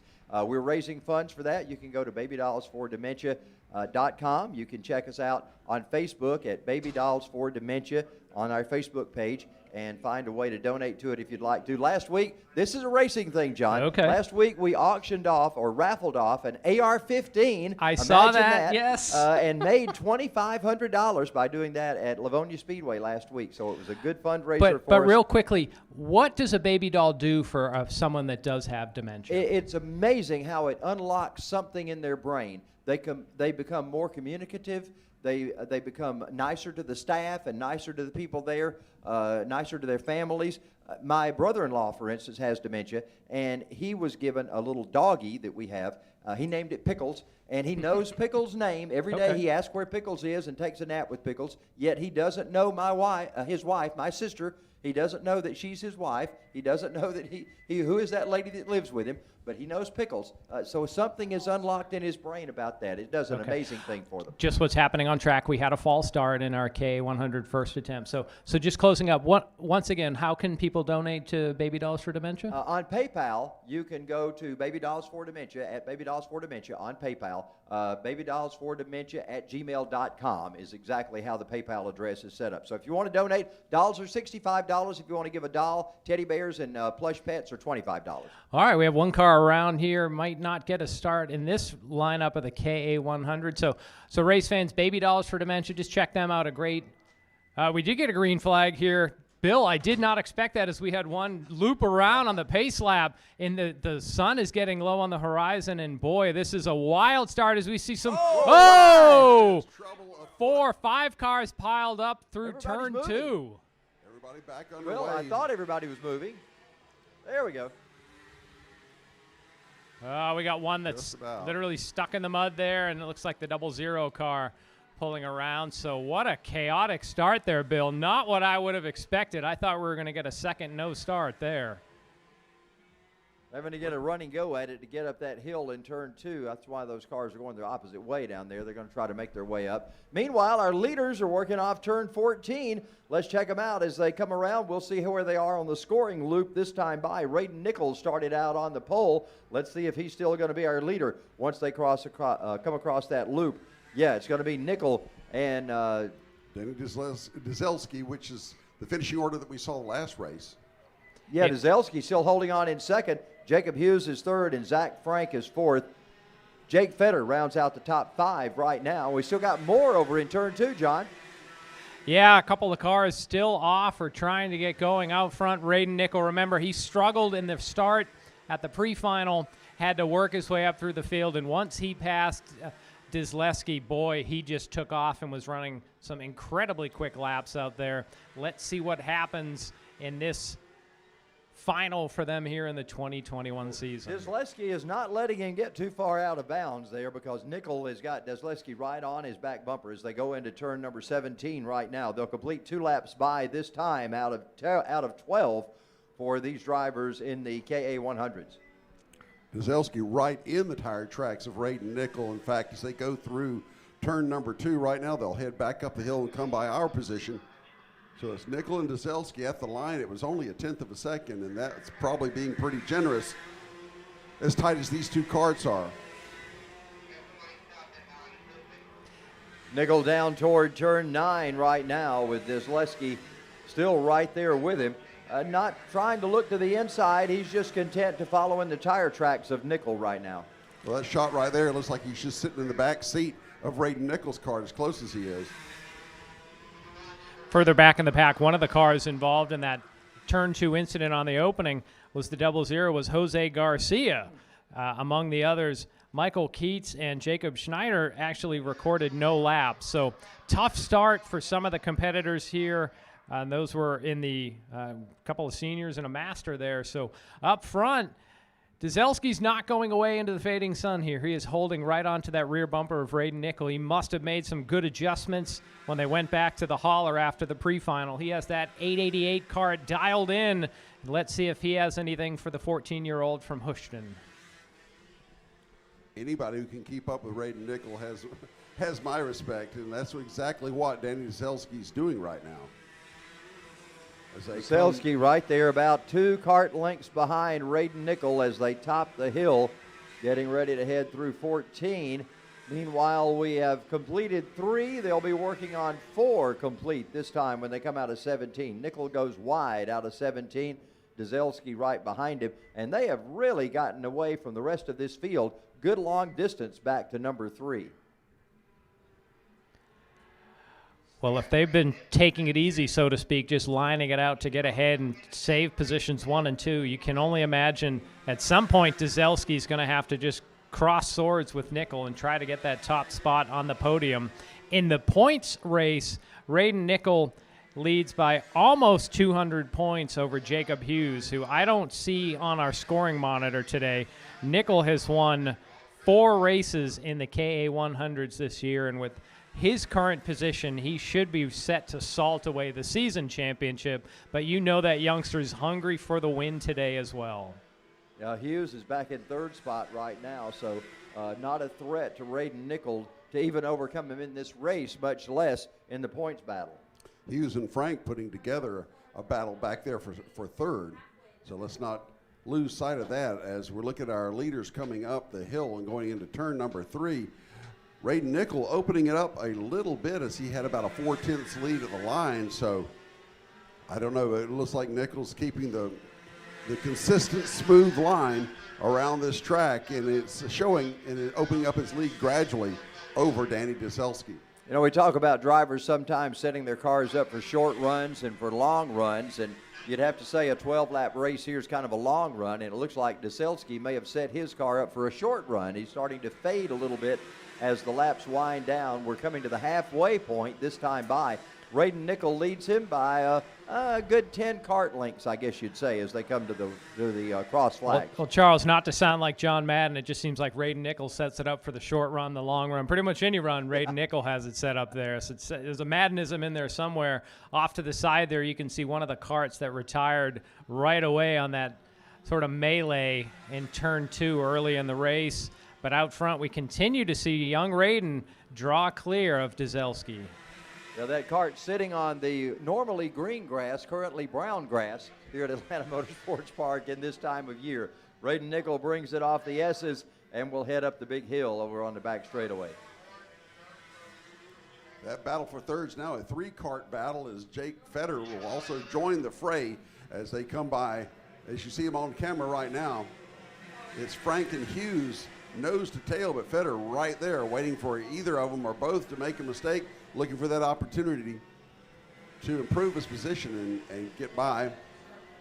Here in the KA 100 final, we have completed 7 laps, 5 to go now. As we see 3rd, 4th, and 5th heading into turn number 2. They'll be coming by our position directly. Yeah, there's a nice little battle there as finally Frank draws a couple of cart lengths clear. Fetter's trying to figure out how to get up in there. Let's see if he makes a move as they head down towards turn 9. It just seems like he's content to push Hughes down the back straightaway. He dips to the inside and then fades back in line. So they bunched up just a little bit as outside our window. It sounds like someone just went for a spin out in front of us, some of that tire squeal. Out front, you can continue to see the distance between the top 2 and this trio putting on a battle here. As out front, Raiden Nickel clicks off lap number 8. Yep, there's the one you heard. Yeah. So that's a difficult spot right off the exit of turn 5. That looked like a number 26 cart. Cameron Estes, well, he would be 28. Martin Siminoff in the 26. That's a tough spot to spin right under our vantage point here. Turn 5. Little contact. Yeah. Little contact back there for 4th. Well, that lets Frank get away in 3rd, so he's drawn out to a nice, healthy advantage. Charles, you've mentioned a couple times today, as we see Federer get to the inside of Hughes through turn 9. Something a kart racer likes to see is the two karts behind him battling, and that has allowed Frank to pull well clear of this battle for 4th and 5th place. Yeah, Hughes and Federer. I think Federer has taken the advantage over Hughes back there. We'll have to check at the scoring stripe, but I believe it's Federer who is now up to 4th and Hughes back in 5th. They're the two karts you see right there that are tightest on the track as they come across the scoring loop. There you see Frank in 3rd. And Federer's going to be 4th with Hughes in 5th. That's the way they run right now. So they come up that hill from turn 2 to turn 3. Earlier, Charles, you had mentioned where the cars lose power there, and you said it's more momentum. In a way, the cars are really out of their power band as they head up that hill. They're lugging low RPMs at the exit of turn 2. These two strokes have a little more pep, and they just seem to get up a little quicker than those LO206 karts. So here, best battle on the track continues to be Jake Federer, just drawing clear of Jacob Hughes. Raiden Nichols going to flash under the start-finish line one more time, and he'll have just 2 laps to go here in our KA 100 final. It's gone quickly. 2.5 second advantage, by the way, for Raiden Nichols over Danny Deselski. I think, well, that may be him going up. Yeah, I think he's in 14 already, so Nickel way ahead of the rest of this field. Zelski in 2nd spot and quite a ways back from Nickel right now, as there's those trio of drivers running in 3rd, 4th, and 5th, go through turn 9 and up through the S's.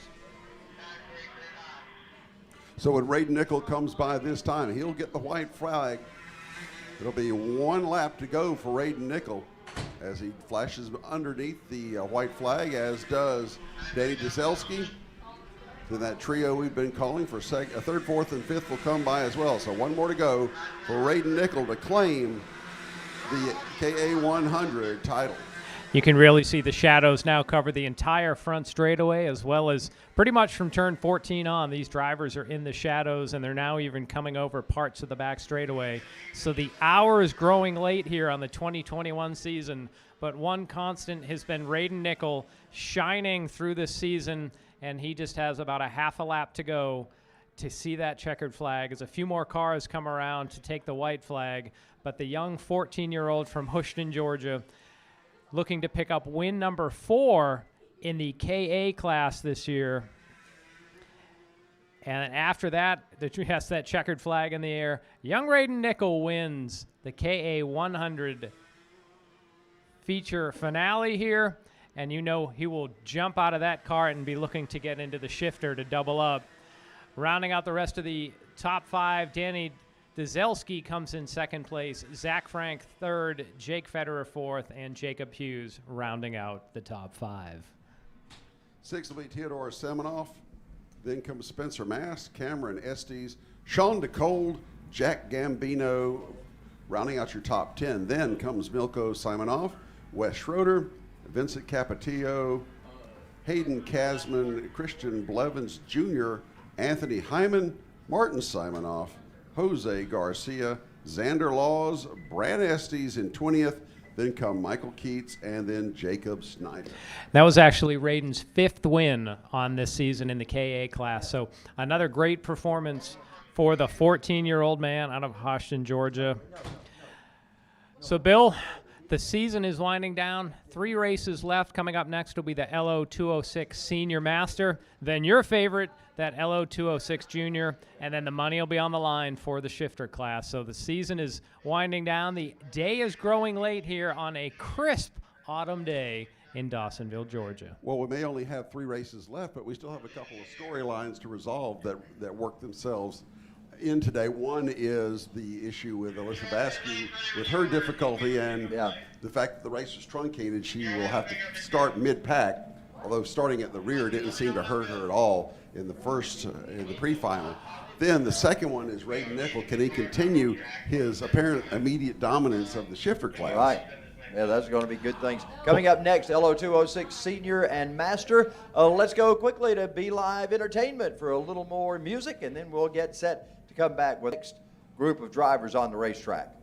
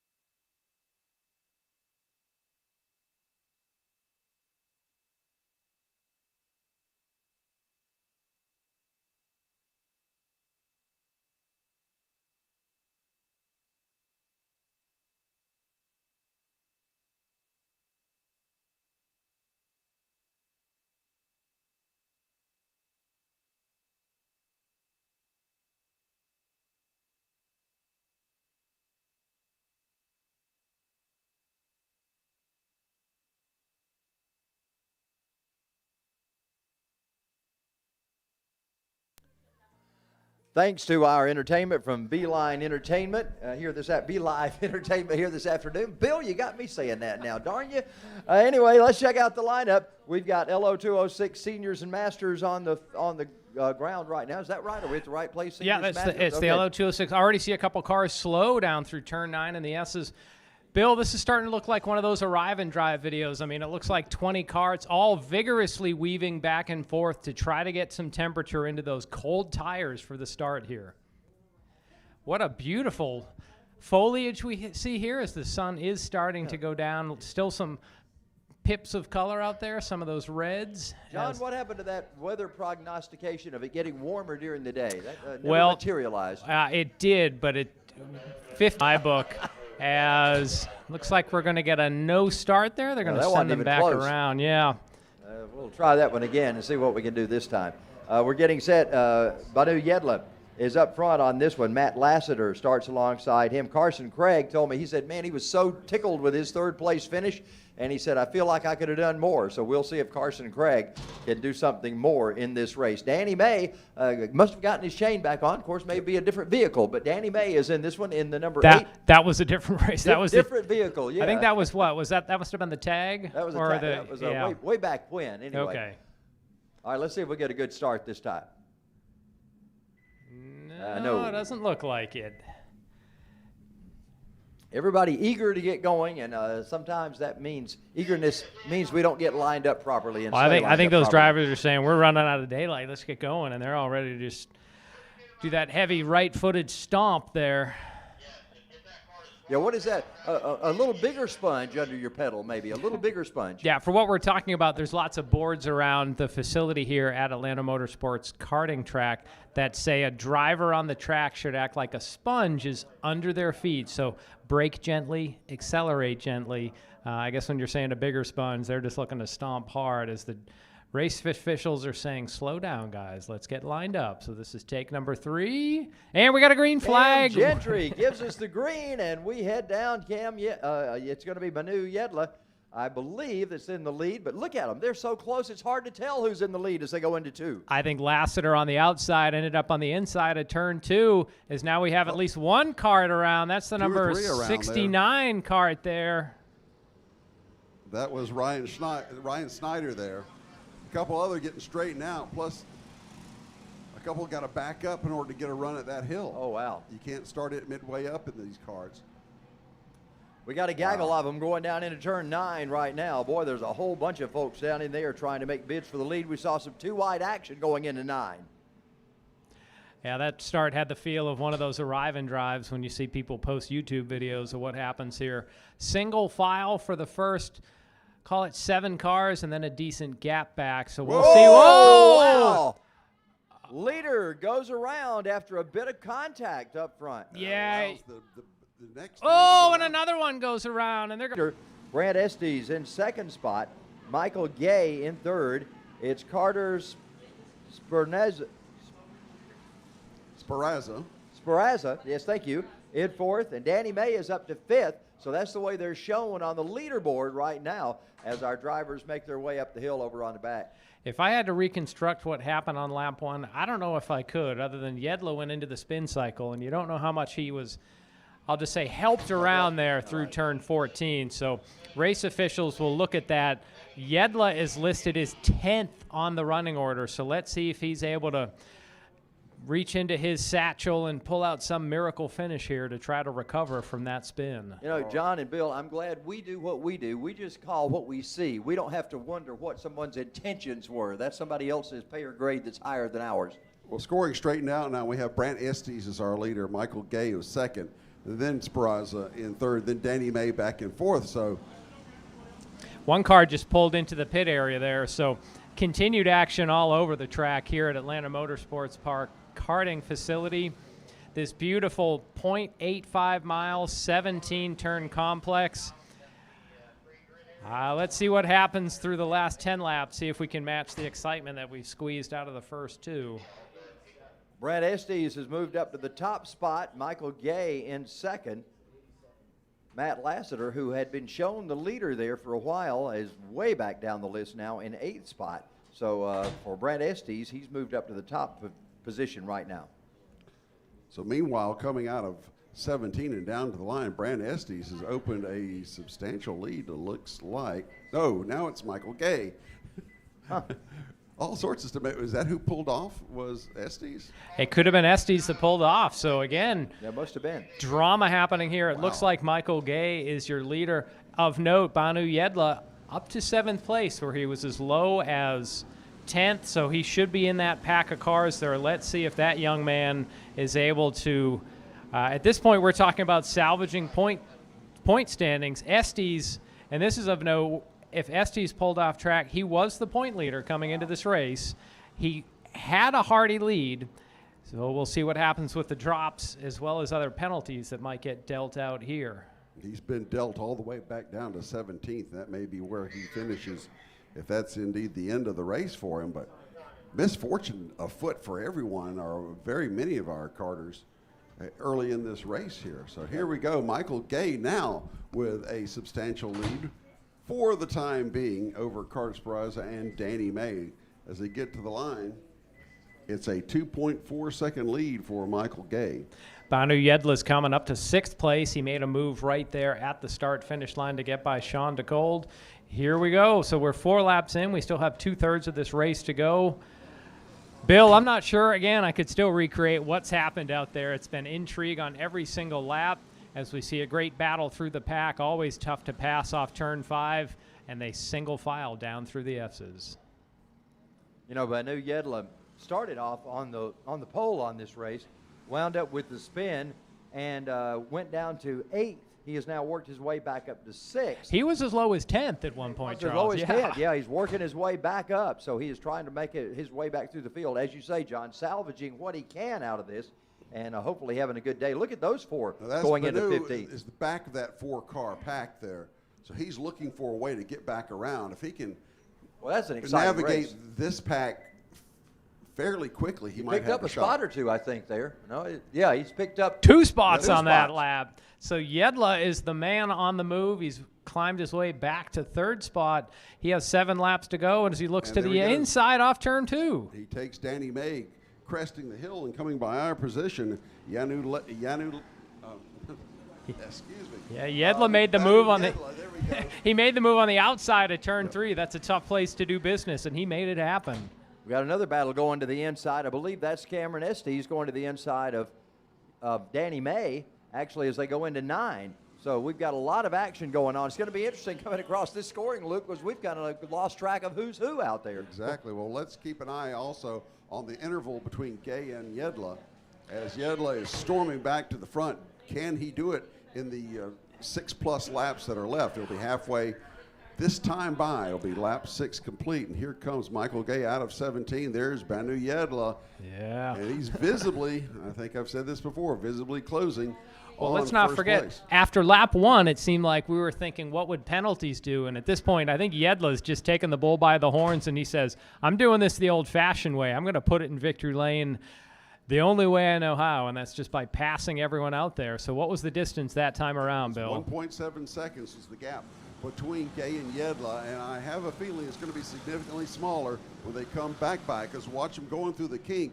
It only looks like about a 10-kart length, if that much, of difference between Gay and Yedla now as they head into turn number 9. This kind of rebound coming back from being down in 10th at this course is much akin to another guy that grew up just a couple of miles down the road here when Bill Elliott unlapped himself and won race at Talladega after being 2 laps down. And he unlapped himself the hard way. There was no lucky dog. I don't even right to the rear bumper of Gay. Let's see if he looks to make a move down into turn 16. He does not for now, but off 17 as Gay swings wide. Here comes Yedla. So it took him about 6 laps, but Yedla has gone from 1st to 10th to 1st here in our LO 206 Senior Master Final. That is impressive. Good run for Yedla. I tell you what, that is an impressive run. Now he starts to pull away over Michael Gay. Meanwhile, further back in the field, Estes is now in 3rd place, Danny May 4th. Sparaza is 5th, and Matt Lassiter is your 6th place kart. Drivers taking a look behind him. You see the snake of drivers heading down through the kink. Boy, there's just about 6 or 8 of them in a row as they head down toward 9 right now. As they spread out going into the turn, everybody jockeying for position. but keeping it clean so far. Of course, it's not it's not the last lap yet. All bets are off when you get down to that last time around.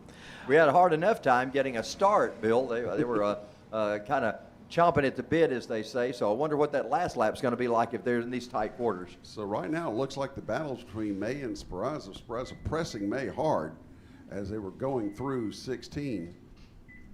And see if they can, as you see them down there at the bottom, the two go actually now. So it's kind of hard to know where to look right now with all the action on this track. We got one off the course, someone pulling off right there, coming out of turn number 2. It looks Is like that a that's 555 maybe, or? Yep, that would be Antonio Abram, and that's going to be the end of the day for him. So Banu Yedla is still up front. It'll be 9 laps complete when they come by this time. Turn number 9 as well. We just lost somebody going up there. So this I mixed metaphors poorly there, Charles, didn't I? John, I was watching a TV show sometime back, and somebody was making a bad statement, and they said, "Isn't it terrible when bad things happen to good sentences?" That's sometimes what we do in this business. Well, hey, speaking of good things and good, some of the good people that are helping us out today, once more, I want to mention our producer, Will Rigdon. Our director today, Michaela Denny, is the one keeping us 3 announcers somehow in line and reined in. Working the cameras, Ethan Denny and Collins Rigdon are working the cameras, and our drone pilot / cameraman today, Mikey Lane, as well as the DJ. Lemon drop. Yeah, the DJ giving you some entertainment during the day. It's Be Live Entertainment. And that's just some of the team helping the 3 of us sound coherent this afternoon at Atlanta Motorsports Park. Boy, howdy is a job. That is a questionable remark. Anyway, we continue on. Banu Yedla leads it. We've got 10 laps complete. We're inside. 2 to go right now for the drivers in the yellow 206 Seniors and Masters as they get ready to take a white flag. The wind with all the dead carts littering the side there. But we're getting down to it here, and the best battle on the track is Estes and Gay as they're contending. As we are less than 2 laps to go, you are correct there, Charles. Next time by, Banu Yedla will get the white flag, and we will get this one settled out. They come up the hill. They top that highest point at Atlanta Motorsports Park at the karting track right there, coming up 14. Now they head down into 16. Yedla working his way off of 17, coming to a white flag in the air at the hands of Cam Gentry. And look at that battle for 4th place, about 7 carts back there. As pretty good battle still for 2nd. Estes able to hold off Gay, but there is just a literal horde of carts behind. I think about 7 carts within about a second. As again, we see all the wreckage off to the side of the race.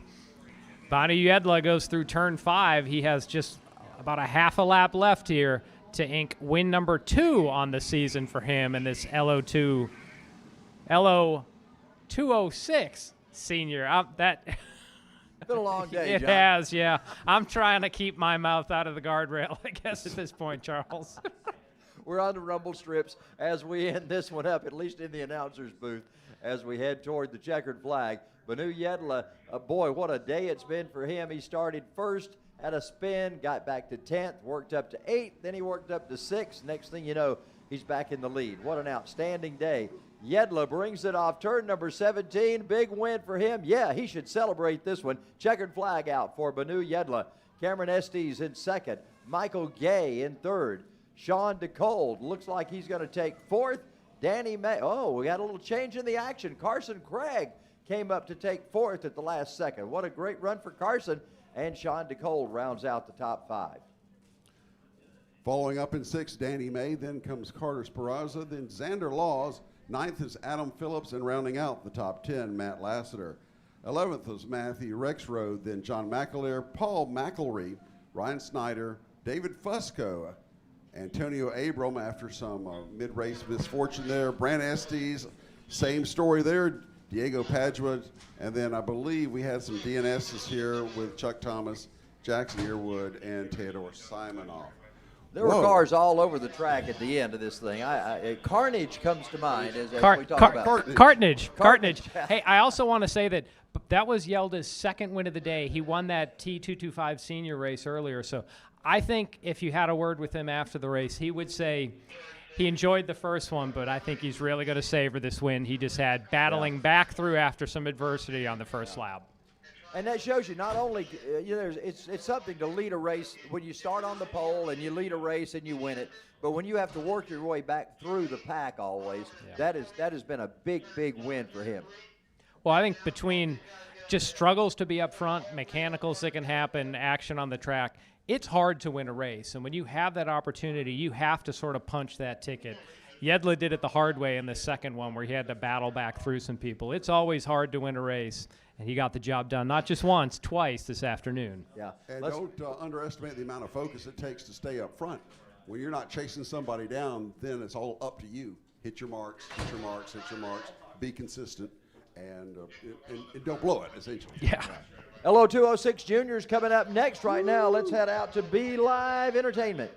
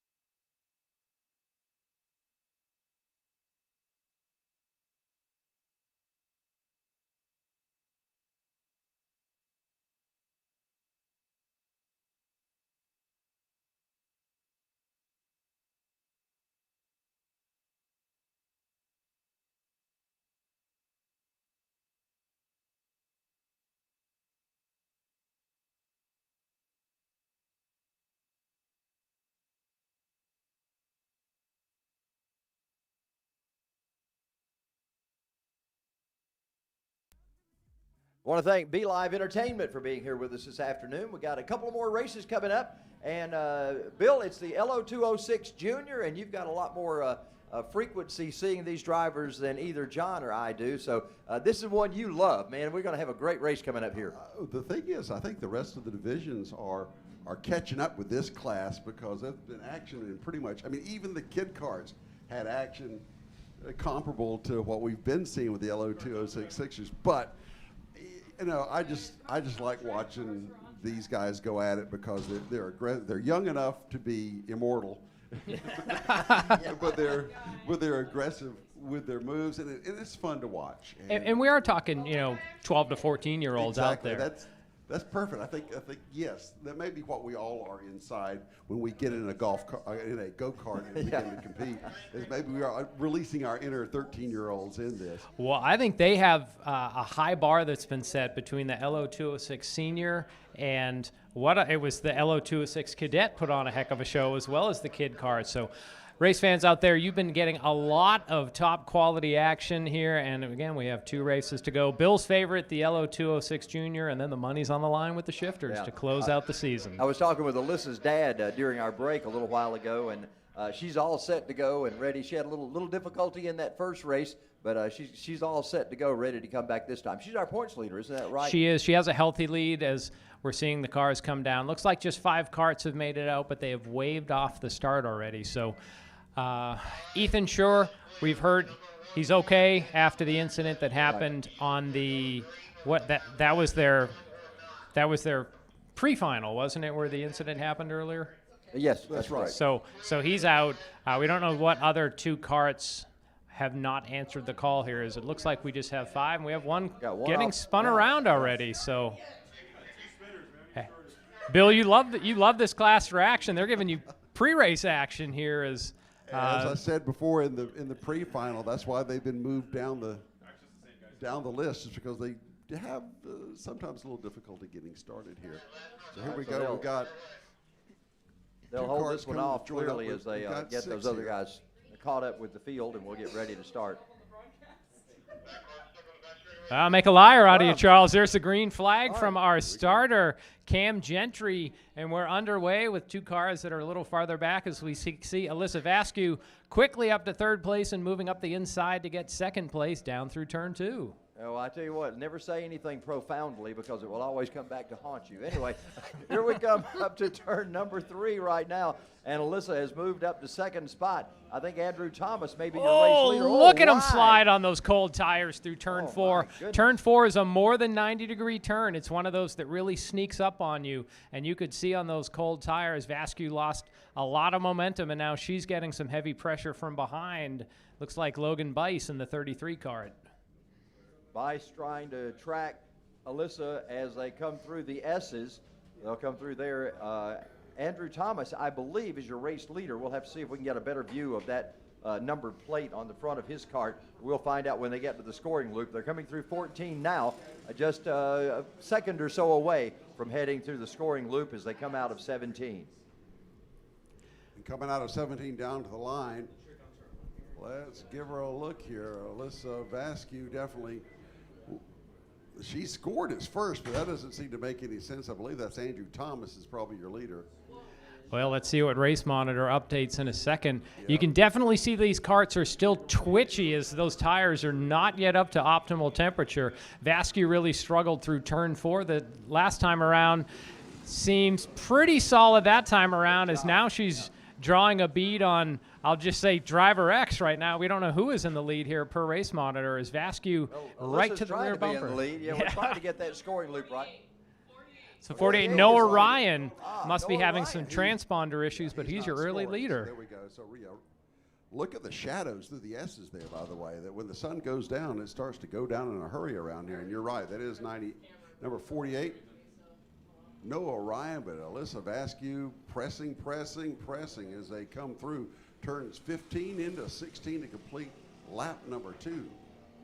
And you can see these karts still sliding quite a bit off turn 17. I don't think they'll ever get the right kind of heat in these tires on a day like today. Earlier I was talking with one of the drivers, and they said after a couple laps, the higher, the faster classes will get temperature in their tires. They did mention the LO206s would probably not get enough heat into the tires, and now you have to figure the warmth of the sun is going away, the asphalt temperature is going to drop, and that will make grip even worse out there as we see Noah Ryan continue to hold off Alyssa Vasquez and Andrew Thomas here 2 laps into our LO206 junior final. And Colin Street sneaking into that top 3 as well. What a beautiful sight that is. We have the sun going down. Beautiful colors here. What a great day, a season it's been for racing here at Atlanta Motorsports Park's karting track. Alyssa Vasquez looks like she takes a quick peek to the outside through 15, but cannot make the pass through 16 and 17. So right now, Noah Ryan's going to put another lap on the board. You get the feeling that Alyssa is looking to see if there's a spot, maybe tracking what Noah is doing every lap to see where he normally goes and to see if she can pull off some kind of move. And she took a quick look then to the inside, but Noah went a little wide coming off turn number 2. Now let's see if there's something that can be done in turn 4. This was a bugaboo for Alyssa on the first lap. This time she makes it through very cleanly. I'll tell you guys, historically, Alyssa likes to make a move through turn 4. That's one of the nice things about being in this position, especially when we would stand out on the deck out there and watch, is she'd make that move right there. You could see it right there in front of you. And whether that means helping the driver in front of her through the corner, if you know what I mean, with the laps wind down, she's not above doing that if necessary. Vasquez has won 5 of the 7 races so far this season in this class, but one of the other drivers that captured a win is your current leader, Noah Ryan. So Ryan knows the way to victory lane, maybe not as well as Vasquez, but so far he is doing just enough to hold Vasquez at bay. 4 laps down, 8 to go in our scheduled feature. Hey, given the way the races have gone today, I think Andrew Thomas may very well be sitting in the catbird seat, because if something happens, which can quite possibly happen between those top 2, he's there waiting to take advantage. Andrew Thomas is right there in that shot. He's your 3rd place driver, and he's right behind Alyssa Vasquez as they go through the kink right now. A little bit of distance now between our leader, Noah Ryan, and Alyssa Vasquez as they go down into 9. So Thomas right there in 3rd spot, but those top 3 just pretty evenly spaced right now.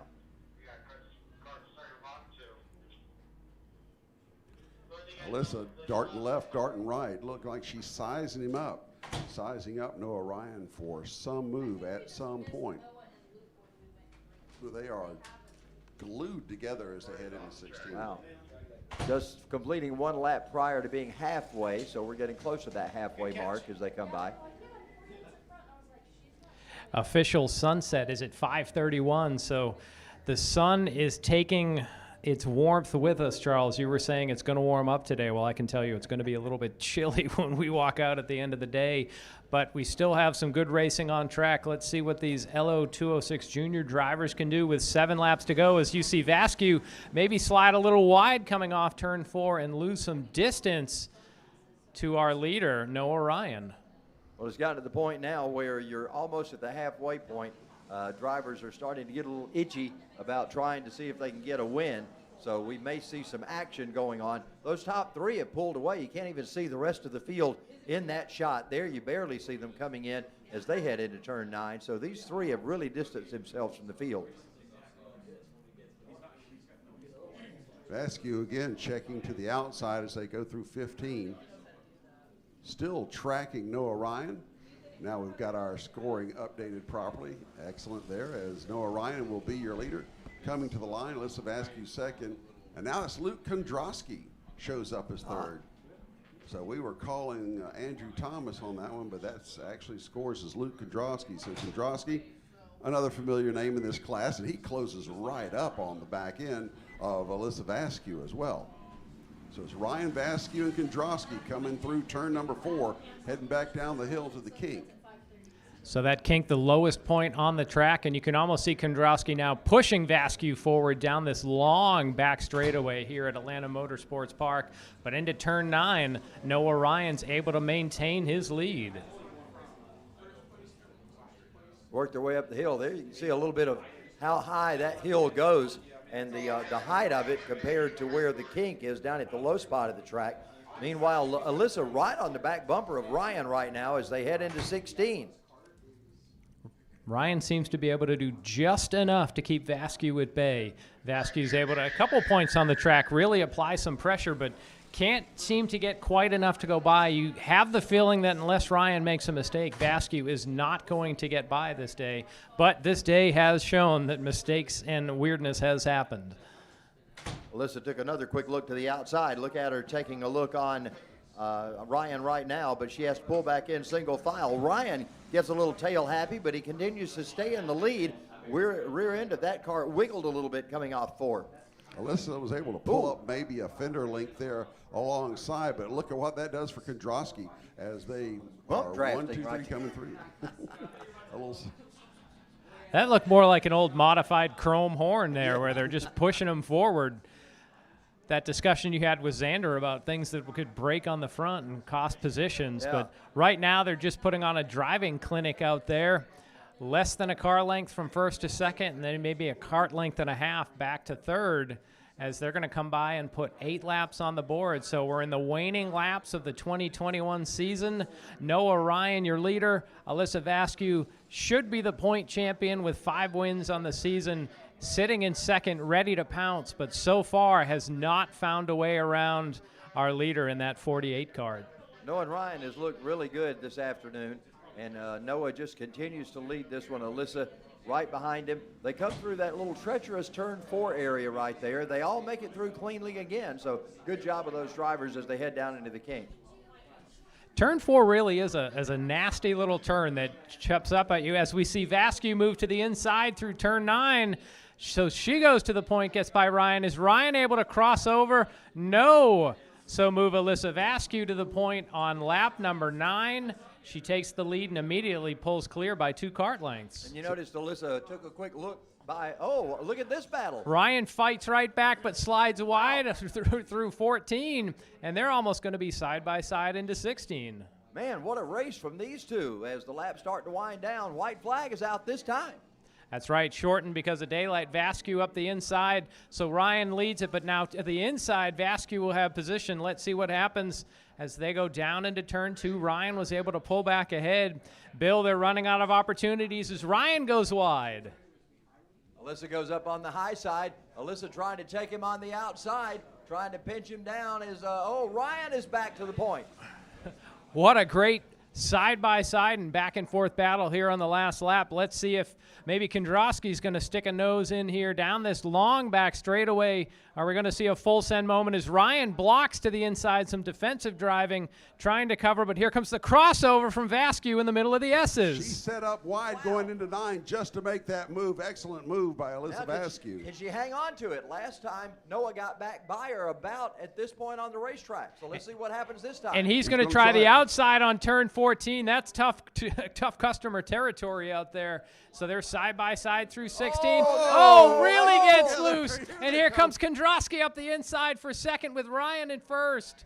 Checkered flag is in the air. Noah Ryan wins our LO 206 Junior for now. Who knows if penalties will come out, but Noah Ryan wins. Wow. And scoring says Luke Kondrowski was able to just get by Vasquez at the finish there. So we'll see what the official timing and scoring results in. Bill, you said you love this class, and they delivered at the end.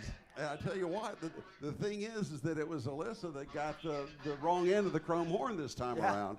She got pushed up hard into turn number 16, ended up costing her, but she made a heck of a move going into 9. She set up wide just so that she could be on inside position coming out of 9 and you could going see into 10. you could see Ryan block down the inside of that back straightaway, and that really hurt his exit, and she took advantage. But I almost thought Ryan was going to lose it himself off 16, where he was really tight on the inside, and you could see that cart get all kinds of loose. And Luke Kondrowski's eyes must have been as big as saucers as he saw that happening in front of him, because there was the door wide open for him, but he wasn't quite able to pull off the pass of both Ryan and Vasquez. So we'll see what the officials say as the drivers you see go through tech. They have to meet minimum weight, and then those tough decisions will start, Charles, about what the officials think. Was there any over-the-line driving out there? John, that was an exciting race, very exciting race for these drivers. Very interesting to see that final lap especially. Boy, the give and take. Well, the take and take, I think. I'm not sure there was a lot of giving anywhere in there, but the take and the take was very interesting. Alyssa got that lead off of 9, and then Noah came back, and I didn't think he had a chance. He came back, and I thought 14 was going to be his opportunity. He didn't make it then, but man, they got down to 16 and 17, and I thought he was spinning for sure. But he was still able to come back for the win. That's right. Well, coming out onto the track for the finale of the 2021 season, the shifter karts, we can hear them revving up. So those apex predators of the karting world, 6-speed sequential transmission. These are basically motorcycles out there. They'll start from a stop. Yeah. And then they're going to run, they normally run 12 laps. Maybe with the daylight fading, it might be 10. Raiden Nichols should be on the pole. Let's see how his start game is. We don't know how he does from a standing start. If I recall correctly, in the shifter pre-final, whoever sat on the pole really struggled with the start and lost about 6 or 7 positions. So we'll see what happens here in the final with $500 on the line for our shifter division. Well, I think what we learned from the pre-final is that whoever's sitting in Raiden Nichols' cart has a distinct advantage. But going back to the LO206 Juniors, one last comment is it was a shame we had to cut that one 2 laps off, because that would have been a heck of another 2 laps.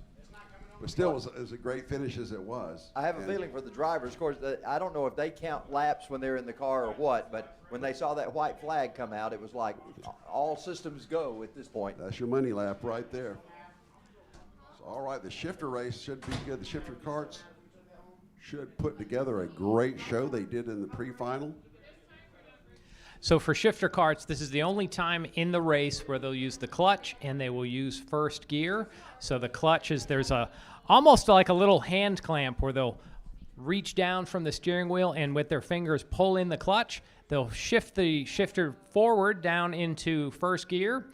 And then from there, when it's time to go, they'll stomp on the gas, wind up those RPMs, drop the clutch. And from there, they don't even use the clutch to shift gears. They just blip the throttle and up to a higher or lower gear. So they appear to be staged, and we're just waiting for Cam Gentry to wave a little laundry in the air. Oh, they get the karts roll started there, one of them. All right, here they go. Okay, so that's a false start. They're going to send the drivers around through the cutoff. So this is a chance for the drivers just to maybe get those tires a little bit more warmed up, figure out maybe a little bit more strategy. Daylight's wasting, so these drivers definitely want to get onto track and up to speed. So again, with the shifting, these shifter karts, I think when they pull towards them, that's going up a gear, and then when they push the shifter away from them with the right hand, that's a downshift. Kind of like a motorcycle. The same thing is you just accelerate up through the gears and then go down. It's quick to see that they literally just blip the throttle, reach almost with just half their right hand down, and just flick forward or flick, pull it forward or flick it down for a quick downshift. They want to keep the RPMs up in that peak torque band, and that helps those soft red tires really get all that power down to the ground, and that's why they're able to corner and just have such incredible times here. Let's set the field for you. Raiden Nichols starting on the pole, Chad Lee outside, John Stapleton, row 2 with Jim McCool, Jacob Hughes, and we go green. So let's go ahead and take those green.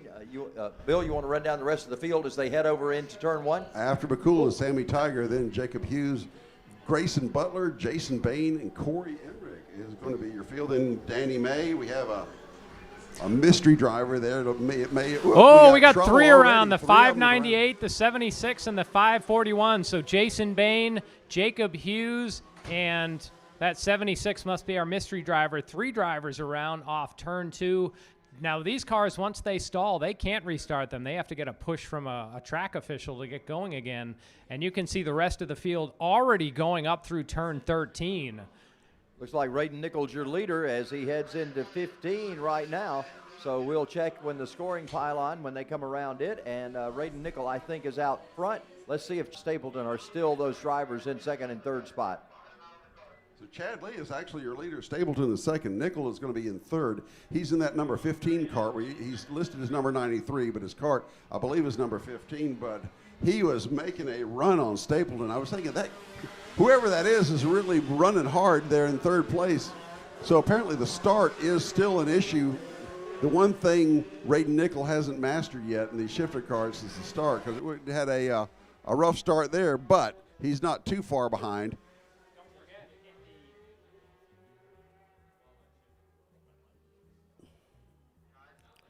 He fell back and came back strong in the pre-final, absolutely.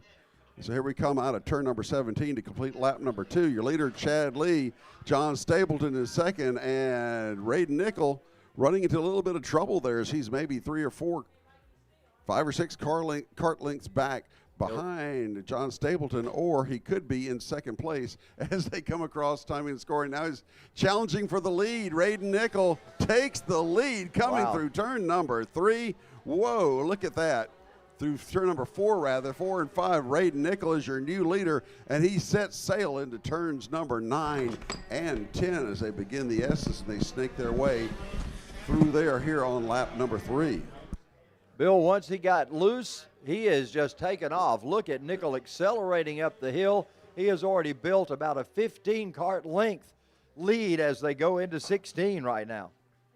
Coming out of 17 now to the line, your leader is Raiden Nickel. Chad Lee second, John Stapleton third, and in that less than 1 lap's time, he's already put a 1.2 second differential between himself and second place. So Raiden Nickel picking up where he left off in the pre-final and in a big hurry.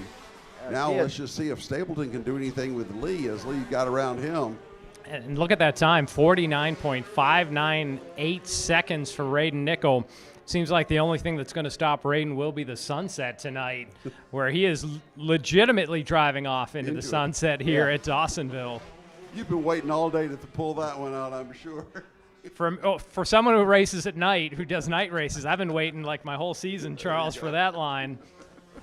Well, I tell you what, Raiden Nickel is an impressive young man, and he has certainly done well. First time sitting in a shifter cart, and look at what he's doing here this afternoon. Look at that lap, 49.175 seconds. So he's probably trying to figure out how to get into that 48-second bracket. We've seen one of those, one sub 49 second.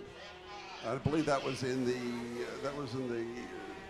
was that the KAs? No, it was I believe it was the KAs. We saw that. One of the 2-cycle classes anyway. But here we go. Actually, Raiden's best time in the pre-final, he had a 48.757 second lap, so which is ludicrous speed on one of these shifter carts that he has to be getting up over 85 miles an hour down that back straightaway. Had a big slip from the rear end of Chad Lee that time. His car really slid. The back wheel slid around, but he was able to still hang on to second spot.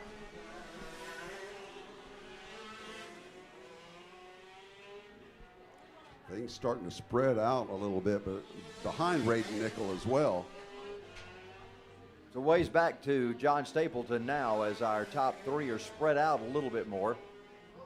5-second lead already for Nickel over Lee, and then another and looks like second back. One of the carts there, 76, looks like it's having some mechanical problems, was slow through turns 4 and 5.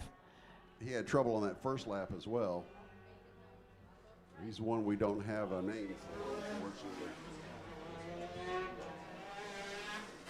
5 laps are in the books. I have a feeling we're at the halfway point. It is looking like it's a 10-lap race, so at this point, Raiden Nickel is just running away with things here as he comes across again with another low 49-second lap. I think we asked last time if there were a mercy rule in kart racing. Maybe what needs to be invoked here is Raiden Nickel has just said goodbye to the rest of the field. Drivers working their way through the S's now. And he's already making his way through lap traffic. Place.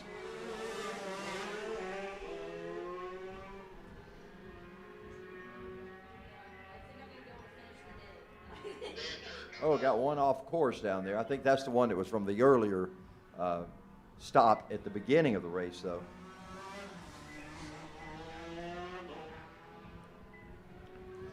So that looked like Sammy Tiger and Grayson Butler battling for fourth there, as we have another car kind of coming up lame down into turn 2.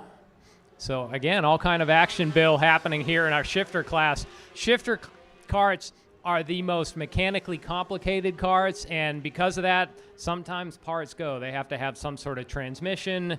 It puts more strain on, they now have a drivetrain, so there's just a lot of things that can go wrong. They can be temperamental, which adds an extra element of drama here in our final race of the 2021 season. But also remember, $500 on the line today here in this one as well, so some big money riding on this one today. Was there any rules about that the driver had to be here for both of the October race and today? Well, when I talked to Jim McCool earlier, he said the sad thing was he was not here last race, so that kind of gave me the impression it was kind of they mixed the two combination races together, but I don't know. I don't know the answer to that. The McCools are now scored in second. Chad Lee back in third. Sammy Tiger in fourth as Raiden Nickel got the 2 to go the last time by, so it'll be white flag when he comes by the starter this time. Well, that was Raiden Nickel just flashing off the screen, so that is second and third there. Raiden has that green flashy visor on his helmet. For whatever reason in the sun, it flashes like a green laser color. Makes him easy to identify as we see him come around again. White flag. So one more lap in our 2021 Summer Series here at Atlanta Motorsports Park. You say that with somewhat a grin on your face. Summer Series here as we're all trying to keep warm on a November afternoon. Looking at everyone outside, this is not a Summer Series anymore, Charles. I'm not so upset that I forgot my sunblock this week. Yeah. Got another slow one off there in the gore. That is Chad Lee. That's the driver who was running in second, the 228 cart. And for him, it's going to be an early evening to end this one. You can see right where he looks back, right behind into that engine area. But out front, it's Raiden Nickel. So, Charles, take us home. Well, Raiden Nickel, the youngster out of Houston, Georgia, the 14-year-old, takes the checkered flag in the shifter kart race. Congratulations to Raiden. What a great job he did coming in here the first time, winning both the pre-final and the final here at Atlanta Motorsports Park. Jim McCool finishes in second in the 55, Sammy Tiger in the 17, Grayson Butler in the 11, Danny May finishes fifth in car number 8. And Bill, you want to take us through the rest of the field there, starting in sixth? You betcha. We got sixth with Jacob Hughes, seventh Jason Bain, Michael Gay in 8th, Chad Lee 9th, Corey Enrick will be 10th, John Stapleton 11th. Our second place finisher. Although Hughes might have been involved in that opening incident as well. Interesting to note, Raiden Nickel's fastest lap of 48.957 seconds was his final lap out there on the track. There you go. That's pretty outstanding. He got it under 49. So yes. There we go. Well, Bill, John, it's been a great day. We want to thank all the folks here at Atlanta Motorsports Park. We want to thank Will Rigdon, Michaela Denny, and all of the folks who have been involved in technical work here as far as our camera crew and so forth. There's a great shot from the drone looking over this beautiful facility. The sun is setting in Dawsonville, Georgia. We've had a great day at Atlanta Motorsports Park. We will see you next year, I guess, from this great facility. Remember, karting is open every day except on Monday, so you can come out all year long and enjoy the great karting at this facility if you'd like to. We've got somebody we need to interview before this is over with. Come here and tell me who you are. Come on in. Come on in. Have a seat. Before we go away, let's do it. Come have a seat right here. Have a seat. Come on. Tell me what your name is. Arthur. Ethan? Arthur. Arthur. Oh, you're Arthur. Well, congratulations. You've had a fun day today, haven't you? Yeah. Tell me about your race. I won first place. You won the race. First place. First place, yeah. Great. He made that great move on that last Outstanding. lap. Arthur, we were impressed with you. Bill, you've watched him over this season as he's come along. And tell me a little bit about what you've seen in Arthur. What I see is that he's a tough competitor. He doesn't quit. He seizes his opportunities, and he certainly did that today in his final. Well, I tell you what, we want to congratulate you on a big day here. Thanks for coming up to see us. Thank you. All right, that's going to do it for us today here at Atlanta Motorsports Park. We hope to see you back again real soon, and keep track of it on the internet and find out when we'll be here. Remember to check them out at atlantamotorsportspark.com for all of the information coming up here at AMP. Thanks so much for being with us today, and we want to thank all of our competitors for a good, hard-fought race. Man, we had some great racing action today. I want to thank Bill Rigdon and John Matthews for being here with us today. I'm Charles Head. We'll see you next season at Atlanta Motorsports Park. And stay tuned for the podium ceremonies, which will be coming up in about 15 minutes. So if you want to see the sparkling grape juice sprayed, stick around.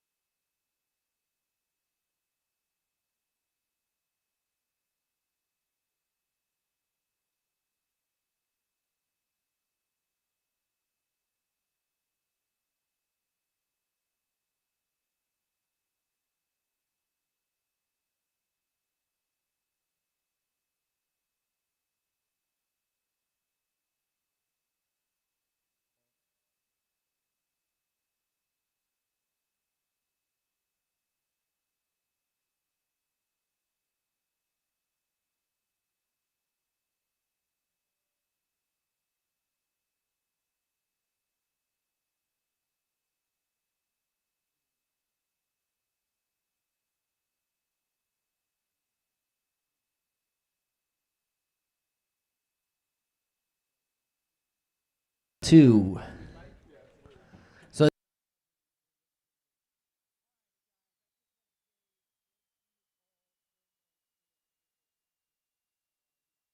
started roughly last year around this time. Actually in October, our series was running around 66 was the average club race we were getting.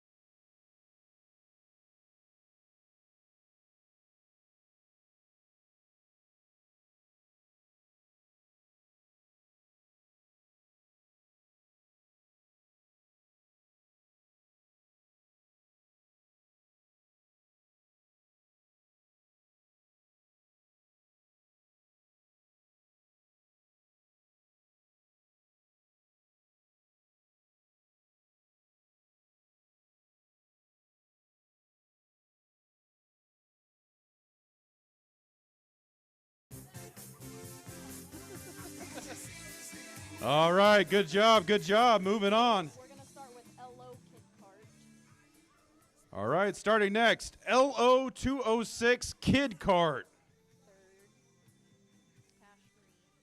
In third place, Cash Green.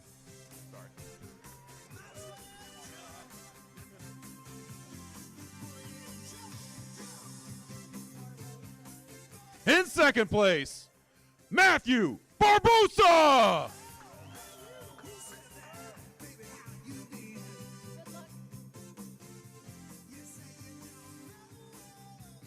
And your winner in LO206 Kid Kart, Arthur Nonapen.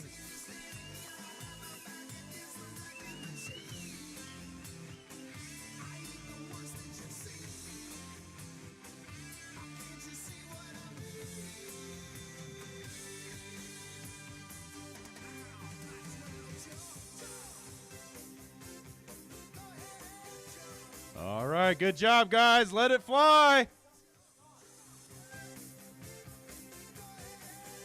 Yeah!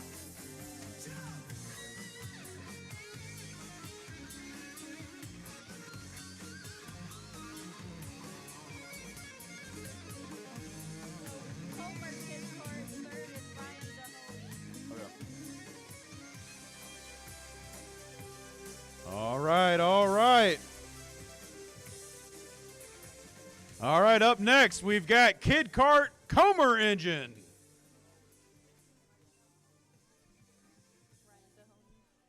In third place, Ryan Dahoney.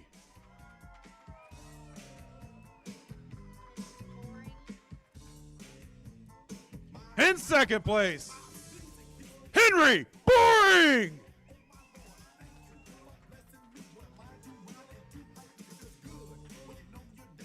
And your winner for Kid Kart Comer Engine, Rudy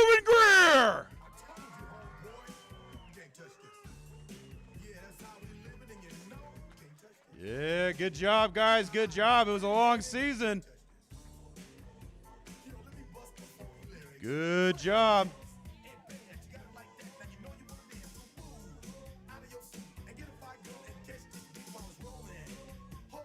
All right, we're getting them some champagne to spray. All right, let it fly. Oh, there it is. Oh.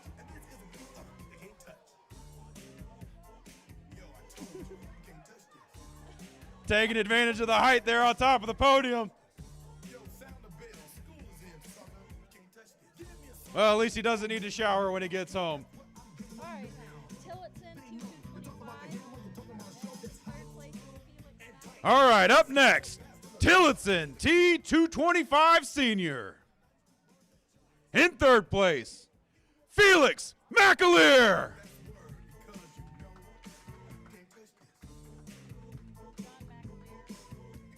In second place, John McAleer.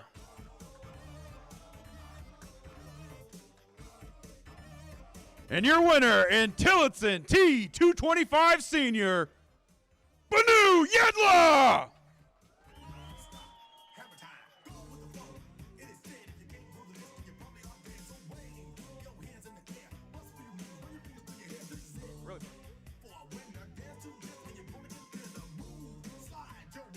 There it goes, let it fly.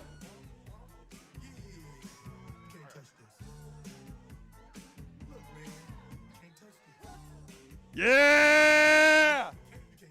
Show them how it's done, Banu. Good job, good job. All right, TaG Senior. All right, up next, we're going to do TaG Senior. In third place, James Long.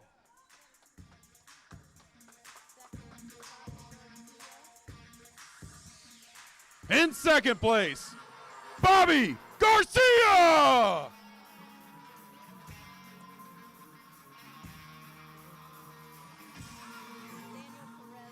And your winner for TaG Senior, Daniel Perez.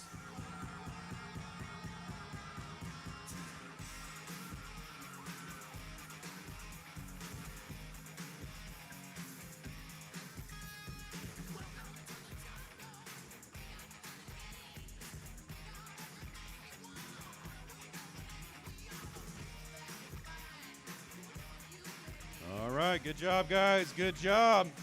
Up next, Tag Master. In third place, Lon Washburn.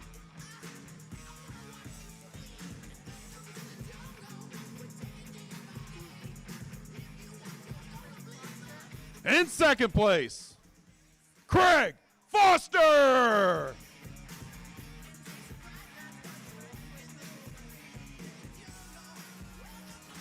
And your first place winner and Tag Master, Jose Garcia.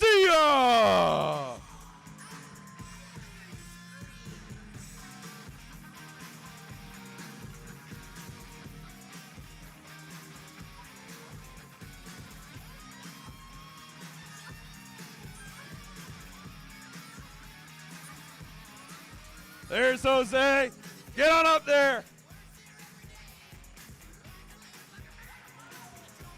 Yeah, good job, good job.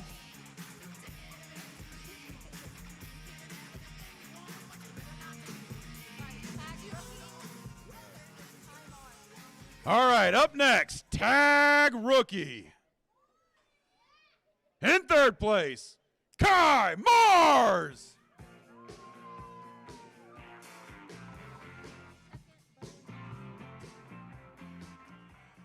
In second place, Bowen Green.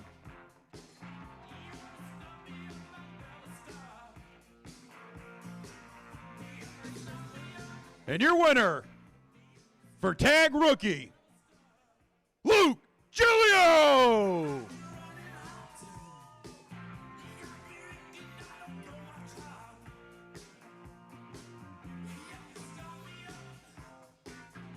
All right, let it fly.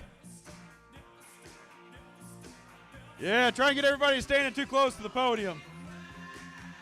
Yeah! Good job, good job.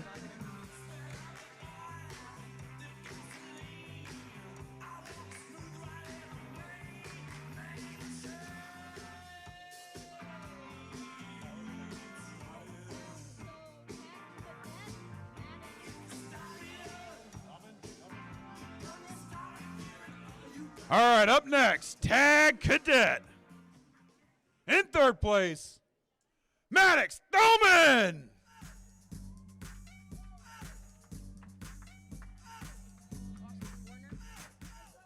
In second place, Austin Warner.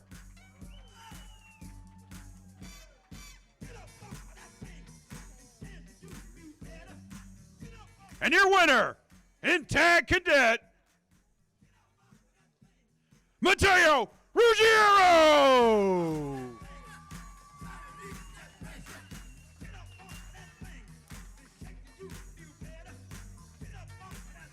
Oh, yeah, there you go.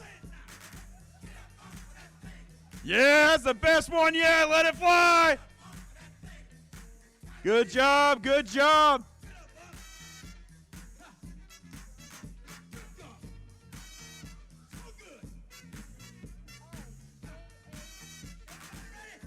All right, up next, KA 100. Senior. In third place, Zach Frank.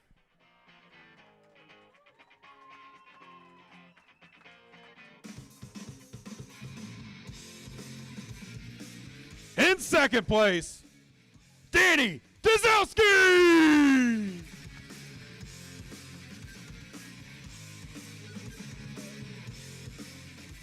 And your winner, is he coming up? All right, your winner in KA 100 Senior, Ray Nickel.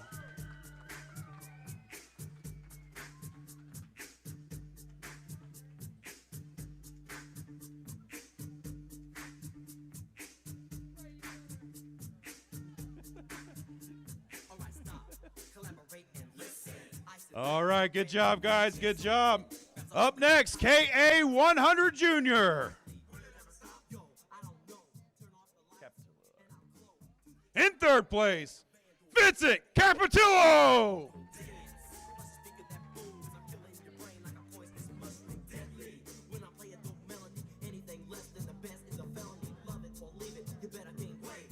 In second place, Wes Schroeder. I'm so happy.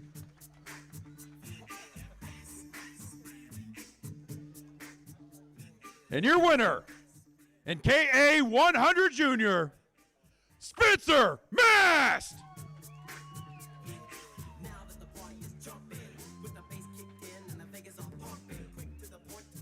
All right, good job, good job. Smile for the camera.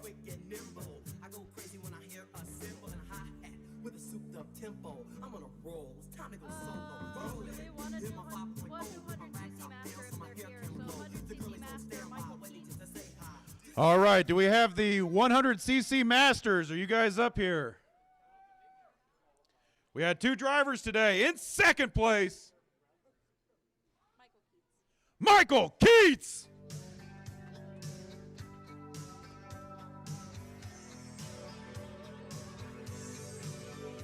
And your winner for the 100cc Masters, Milko Semenov.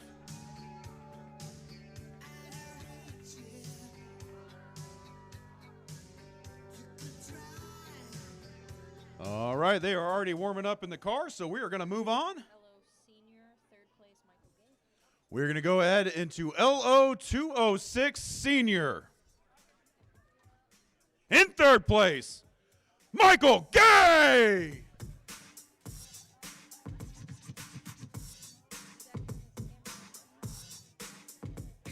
In second place, Cameron Esty.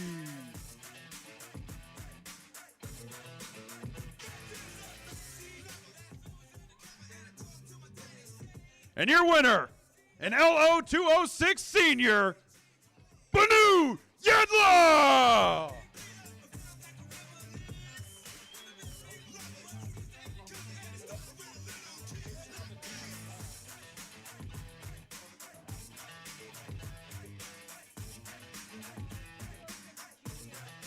All right, up next, LO 206 Junior, another barn burner and an exciting finish.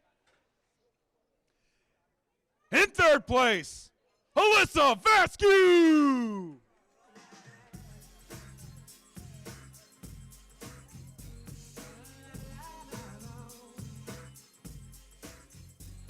In second place, Luke Kondrowski.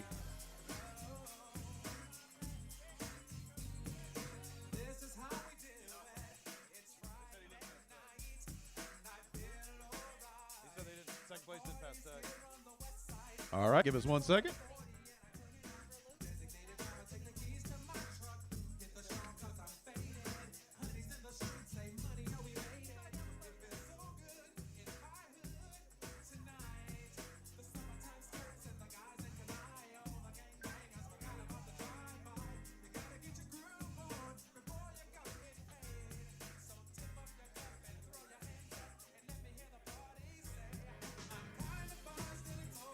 All right, hang tight 1 second. We were just confirming it.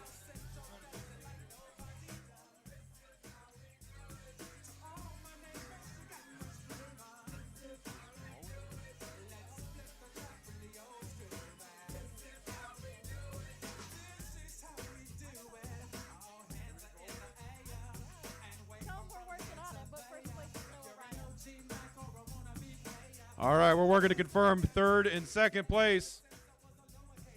But your winner for LO 206 Junior, Noah Ryan.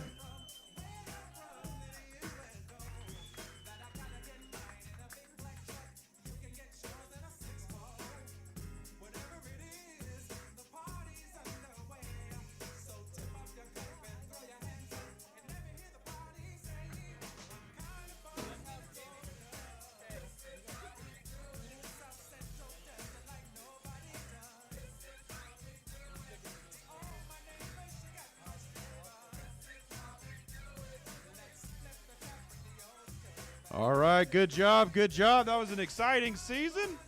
Congratulations to the winners. And our last podium of the day, the shifter class. That was an exciting race, a good treat for everybody. Big shout out to Body Symmetry and Eyes Up Racing for putting up the money today to get the crowd out here. We had one of our largest shifter fields of the year. And your third place winner in the shifter class, Sammy Tiger.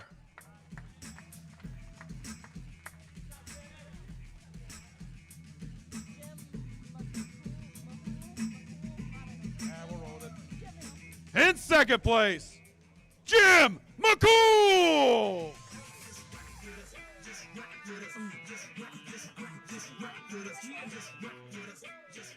And your winner for the shifter class, Raiden Nickel.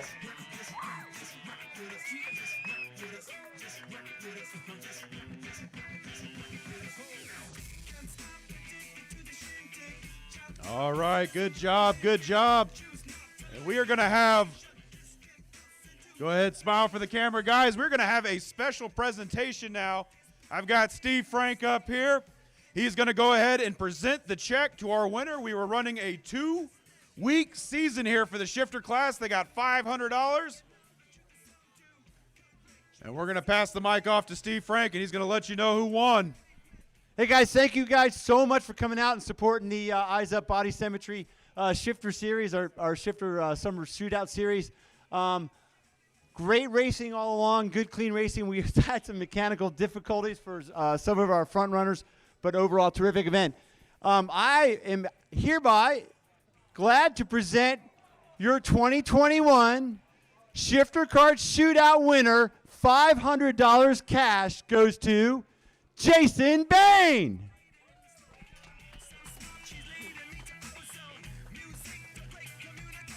Come on up, Jason. Here he comes.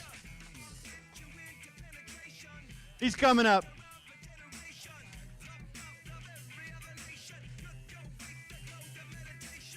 What's that? Yeah. No, I want you, I need you to hang tight though, okay? Oh, okay. Come. No, sorry. It's like high school. Yeah, it's a little wet up. Come on up here, Jason. Jason, come on up here real quick. Fantastic. Thank you, Jason, for coming out. Tell me a little bit about your event. Who knows, Steve? I got turned around in turn 2, and after that, fortunately, I was facing downhill, so I was able to get it restarted again and get out and just try to bang out some laps, and ended up finishing 7th, but had a good finish in the previous race, so I guess that what got me enough points. Absolutely, that's consistency gets it done. So shout out here to your winner. Stand up here. And Dana's going to present him with a check for 500 smoking flapjacks. Good job, buddy. Big round of applause for Jason, please, all right? Good job, buddy. I got cash for you, too. I got cash for you, right? More thing here, guys, real quick. We also have a hard charger award. And I think we had a little vote on this with the Eyes Up Cemetery guys. I think it's with any consideration whatsoever that our set of tires, brand new MG tires, yellows, goes to the guy who drove in the rain on slicks and who also had by far the crappiest tires in the entire paddock today. Come on up, Sammy. Good job, man. Where's the tires out, Anthony? Anthony's got your tires. We'll give you your tires. All right, very good. Thank you guys very much for coming out. Appreciate it. We'll see all the shifter racers again next year. All righty, if I can get everybody to make their way up to the cafeteria, I got some hot, warm Olive Garden 5-star restaurant serving to you racers today. Anybody that wants some food, I got plenty of it. Come grab some real quick, and then we'll get into our championship series winners.